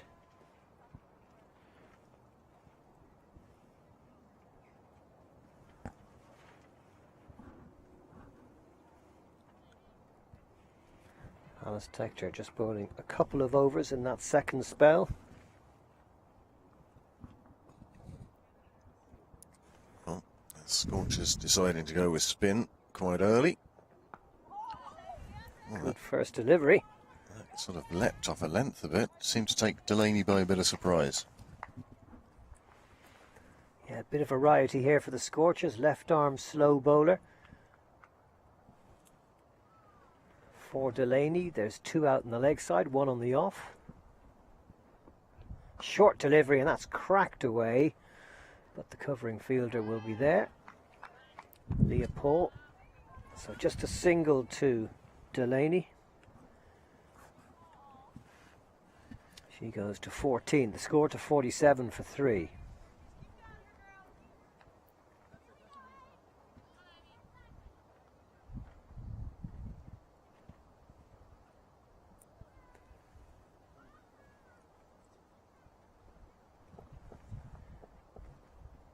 So it's Amy Maguire then to Stokel.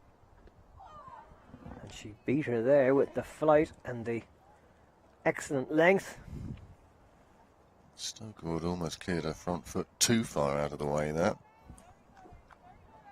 And she didn't make contact the way she wanted to. That one flighted even more. Nice bowling this, plenty of variety. That's what you want from a spinner. It's great to see the confidence in one so young, willing to toss it up there, willing to try different variations.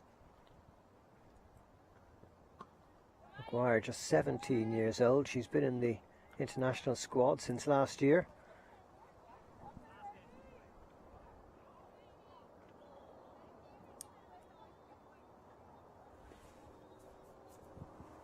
Stokel just starting her innings, yet to get off the mark. And again, just having to use her big stride to get to the pitch of that. What a wonderful over from Amy Maguire. Just one coming from it. And after 13, it's 47 for 3. Stephen said a super over for Amy Maguire. It may encourage the Scorchers to try spin at both ends. Seeing how one of those leapt early on in the over. Just how difficult it was to get away with no pace on the ball for the bat. They've got to generate everything themselves. And I think it's Leopold, is it, coming on from this end? Another spinner. Like you said, spin from both ends.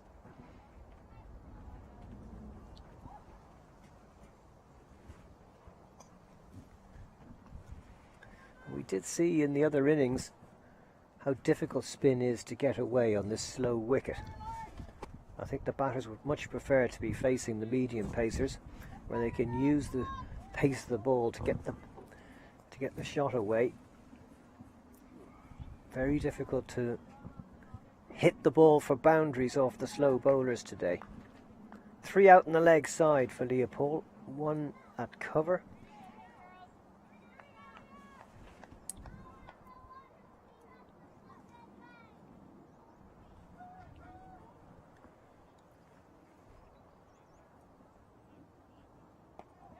Well, it's a very similar field as we saw in the first innings that the Typhoons set, where you've got players, 3 players on the boundary on the leg side. One might suggest that the Scorchers fielders are slightly more in front of the bat than the Typhoon ones were.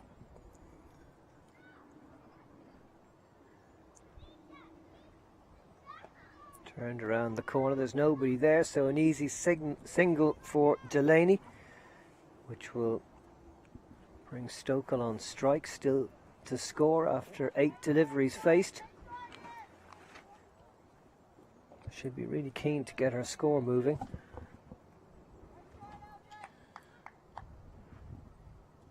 Still plenty of time, long way to go, both in terms of runs and overs. Full toss, and she waited for that nicely, hit it backward of square.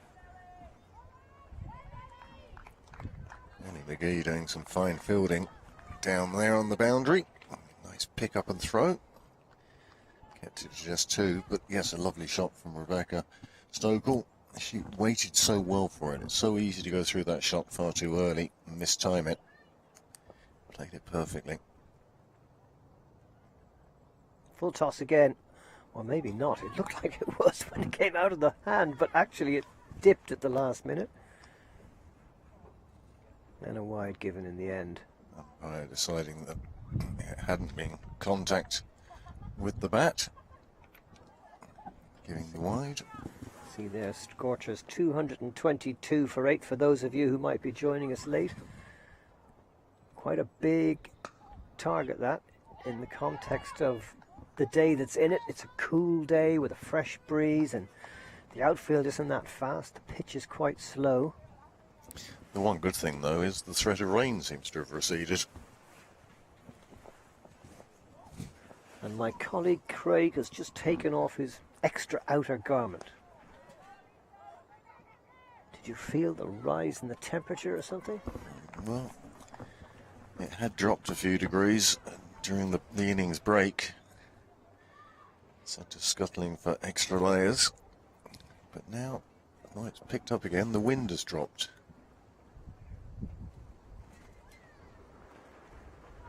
Short and cracked away to the deep cover. Single it for Stokel. And that first over from Leopold goes for 5 runs. 52 for 3 after 14. Stokel on 3.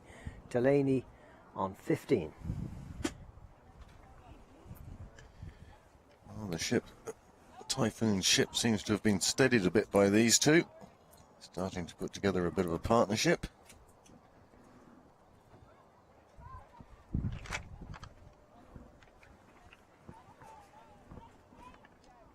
Unsurprisingly, Amy Maguire to continue. The skipper just coming up. And the umpire becoming a real clothes horse there. Good job they give them big loops on those coats.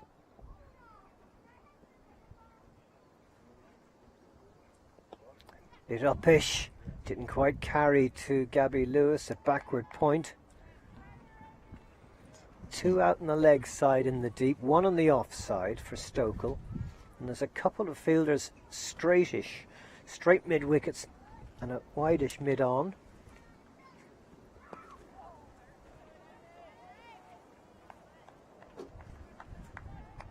This is super bowling from Maguire. 3 dot balls, or 2 dot balls so far this over.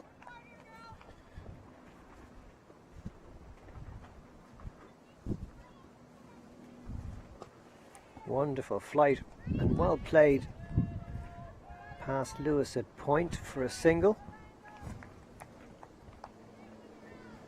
Maguire won't mind that. That's why she has cover out there on the boundary.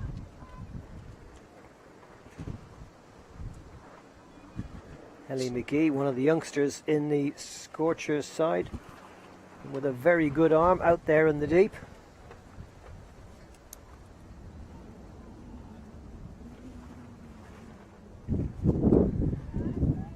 Short ball there. I'm surprised Delaney didn't try and pull that. There's a massive gap out there at mid-wicket square leg. You could see in her actions after the delivery that was exactly what she was thinking too, wondering why she didn't. Always easy to say it from up here, isn't it? Oh, it's a very easy game from up here. Short and cracked away in front of Lewis. Again, just the single. What was nice about that shot from Delaney was the way, how quickly she got the ball onto the ground. It would have been very easy to just slash at that, the ball carry through the air to point or that sort of area, but instead she made sure it bounced well in front of Lewis. That one kept really low.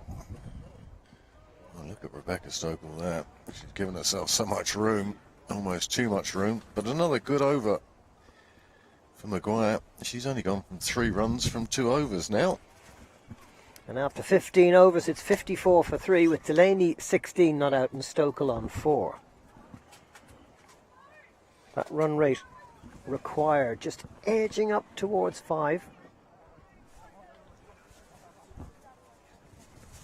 Well, they're going to take a drinks break after 15 overs, so we'll take a break too. We'll be back in a few minutes.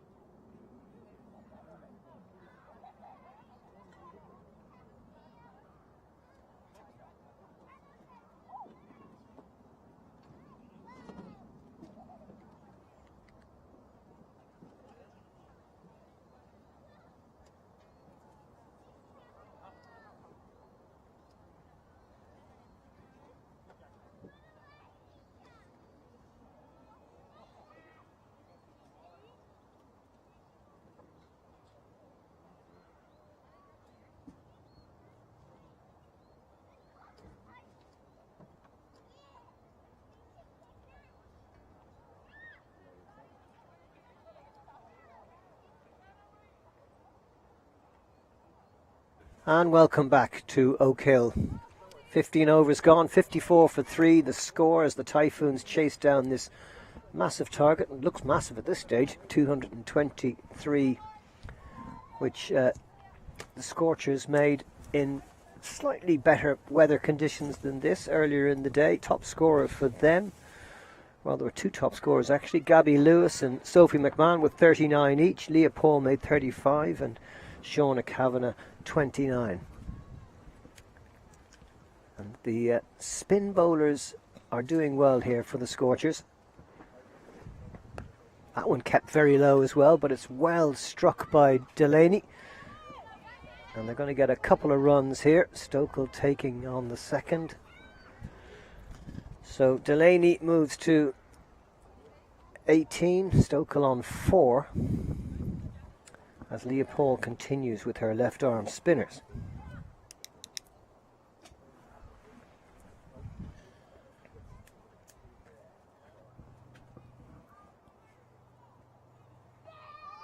Oh, that one went through the keeper. It's signalled a wide. Very hard for Christina Coulter-Riley when you've got Laura Delaney turning right around at you with the flashing bat. Easy to take your eye off the ball. And it managed to sneak through. Wide signalled. So 58 for 3 now. Stokell on strike. Just 4 fielders out now. 3 on the leg side. tossed up beautifully and hit straight to Sophie McMahon in the covers. Good variation from Paul there, getting it above the batsman's eye line and then dipping down.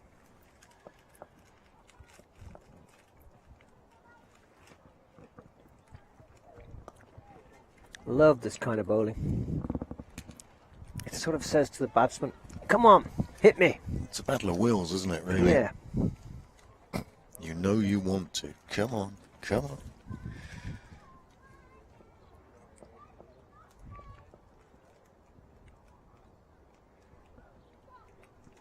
Very short. Beautifully hit, but there is a fielder out there in deep cover. Alice Tector. An awful lot of work for one run, really, isn't it? Having to beat two fielders in the ring, find third on the fence. Stoker with just 5 runs off 19 deliveries. Delaney scoring a little bit quicker.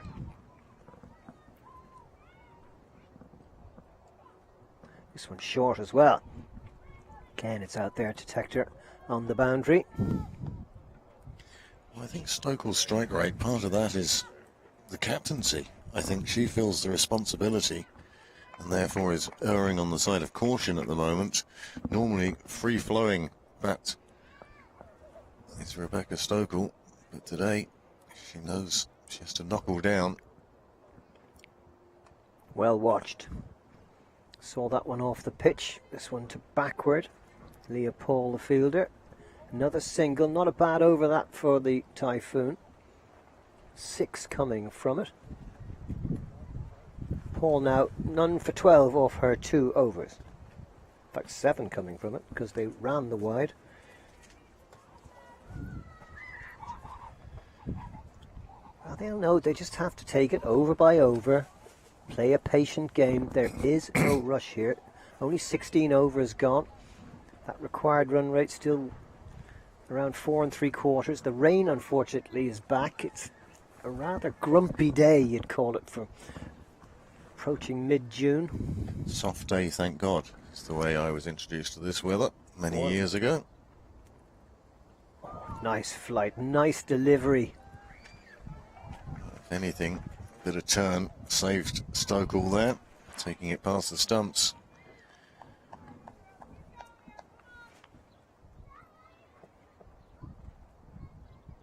Scorchers fielders right on their toes.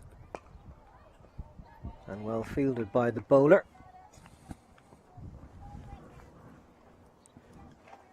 Stokel showing great patience at the moment.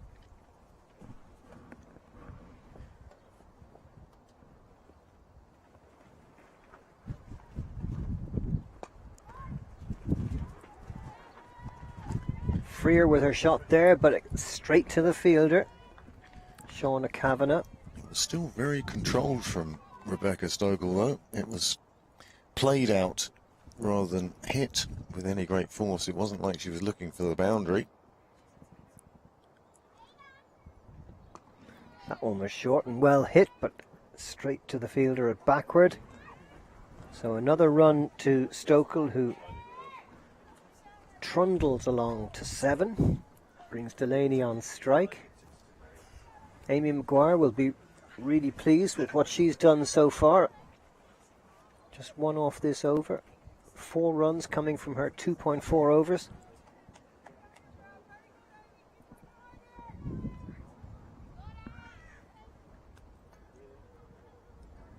Six inside the ring, 3 in the outfield. And that was clever. Delaney just dabbing that late down to 3rd. And good fielding there by Niamh McNulty, just preventing the boundary. 2 runs to Delaney's total. She goes into the 20s. Well, that was Laura Delaney showing all of her experience, not trying to overhit, just letting the ball run off the bat into a gap. Very nearly made the boundary.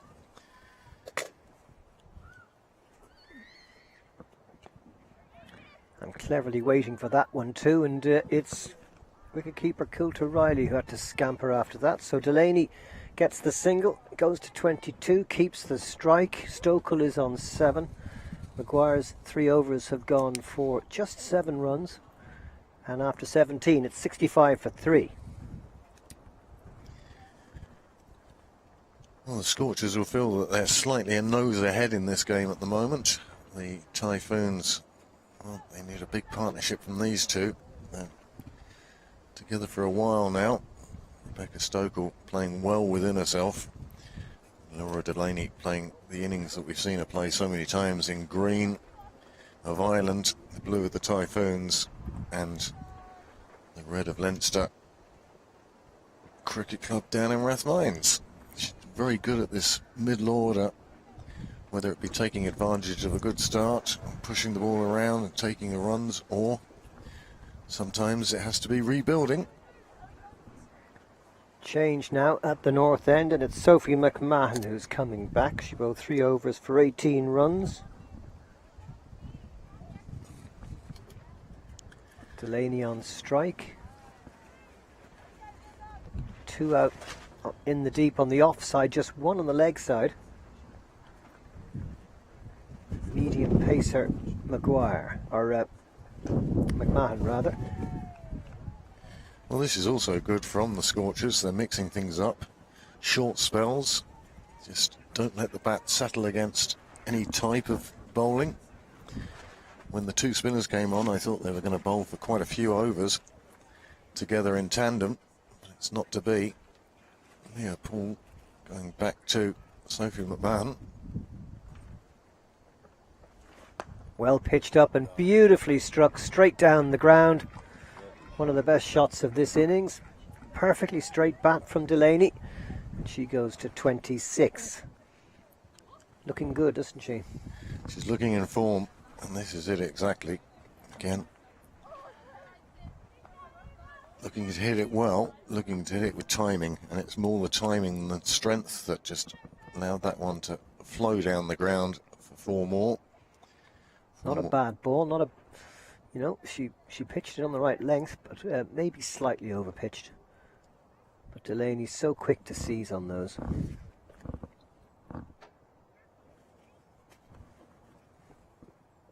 Shorter this time, straight to the fielder at point.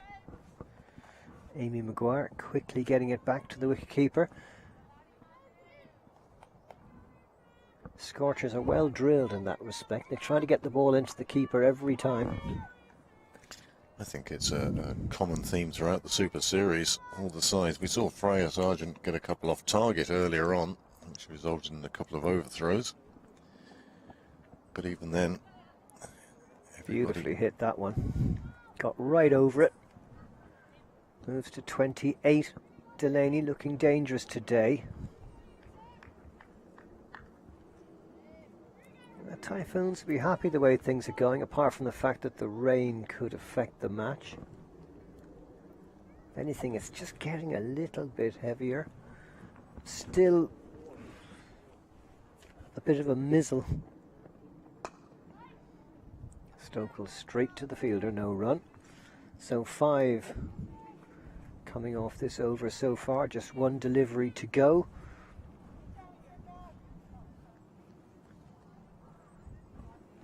well, it looks like the cloud that was causing that bit of precipitation might be moving across now. Again, hopefully between these clouds we'll get some good cricket weather. Well dug out. Yeah, Stoker was late down on that shot, but she survives on 7. Delaney on 27. McMahon's last over going for 5. She's got 1 for 23 off 4, and it's 70 for 3 after 18 overs. They just get that run rate above 4. They'll be happy enough with that, chasing 223 for victory. Let's see now. We're at 25 overs further into the game.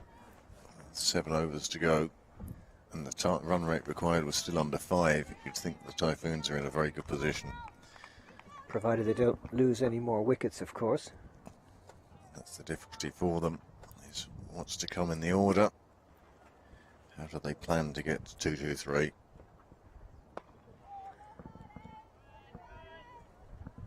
Well, it won't upset Laura Delaney, but she knows she had a good chance there to get a single or a couple.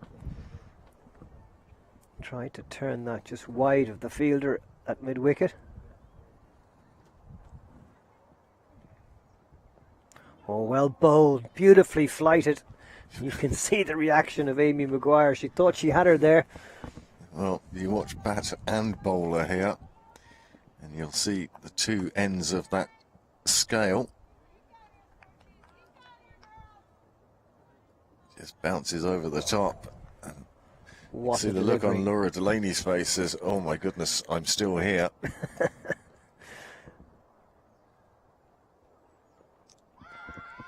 And that was enough to put Laura Delaney into two minds on that next delivery. Super bowling by Maguire. It's been a super display from her so far, and just 7 runs from 21 deliveries. Bowling to the Ireland captain and absolutely loving the challenge of it. So they call it these days no fear, and it's great to see.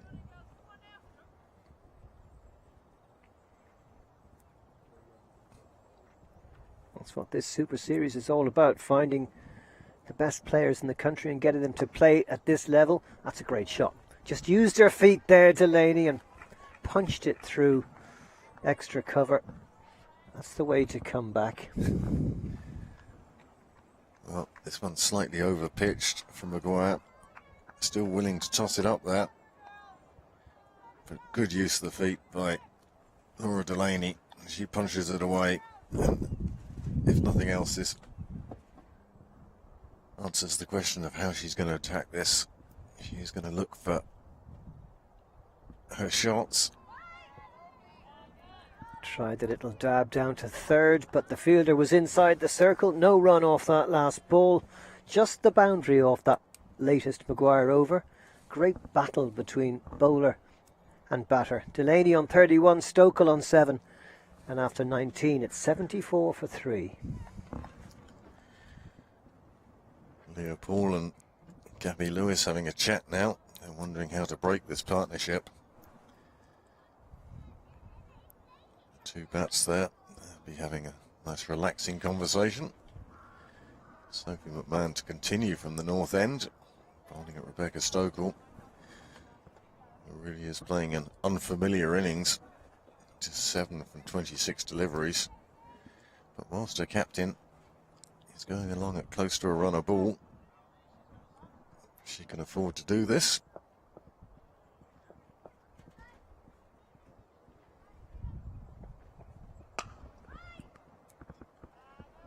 Hit firmly to mid-off. Claire Webber, the fielder. One of the overseas players in this Scorchers squad. Australian. I think the addition of these overseas players is an absolute boon to Irish cricket. You get to see what standards people are at, what you can learn from them. And of course they also bring their expertise back to the clubs and hopefully help the next generation to be even better.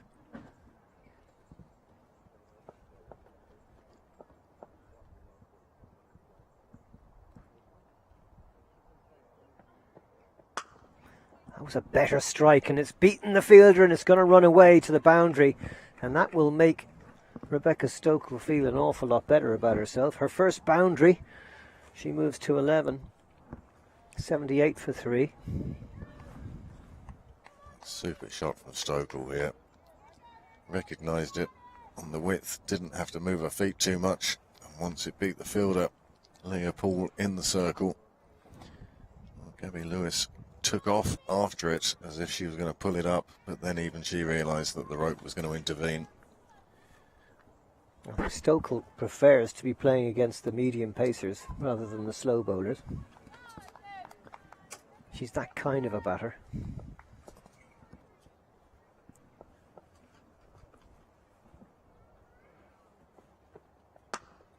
This one straight to mid-on. Easy single. Keeps the score ticking. That's exactly what the batters need right now. As you said, you were looking for them to be just above 4, and you couldn't get much more just above 4 than that. And the run rate required remains stubbornly below 5 as far as the Scorchers are concerned.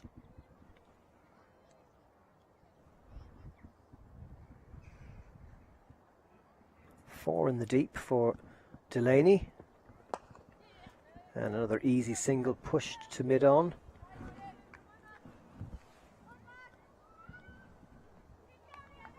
Good over this for the Typhoons. Delaney on 32 now. Stokel back on strike on 12. They came together when the score was 46. So just starting to put a bit of a partnership together. Ooh, interesting here, and the finger goes up, and Stokel is out. And a very important breakthrough from Sophie McMahon, just as the Typhoons were starting to get on top. And it's Stokel who has to go. LBW to McMahon for 12. 80 for 4 at the end of 20 overs. Georgina Dempsey coming out to bat. A good time for us to hand over to John and Cass.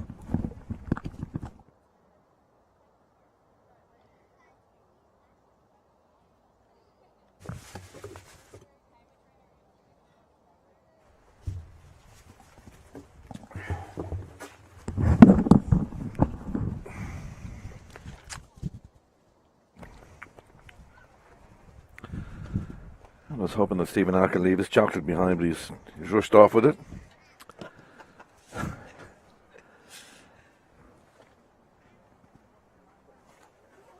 Georgina Dempsey coming in with the fall of Rebecca Stokel, gone for 12. Here's how it happened. Celeste? Sophie McMahon bowled a good delivery on a nice back of a length, and the ball has come in off the surface. LBW right in front. It was disappointing. Rebecca Stokel was starting to look like she was looking very comfortable. A big partnership was building between these two. A lot of hard work and grit, to get to that stage. So now the wicket has fallen. They've got a lot more work to do to rebuild. They were going very nicely at Reed. Took the score from 46 to 80. Laura Delaney survived a first ball where she nearly played on. It's 5-1 or 2 hairy moments out there, but Georgina Dempsey Phoenix Cricket Club is out there as a new partner. She's not facing them. It was the end of the over, the previous ball. And that just bounces up over the wicketkeeper. Slightly fortunate there. Delaney nearly chopped it on. Lucky to survive there was Delaney. And back to Rebecca Stokel, she played a bit of an uncharacteristic innings. She's usually in flourishing, hitting the ball hard from ball one. It was a little bit more sedate from her than what we usually see, which just goes to show that it is not an easy surface to bat on out there, and the spinners were bowling very well. Two Maguire sisters bowling today. Jane opened the bowling for the Scorchers. That's down the corner. There is a fielder down there. Can they cut it off? Yes, they can. Nicely done. That's a good slide and throw down there from Sophie McMahon. Prevents the boundary. Dempsey off the mark though with a nice one around the corner. Slightly unfortunate, didn't make the boundary for her. Weather talk, the rain has abated over the ground, thankfully. Wasn't much rain, it was just kind of spitty, spotty kind of rain. Thankfully the umpires didn't take the players off. Far side, the rolling hills of Wicklow, nearest hills to us, look pretty clear beyond that. It disappeared out of sight, the hills beyond that, for a little while because the rain seems to be skirting around the ground. So hopefully we'll get through. It's nicely done by Dempsey. Just open the face of the bat down to third, picks up a couple. It's great to see two left-arm spinners bowling for the Scorchers here. It was very hard to find left-arm bowlers in Ireland for a long time, so now that there's three in the one match, brings some variation to what we have.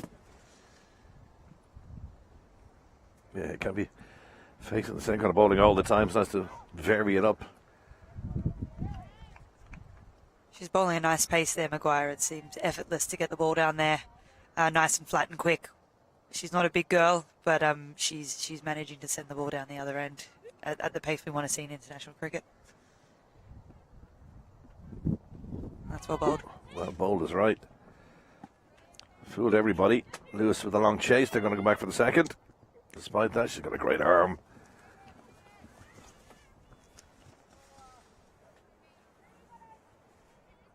That's the end of the 21st. 87 for 4. Delaney on 33. It's the Typhoons card. Forbes ran herself out. Can't complain about anything there. Loughran, bowled by Tector. Clever ball. Cyril, LBW, one of 2 victims for McMahon. LBW caught them both slap in front. Dempsey, 6 from her 5 deliveries faced so far. A lot resting on Laura Delaney's shoulders. That's the worm. Pretty similar in terms of wickets lost as well. So it was towards the back end. We saw that red line there. The Scorchers started to lose wickets. Just pulled back for what could have been a bigger total.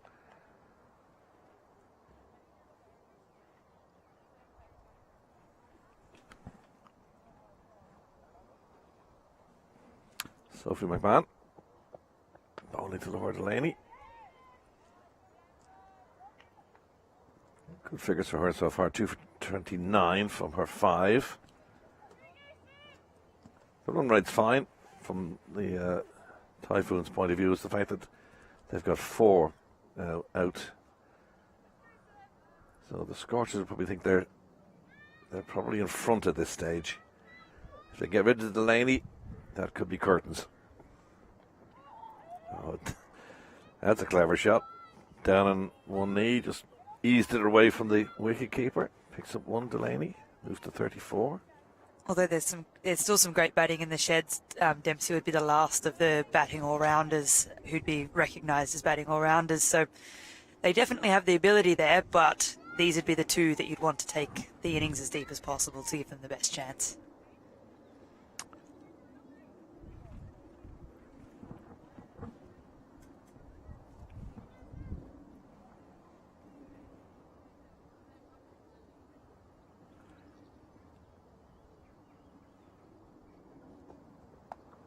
In the air, chopped over backward point. And she's been positive since she came in, Georgina Dempsey. Just lifted that over backward point. Deliberate shot, square of the wicket. Boundary for her, moves to 10 very quickly after only 6 deliveries. She's never been one to waste time, Georgina. We've seen it all in club cricket. We've seen it in international cricket. And it's a brave shot to play on a slow wicket.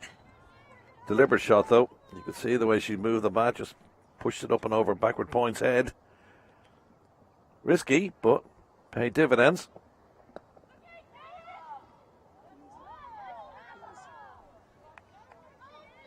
Delaney was looking for a single there. Dempsey wasn't interested. Shauna Kavanagh will be happy with that. People still not taking her on, even though she's well into the 30s now. She has a good arm. She's still quick across the ground too. She's a great athlete, Shauna Kavanagh.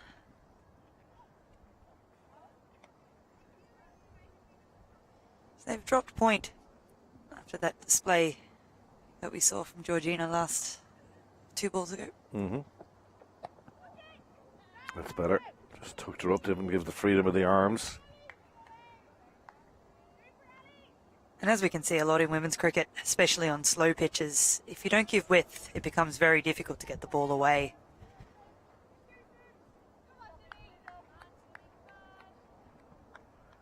Could be building up to an exciting finish here.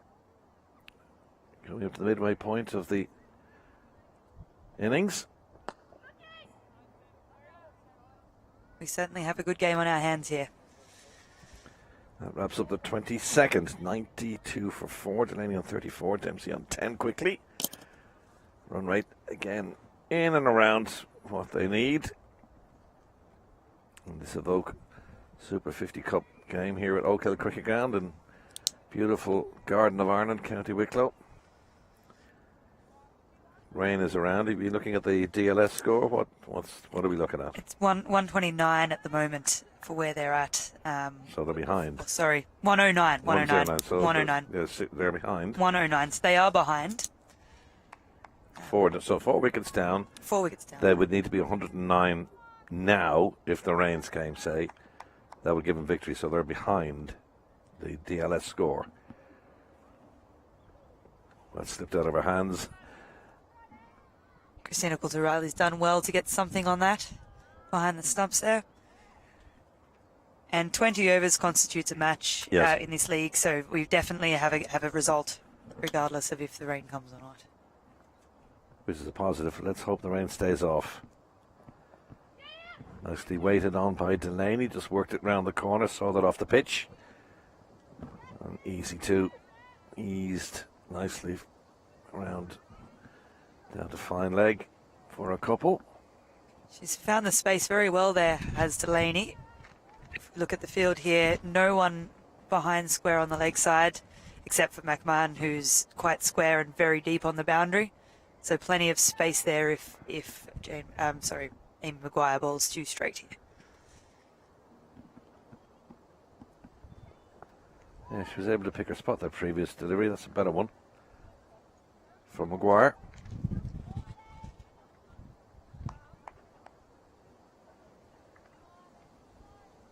Quite a diminutive figure. Laura Delaney. Be fooled by that. She's a fabulous cricketer. Again, shows her versatility. That was speared into the legs. One step down the track and just played it into the leg side for an easy single. You'll never meet anyone more competitive than Laura Delaney when she's out in the middle. It's like she goes into a trance and all she can think about is winning. It's great to see.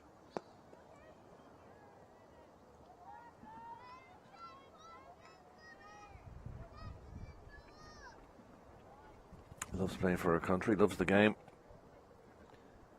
Proud Irish captain. Now the contracts have been sorted out, thankfully, for both the men and the women.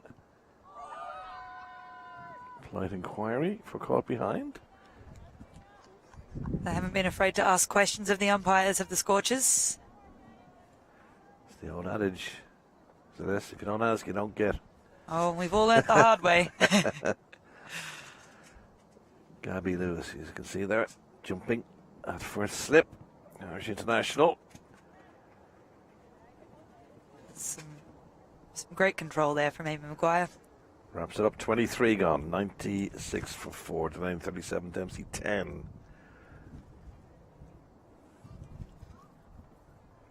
So, who told you there was going to be over at 12 overs? Oh, I'm not going to out him. I'm not. You're not? Just in case he makes the Merrigan pitch not turn ever again. Okay, so you have half out of them anyway. There's my clue. Yeah, exactly. There's the bowling figure so far. So we have Jane Maguire who bowled 4 up top. She's taken none for 12, but she's had a great economy of 3. Alice Tector really impressed with her 5 overs. She's taken 1 for 14 off her 5.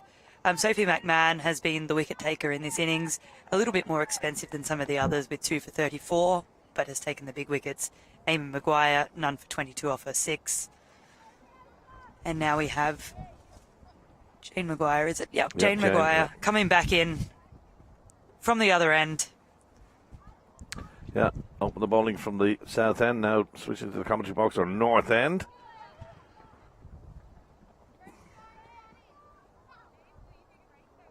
Good versatility from the bowlers, being willing to bowl it at either end. It's always hard when you're a captain and you've got demanding bowlers telling you what they want.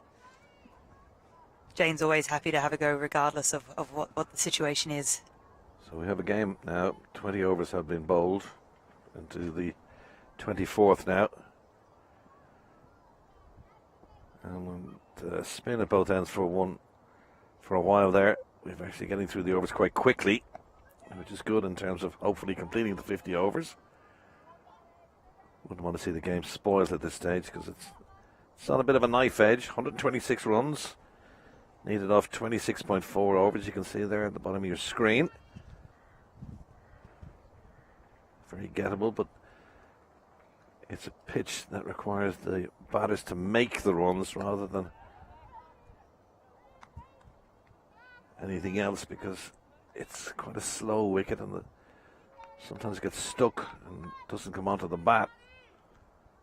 But Delaney's been working the ball around the ground quite well, manipulating the score. 38 for 44 is a good score from her point of view and from her team's point of view.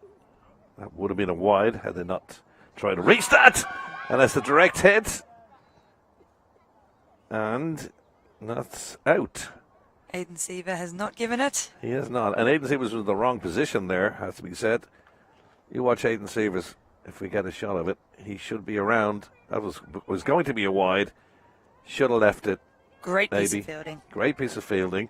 Seavers, just watching him now. He's watching. Oh, it's hard for us to tell from our angle. I'd love to see that again.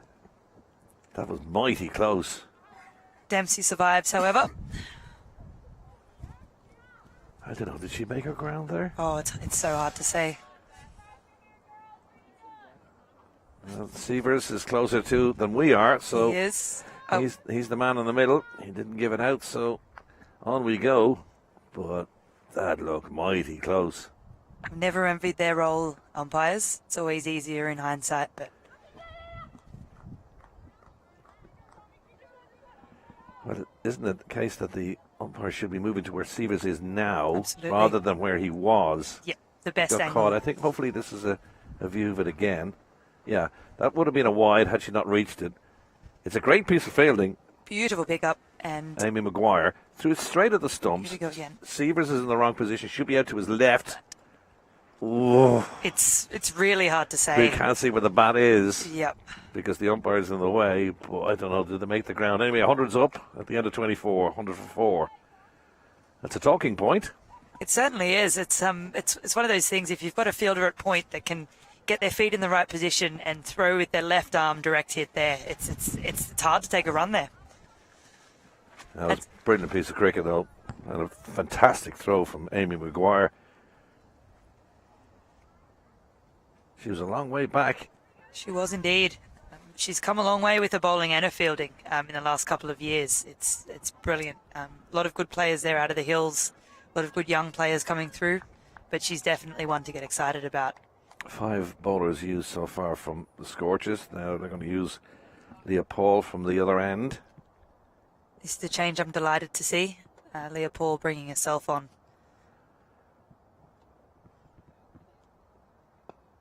Now, Leah Paul wasn't bowling for a few months and she was remodelling her action. So she took a bit of time off bowling, was playing as a specialist batter. Yeah. And she's had to work through a few technical things, and she's come last few rounds from Mary and she's bowled really well. And it'll be good to see her challenge herself in a close game here. Unusual action, that. Yeah. Left arm around. It's out here. It is. And that is all new. So When I say it's out here, I'm demonstrating something. You can't see what I'm demonstrating. But the arm seems to be out to the side she's there. rather than coming over the top of the shoulder. Yeah. Just keep a look at the eye of the action now of Leah Paul.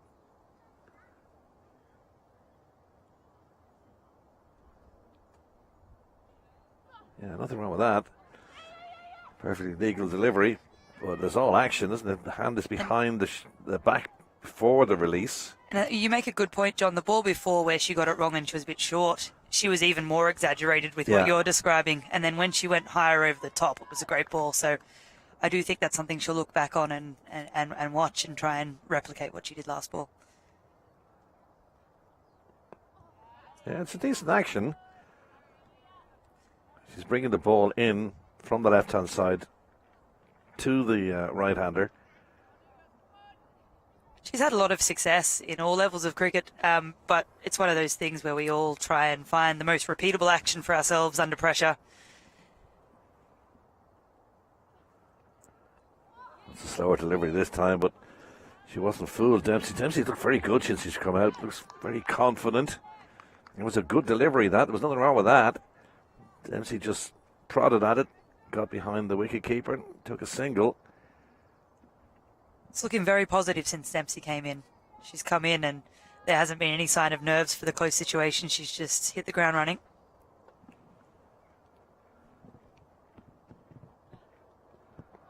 That was a ram shot from a long way back. Laura Delaney waited and waited and waited for that ball to finally land. Wasn't quite the ram shot, went over her left shoulder. Anyway, it yields a single, 104 for 4.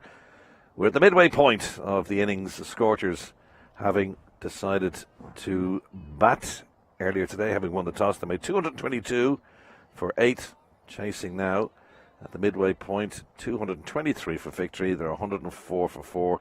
The game is nicely balanced. 119 runs now required off the remaining 25 overs with 6 wickets in hand. Another wicket or two would change the game dramatically, but for the moment, it's nicely poised. That's it. Could go either way here. And it's going to take a great batting display from either or both of these two, or a wicket taking opportunity that changes the game. Glad to say that from, you can't see it, but from our vantage point over the south end of the ground, the mountains are starting to disappear a little bit because of the rain, but it seems to be skirting around us. So let's hope it keeps that way and keep that deposit away and get this game finished. 25 overs to go then.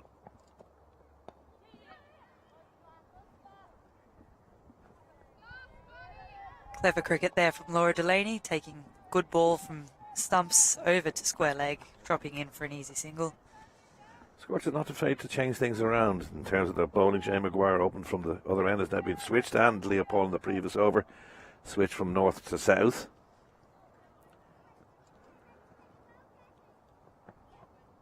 It's well bowled. And just like we said with the Typhoons, the Scorchers have a lot of different bowling options as well. So they'll have a few other bowlers that they can turn to throughout the game. Neve McNulty, one in particular. We've just used the 5 so far. It's in the air. Should be out. Backward point. Yeah. Well, Dempsey looked positive when she came in, as I said, but she perishes on 14, so I think the game has just changed now in Scorchers' favours. Getting rid of Dempsey. Came together when the score was on 80. They added 25 runs. It's 105 for 5. Dempsey gone for 14.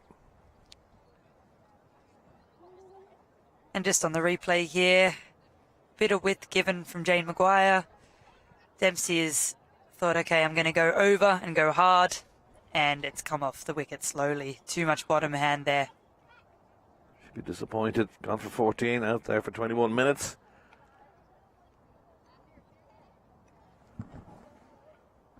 That brings Isabel McLean to the wicket to join Laura Delaney, who's still there. But that's a big wicket. Huge wicket. Huge wicket for the Scorchers.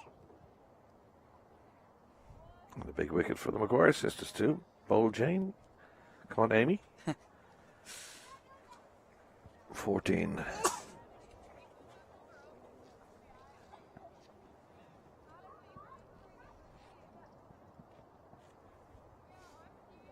Isabel McLean. Do you know much about her? She is a young player. She's from Balbriggan. They have recently moved up to Division 1 this year. Yeah. So she's got a lot of pressure on her to lead that team as they take on the likes of Gabby Lewis, Phoenix, and the strong team that Pembroke have, and ourselves, Marion. So she's going to be their senior player, and she's probably going to grow a lot from having to direct the team around and see what they can do. It's not like Seamus Lynch from Terranure playing up in the upper echelons of the Interprovincial Men's Series. It's good to see smaller teams like Balbriggan have players in the Super Series as well. So it's not just teams from the bigger leagues that be out there. You can have your own individual players who are good enough to play at this level. That's it, and it's great to see them stay at their club. Through their journey to from the seconds to the firsts, and watch everyone around them grow. So I'm excited to see what Balbriggan can do in club cricket this year, coming up to the next step up, and how they can build over the coming seasons. And she survived her first ball.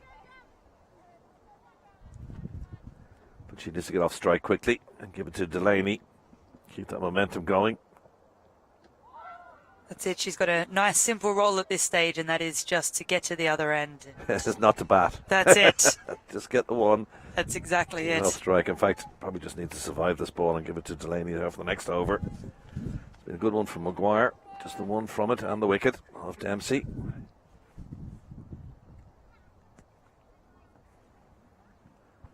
Last ball then of the 26th over. And she's done well. Keeps that out. Remains on naught, having faced 3. 105 for 3 at the end of 26. Jade Maguire will be delighted with that wicket. And her economy rate continues to be very impressive today. Yeah, 1 for 17 from 6. That's pretty damn good. She'll be one of the many players looking to really put their hand up for Irish selection. She's played quite consistently for Ireland over the last 3 seasons, but there are a lot of bowlers all going for the same spots, so she'll be happy to be playing well out there today.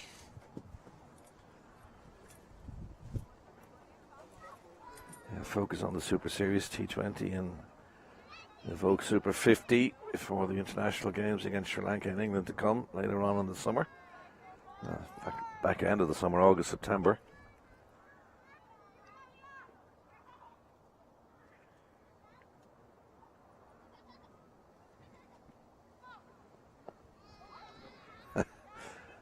Leopold continues to Delaney in their own personal duel. Delaney tried the ramp shot in the previous over. Tried something similar there. Same outcome. Got a single. Got off strike pretty quickly. Moves to 43. That ball must have been slightly quicker because we heard a Maria Sharapova-esque grunt from Leopold there. The effort ball.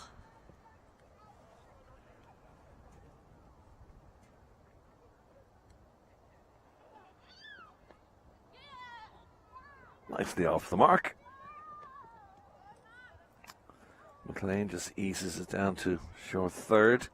Called quickly through by Delaney because that's the danger end, her end. Delaney on 43 from 49. Good innings so far. It's been a lot going on out there. She was chopped on nearly early on. 1 or 2 dodgy moments in her innings. Some wonderful shots too. Again, she's trying that little ramp shot.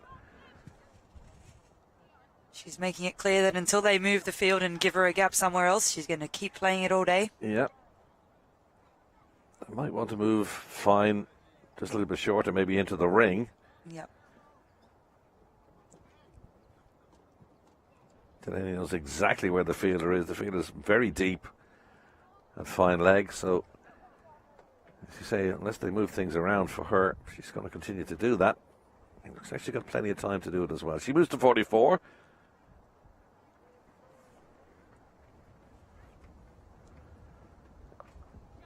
McLean gets something on that. Yeah, down to fine leg for a single for her. It's good to see a more attacking field for McLean as well. They know how important it is to keep her on strike, put lots of pressure on her end, and make Laura Delaney's job more difficult when she does get the strike. They stubbornly refuse to move that fine leg into the ring. So let's see what Delaney's going to do here. They know she's very powerful, square of the wicket. So they've got 2 in that backward point position. Quick single. Took off as soon as she hit it. Good running. Put pressure on the fielder there. The interesting thing with Laura Delaney, unlike a lot of the Irish players who would prefer to sweep, a lot of the women's players love to sweep spin. Laura Delaney's really strong straight and would tend to not go to the sweep shot as easily. So it certainly could be an idea to bring up square leg, have them in and try and force her to play across the line, which is something she wouldn't tend to naturally want to do. End of the over, 27 down, 110 for 5.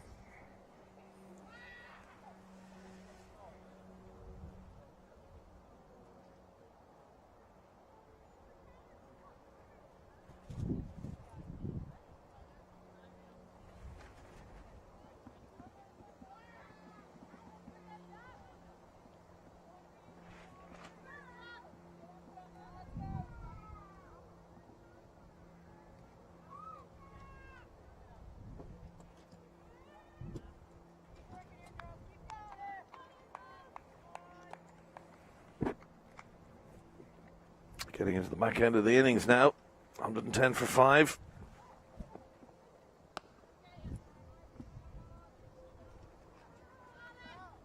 On to the dreaded Nelson. 1-1-1. Used to say something happens when 1-1-1 is up. Nelson, they call it. The old one of the English umpires, David Shepherd, used to jump around like a cat on a hot tin roof when it was on 1-1-1. Hilarious. Players didn't want to get off 1-1-1, so he could hop around for a little while. Well played again by McLean. Yeah, done all right. She's just come on now. Just getting singles, and that rotates the strike. And this would be an opportunity for her getting to bat with the Irish captain. Plenty of learnings to be had out there. Absolutely. Delaney 4 short of a half century.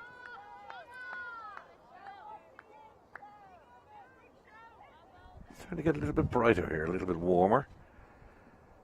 Not exactly the conditions we would ideally like, but thankfully the rain has stayed off. The mountains in the distance are starting to reappear once again, so hopefully the rain is skirted around us. I don't think there's a ground in the world with more variable weather and how quickly the weather changes. Yeah, it has its own little microclimate down here, doesn't it? It does indeed.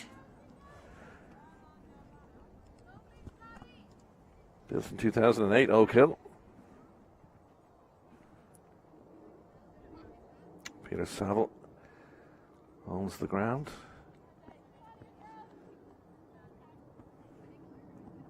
Beautiful pavilion away to our right-hand side, replica of his whole school, Ampleford College. Been in it a couple of times, had the pleasure to play here a couple of times as well. Beautiful setting.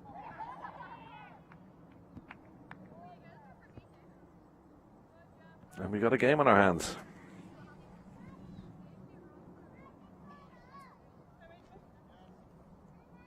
See where McLean's going to try and score now that Gabby Lewis has gone into a gully position. And now she's quickly moving out of it. In, out, shake it all about. Where am I going? You want me here? Okay, no, you go back. Yeah. Okay. Right. No, hang on. And they finally settled. Finally settled on it.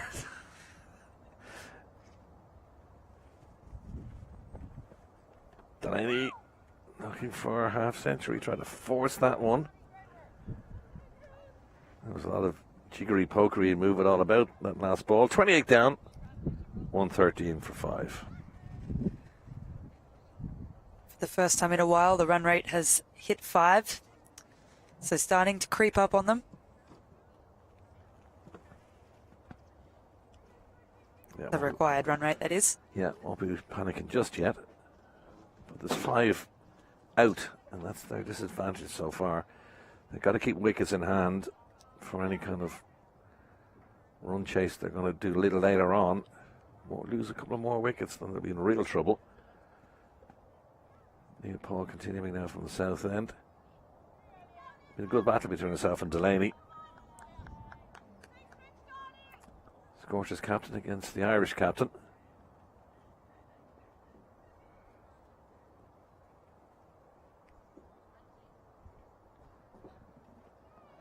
And once again, Delaney down on the one knee, knows exactly where that fielder is. Just pops it over the shoulder. It's too predictable. Scorchers need to just change it while she's there, because she's doing this all the time. It's the same shot over and over again. Maybe just bring fine leg into the ring, make her think twice about that. Looking at Leopold, she's probably content with it as long as it's one. Gets Dells off strike, puts the pressure on McLean.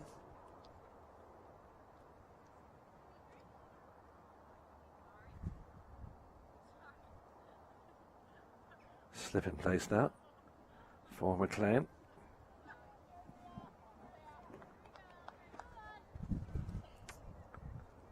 Very strong offside field, just a 3 on the leg.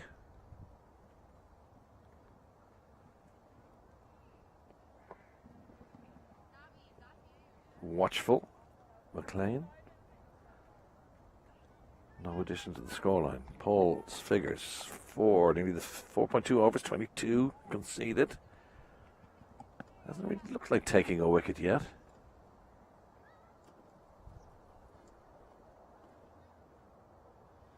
And certainly won't with that ball. Sometimes when it goes wrong for Leopold, it can go badly wrong, and that went badly wrong. You say she's remodeled her action. And there's a lot going on in that action. It's in the air. Oh, it's going to fall short. McLean survives. You made a very good point there, John, earlier about the angle of the arm. The lower that is, the harder it is to be consistent and repeatable. And it seems to be when she gets that wrong, the ball is quite short.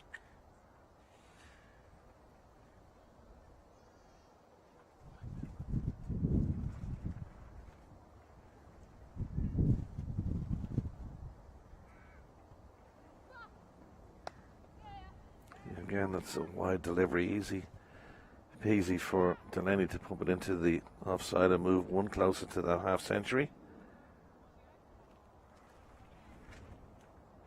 Yeah, with that action, it has to be right all the time. She's not going to get it right all the time. That's the unfortunate thing. And when it goes wrong, it can go spectacularly wrong.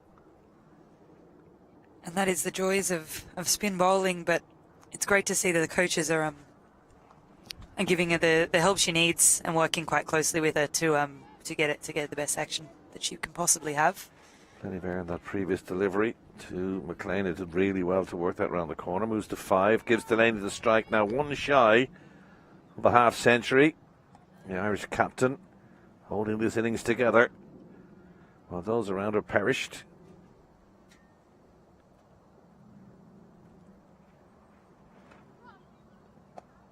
Cut.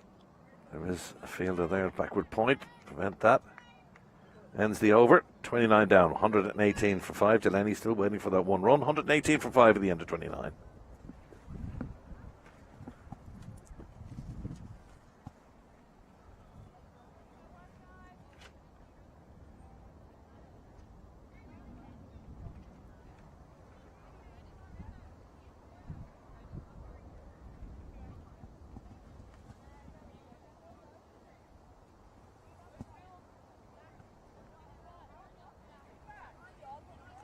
$105 runs required now from 21 overs.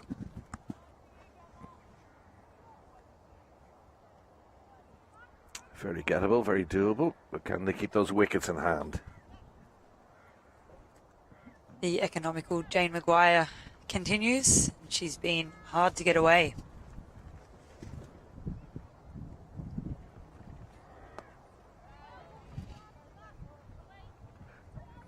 McLean would be anxious to get off strike to give Delaney the opportunity to get to her 50, and then they can refocus. First protocol is get Delaney to that half century. Yeah, Maguire's been good into her 8th over now, 1 for 20. Her wicket to fall was Georgina Dempsey, caught by her sister at backward point. Long looping delivery and just over the head of short mid on. Fortuitous, but it is a single. Just over Sophie McMahon's head. Looks like we could have a bit of a sore knee there. Claire Webber. Hopefully nothing too serious. Seems to be walking it off all right. Yeah.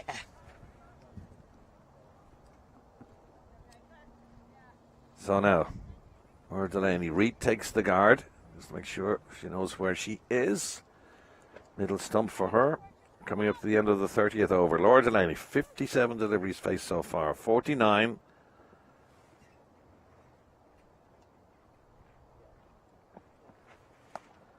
There it is. Quick single. Oohs and ahs. Just missed the stumps, not by much, but 50 for Laura Delaney. Well done to her. Irish captain leading by example here. 50 from 58 deliveries there for the guts of an hour and a bit, hour and a half. 4 fours, no sixes. 120 for 5 now, coming up to the end of the 30 over. Mark, well batted. Brilliant innings so far from Laura Delaney. In the air. Oh, and dropped. It was a difficult chance. One hand. McLean survives. And Jane won't be talking to her sister all day today. You caught one, why didn't you catch that one? Exactly. Now, after her unbelievable throw and pick up the ball before, you can't blame her for that. Well, out of shot, her header in her hand. She's very disappointed I've dropped that one. But it was a difficult chance, one-handed. Delaney continues in this scooping vein. Might come back for the second here, yeah, easy too. Long run around for the fielder at mid-wicket.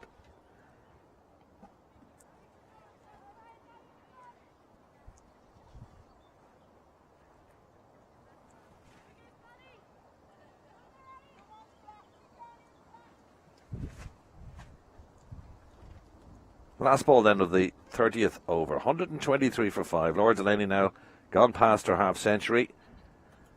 They need her to stay there. Circumspect watch on that delivery from her. So end of 30 overs here in this game. 2-2-3 for victory. 125 for 5. Laura Delaney has gone on to 52. We're going to have a little drinks break here before we hand you over to Stephen and Craig for the next 10 overs.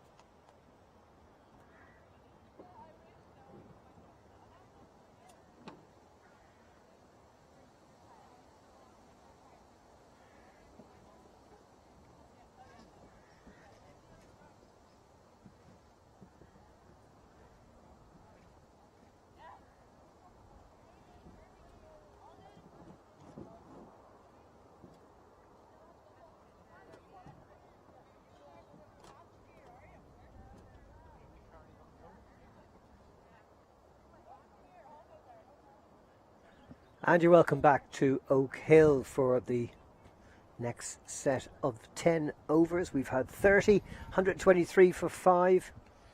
Laura Delaney very much the leader of the pack for the Typhoons. Izzy McLean at the other end, playing second fiddle, having been dropped in the last over.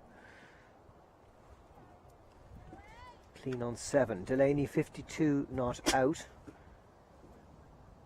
That run rate required exactly 5. They need 100 off 20. Gabby Lewis round the corner. So no run for Delaney that time. Well, you see already at the start of this over, Gabby Lewis taking up a new fielding position, trying to stop Delaney with all those little ramps she's been playing. Make her look elsewhere for her runs. And straight past the bowler, it wasn't too far away from the outstretched hand of Amy Maguire. Just a single for Delaney. She goes to 52. were saying in the first innings that plenty of people got in, got starts, got up to 39s, 35s, 29s, and nobody went on. Delaney has done. She's reached the half-century mark, but she knows she has to be there for a lot longer yet if the Typhoons are to win this game. Oh, McLean was going for the big hit there, but she swung a bit too soon on that slower delivery. Well flighted by Amy Maguire. She's bowled very well, Amy Maguire. In fact, both Maguire sisters have. Big part of the success of the Scorchers. Lewis in at slip. There's only one player on the boundary in the 31st over. They can have as many as 4 if they choose, but that's a measure of how on top of the game the Scorchers are. Looking to just keep taking wickets. Obviously the prize at this stage would be the wicket of Laura Delaney. That looked very close to a wide, didn't it? I suspect it was certainly skirting with the blue line.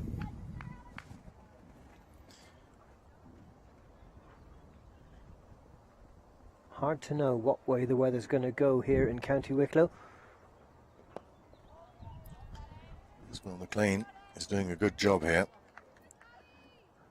Might not be scoring at the rate required, but she's providing good support to her captain, or to her teammate, Laura Delaney. Great over that by Amy Maguire. Just 1 run coming from it, keeping Laura Delaney off strike. And there's the card for the Typhoons. Just that 52 not out, standing out. Next highest scorer, Robin Searle with 19. Lost a couple of wickets when it looked like they were just about to get into a positive situation. Typhoons a little bit behind on the worm. Well, as we said at the start, it's intertwined with the red line of the Scorchers. Certainly not out of touch at the moment. Well, after 30 overs, Scorchers were 128 for 3. After 30 overs, Typhoons 125 for 5. Not much difference in the runs, but the 2 wickets make such a difference. And now a positive change for the Scorchers, and it's going to be Alice Tector coming on again. She's had 5 overs so far in 2 different spells. From Now 2 different ends. From 2 different ends, yeah. Bowling from the north end now.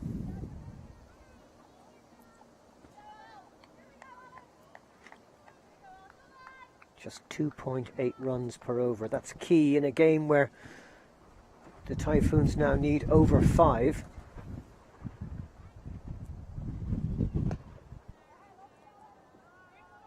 Bowling to Laura Delaney.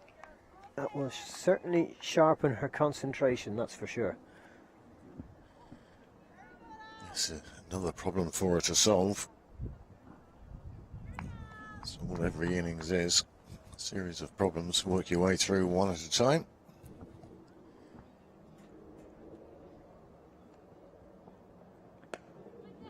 Lovely delivery, just a little bit of movement in the air, right on the wicket, giving Delaney nothing. One thing I do like, and I don't know whether it's by design or by accident, but Amy Maguire fielding just behind square at point, just backward point. Straying down the leg side, just a single for Delaney, who feels that she should have hit that a little bit squarer. Would have got at least a couple, maybe even a boundary. Just going back to Amy Maguire fielding at backward point. She's left-handed, and a couple of times now she's taken out or nearly taken out the stumps at the non-striker's end with a clean pickup. It's resulted in a couple of quick appeals for run-outs. See, that was a short delivery, and McLean didn't really know how to get her feet into position. That should have been pulled onto the onside. McLean doing well as a second fiddle to Delaney, but only 9 runs off her 20 balls faced. Putting more pressure on Delaney all the time to keep scoring quickly, but Scorchers are setting very good fields. Play and a miss. Pressure is mounting. You can feel it. Every delivery. That run rate required is going up and up. It's over 5 1/3 now, nearly 5.4. Well, only become more difficult with every dot ball. As you say, the Scorchers. Well, the Scorchers now have 4 outside the circle. Got a bat on the ball there, but it's only a single and it's the last ball of the over, so McLean keeps the strike. Just 2 off the over. Tector 1 for 16 off 6. McLean on 10. Delaney on 53. 32 gone. This match very much in the balance, although you feel that balance is leaning more and more towards the Scorchers with the passing of each over. Laura Delaney finds herself at the non-striker's end again, but it's admirable how she's not trying to farm the strike, trying to keep Isabel McLean away. She trusts her partner. She wants her partner to gain this experience, see what it's like in the middle with a pressure chase. But it may, as you say, be putting more and more pressure onto Laura herself, and she'll feel the need to take on shots that perhaps she might not be entirely comfortable with. That's a good shot. There's nobody out there. That's going to go for 4. First boundary of her innings for McLean. She goes to 13. That's good to see. She picked that one up on length, pulled it into mid-wicket. As soon as she saw, she knew where she wanted to put it, swung round on it, found the boundary at mid-wicket. 4 more runs. That'll be a big help early in the over. Still only 1 player on the boundary. And the stumping and the finger is raised by Aidan Seaver at square leg. And after getting her first boundary, McLean has to go. The scoreboard says Delaney 57, but actually she's on 53. McLean got that last boundary. She's on 13 and she's out stumped. Stumped by some good wicket-keeping work by Christina Coulter-Riley off the bowling of Amy Maguire. Well, this is a shame for McLean because she'd hit a beautiful fall of the ball before. She saw this one and decided she was going to take it on, went down the track. And if you go down the track, you have to make contact. Her head went up with the big swing. She ran past the ball. It was the simplest of stumpings. But one has to say, it's a foolish wicket to have lost, and the game very much turning towards the Scorchers now. 6 down, 130 on the board. Still 93 required, and they're running out of wickets as much as they're running out of overs. And the new batsman, well, we saw her bowling a leg spin earlier, Ocean Bartlett, who's playing with the Rush Cricket Club, where apparently she's doing great work as a coach and really helping to bring up the standards there. 20-year-old, more a leg spinner than a batter, from New Zealand, studying law and sociology in Canterbury University. That's a combination, isn't it? You don't often hear the words law and social together. A great boost for Amy Maguire getting her first wicket. She's proved very difficult to get away today. Into her 8th over, just 27 runs scored off her. Slip is back in for the new batter, Gabby Lewis there at first slip. Again, the Scorchers keeping the pressure on. Out of the 9 fielders they have, just one of them outside the 30-yard circle. Some of those inside are well inside the circle. We are hunting these remaining 4 wickets now. Short delivery, straight to the fielder. Ellie McGee coming in quickly from the edge of the circle. One feels the sea mist rejoining us now. Mountains in the background disappearing. Mountains in the foreground Fielders fading. retreating, hoping to give Bartlett a single, I think, in the end of that over, but she couldn't get it away. She stays on naught. The breakthrough from Maguire, the wicket of McLean. 1 for 27 off 8 for her, 130 for 6 off 33, and Delaney, who's been starved of the strike in the last few overs, on 54. And now we've got some pretty incessant drizzle coming down. It's almost like the cloud has arrived. We're just walking through it. And when you look at the 33 over mark with 6 wickets down,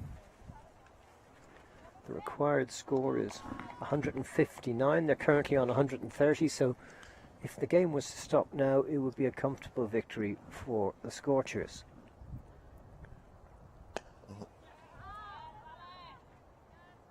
Knowing that, you wonder, will Delaney take a chance or two? Or maybe out there she can feel that these clouds are blowing through quite quickly. They are. The other thing is, the scoreboard not showing the DLS score. That's a wide. Alice Tector back on again for her second over from this end in her third spell. Unlike her to bowl so many wides. I think that's about her 5th today, 5th or 6th. Normally with her action, she doesn't have that many wide of the wicket. Usually bowls stump to stump.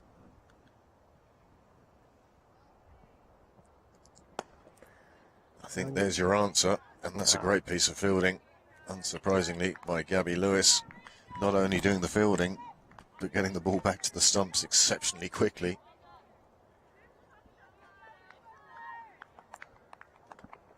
Yeah, Lewis on the leg side and Leah Paul on the off side, coming in very short as the ball is bowled.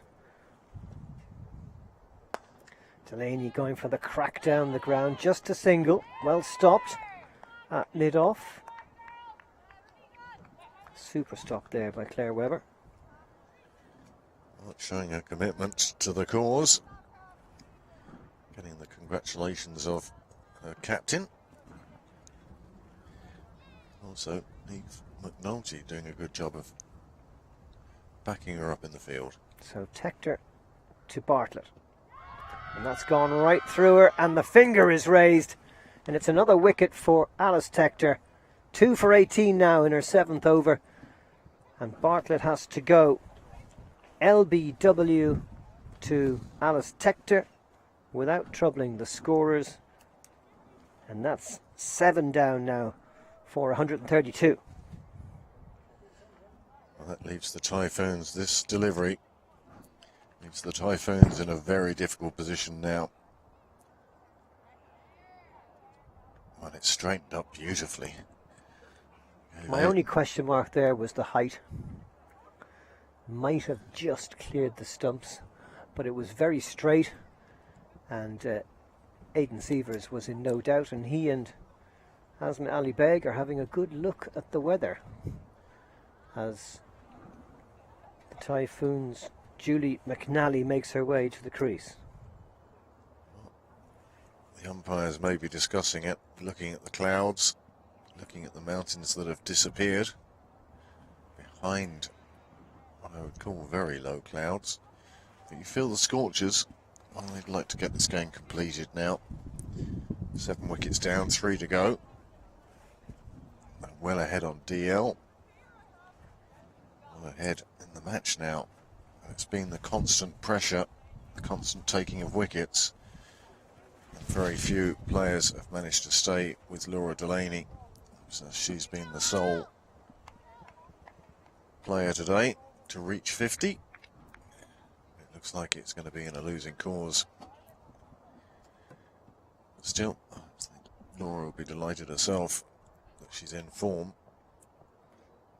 He'll be disappointed with the rest. And that's out. First ball through the gate. Alice Tector on a hat-trick. 8th wicket goes down. McNally bowled. And, well, all you can say about that is poor Lord Delaney looking a rather forlorn figure out there, watching the wickets tumbling at the other end. I now see and feel what the umpires were feeling a minute ago before that wicket. Missed actually really falling now, landing on our table even. But 8 wickets down. Freya Sargent it is coming to the middle. What words of advice she's getting from Laura Delaney. P.S. You're on a hat-trick. Well, as you can see, a couple of slips. Well, you can't see because we're watching Freya Sargent go to the middle, but a couple of slips have come in for the Scorchers. In fact, maybe a third even. No, just the 2 slips. But they have brought in the field. Like, the entire field is a lot closer in now. None of them are sitting back on the ring. Oh, Amy Maguire is behind point, but most of them are coming in searching for this hat-trick ball for Alice Tector.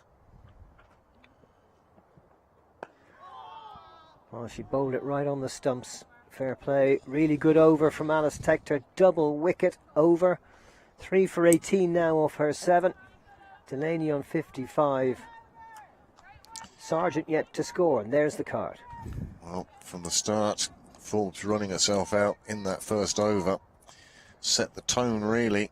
Wickets have fallen far too regularly. People getting into double figures, and then departing. And then, of course, Bartlett and McNally both falling to Tector in successive balls. Suddenly, well, there were 8 wickets down. Fascinated that the umpires are allowing it to continue, to be honest, because this is quite an incessant drizzle now. Maybe a bit more than that even. If the game was closer at this stage, if there were a lot more wickets to be got, with just 2 to go. Delaney goes for the big one, and she's out, caught it long on. And it's Amy Maguire joining the party, another wicket for her. And it's the big wicket of Laura Delaney, who felt she had no choice but to try and hit out and at least get a few quick runs on the board, but it hasn't worked out. She's caught in the deep, and Delaney out for 55 off 69 deliveries, a fine knock, but just couldn't have any partner who could stay with her long enough to get close to this 223 target. So 132 for 9 in the 35th. Delaney felt that like she'd been backed into a corner. She had to go, came down the track, made a decent contact, but fielder out there. Claire Webber. Taking a very nice, neat catch. And thus we come to the closing moments of this match. 1 wicket to go. Wickets 7, 8 and 9 all going in the 130s. Last batter in is Sinead Thompson. She's highly appropriate that she should be here for the finish of this game. She was here at the start of it with her left arm over.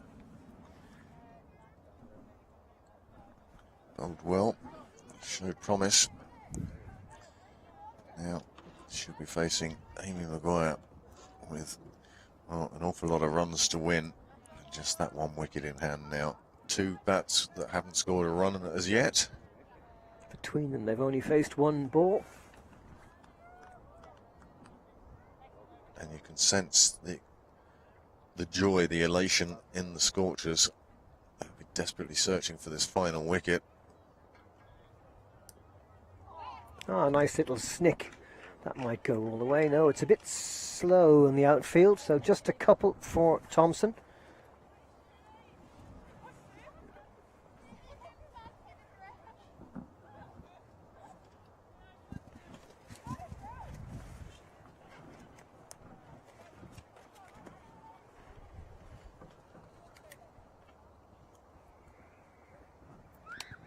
Thompson, the left-hander.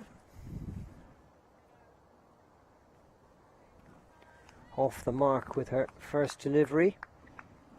Maguire looking to wrap this up with the final wicket.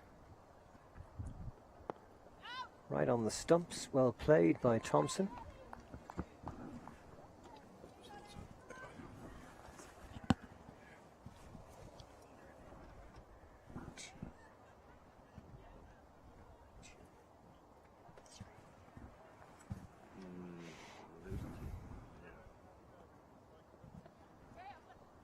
Thompson did well there, but was a bit slow to take off. The run called by the non-striker, Freya Sargent.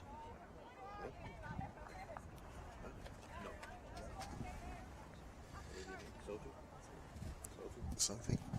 So the Typhoons heading for their second defeat out of 2 in this 50-over Super 50 Cup match, sponsored by Evoke. Even with 2 defeats, they've had some bright sparks, bright moments in those 2 games. They took the Dragons all the way last time.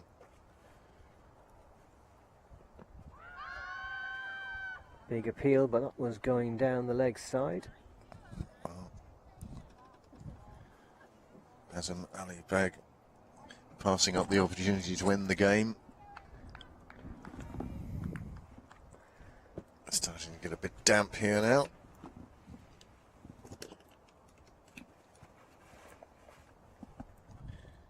And it's pulled away to backward square leg. Sargent getting off the mark. Well, this is good experience for these two. I mean, victory is almost out of the question here now. It'd be the most amazing game of cricket if they did take it home from here. The umpires now, well, they're wondering if it's now becoming too wet to continue.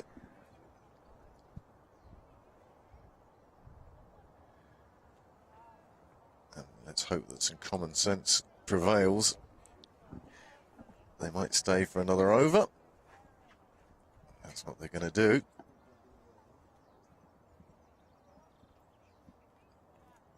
Well, I have to say, I am surprised. The match is, it's never over till it's over, but with 15 overs left and only 1 wicket remaining, and still 87 runs required.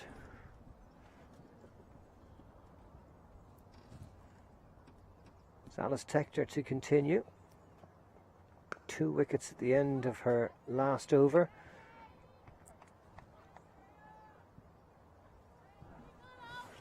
And Tector with 3 wickets for just 18 runs.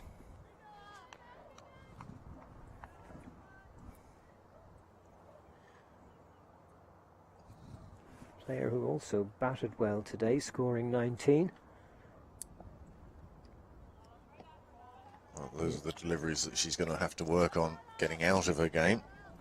You wonder if that's caused as much by the wet ball as anything else. Certainly wouldn't be easy to bowl with now. I mean, the one advantage they do have over previous years is there's a ball at each end. So the ball sits in the umpire's pocket for an over. Gives it a chance to either dry out or soak up moisture. Down the leg side and pulled away for a single. Sargent goes to 2. Seems to have eased off a bit now. Thompson on 3. Makes the umpire's decision stay on. Looked like the right one.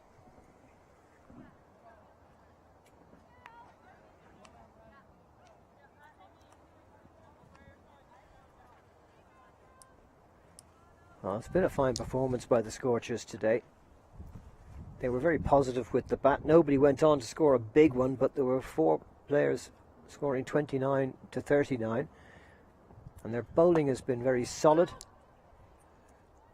Their fielding has been very, very good at times. Just to go back to the batting, as much as talking about the 4 players getting starts, there were partnerships. And that was the important thing as far as the Scorchers were concerned. They might not have had anybody who went on to make a big score, but they worked together. And put partnerships together and accumulated runs. Leah Paul and Sophie McMahon especially putting on 76 together. Biggest partnership of the day. In return, yes, the Typhoons have had the highest individual score, but those partnerships were lacking, and that's what has let them down here today. Those hills in the distance have almost disappeared. Oh, good delivery. Tector beating the outside edge. Through to wicket-keeper Coulter Riley. It's difficult to even see the N11 now. Earlier on you could see the lorries and the caravans going past. It's disappeared into the mist now.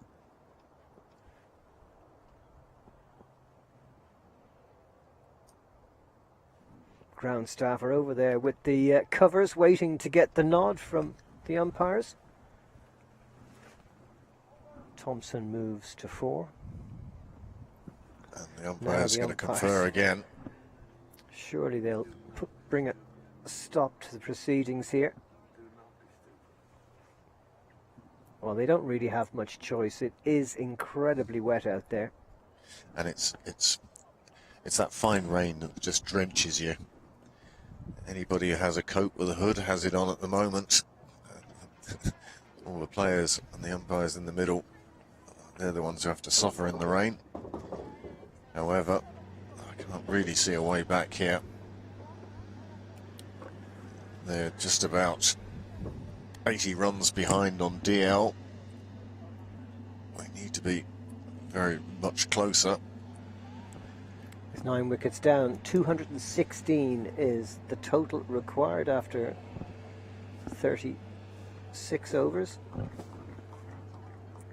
So if the game should end here, it will be a victory for the Scorchers by 61 and 16, 77 runs. That will be the official result under DLS. But here with rain stopping play, we're going to bring a halt to our coverage for now. We'll be back to tell you how it finishes in a short time.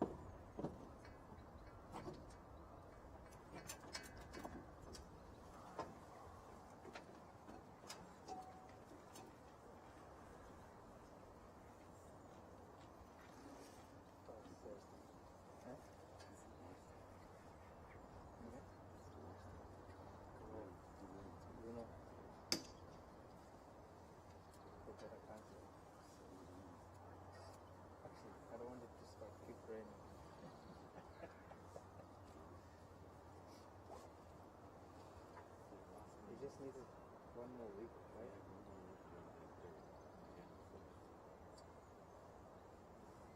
That's why I think they kept leaving them on. You know, the problem is, I think they're even like up to it or took forever to. They're doing this whole 50.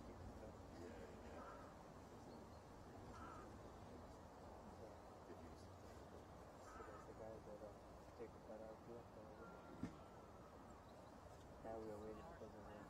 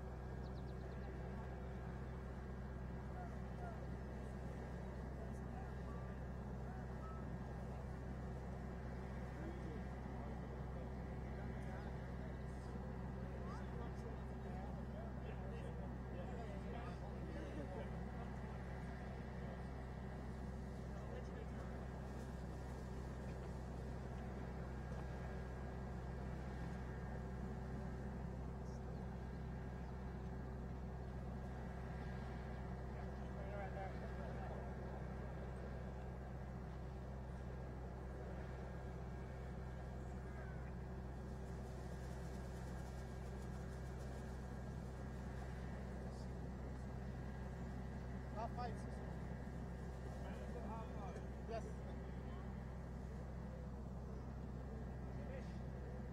No, half five start. Don't listen to him.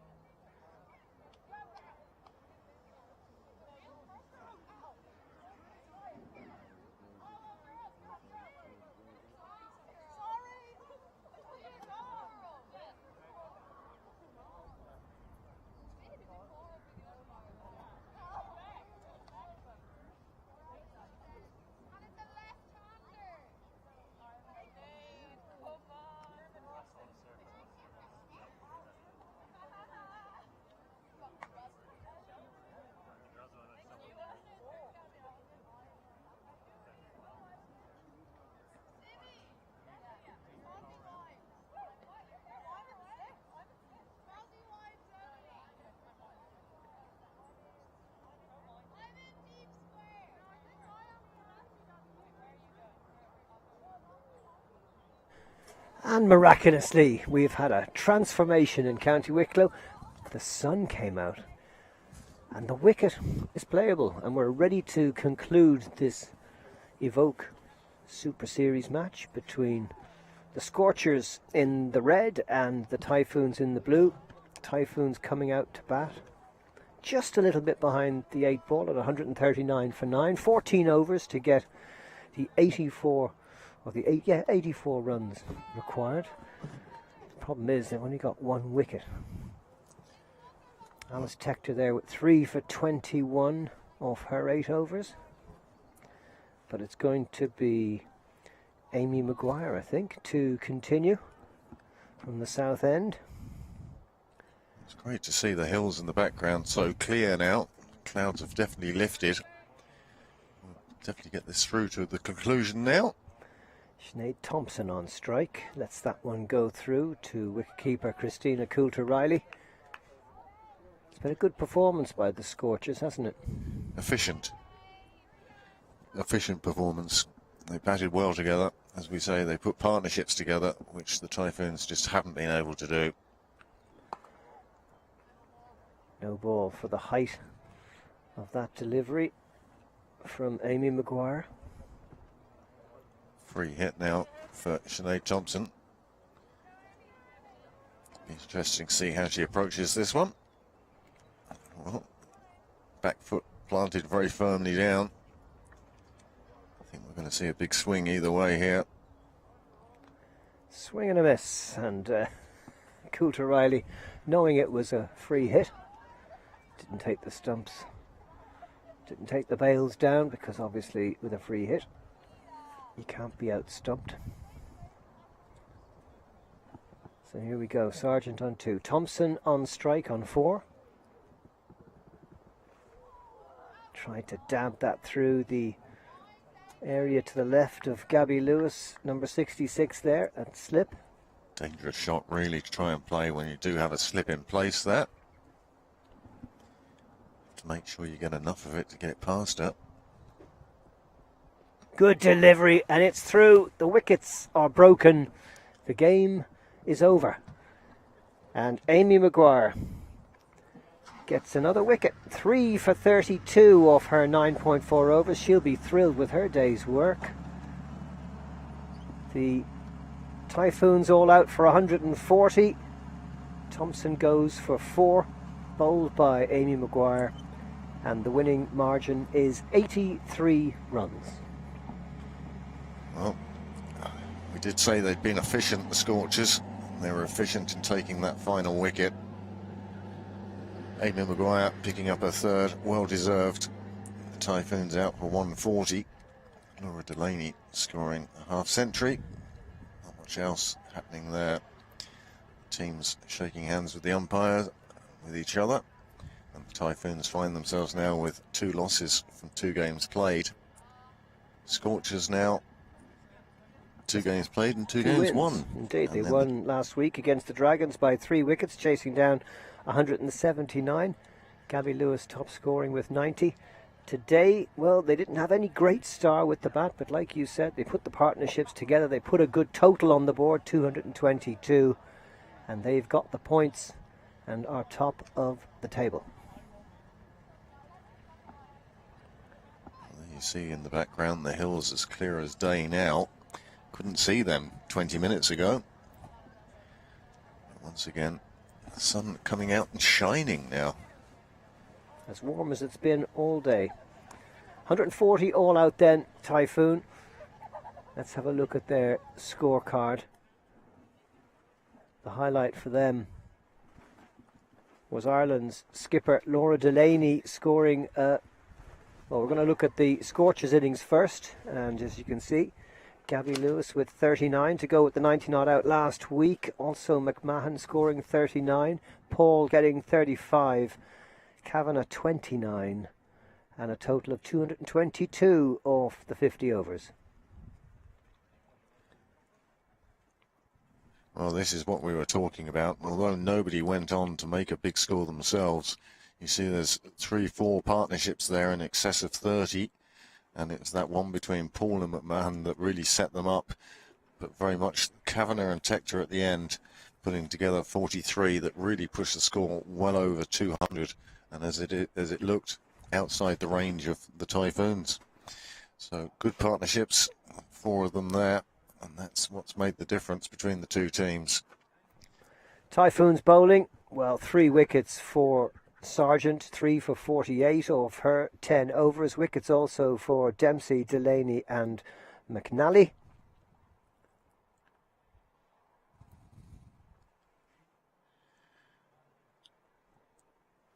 And here's the batting for Typhoons. That 55 by Laura Delaney, the cornerstone of the innings, but just not enough players spending time with her. Searle looked good until she got out for 19. Stokel and Dempsey made starts, as did McLean. But in the end, the innings rather frittered away. Just tailed off at the end. Alice Tector taking 2 in 2 balls. And there you see, nothing like the partnerships that the Scorchers have. But Searle and Delaney and Stokel, you see they're all just chipping away at stuff, but no partnership really going on past 50. And the partnerships at the end, not that promising. Scorchers bowlers, well, Alice Tector, she took 2 in 2 balls near the end, and she ended up with 3 for 21, and again a superb economy rate of 2.63. Amy Maguire, she picked up 3, bowled really well, left arm spin, and she was sharp in the field as well, 3 for 32, and the other wicket takers then were Sophie McMahon, 2 for 34, Jane Maguire, 1 for 25. A little bit of a collapse near the end, went from 130 for 5 to 140 all out, which probably reflects the lack of strength and depth in their batting lineup. Once the top order didn't fire, they were always going to be in trouble. So there is the summary of the match. The Scorchers 222 for 8, the Typhoons 140. The gap at the end, 82 runs. The Scorchers march on. It'll be 20 over cricket for the women coming up in the next few weeks. Next match in Lisburn, as you can see. Sunday next, the Evoke Super 20 Cup. And we're looking forward to bringing that and all of the games to you over the coming months. Many thanks to Celeste Rack, John Kenny, Craig Senior and all the staff here, all the folks who run HBV Studios, bringing you this live telecast from Oak Hill in County Wicklow. Until next time, goodbye.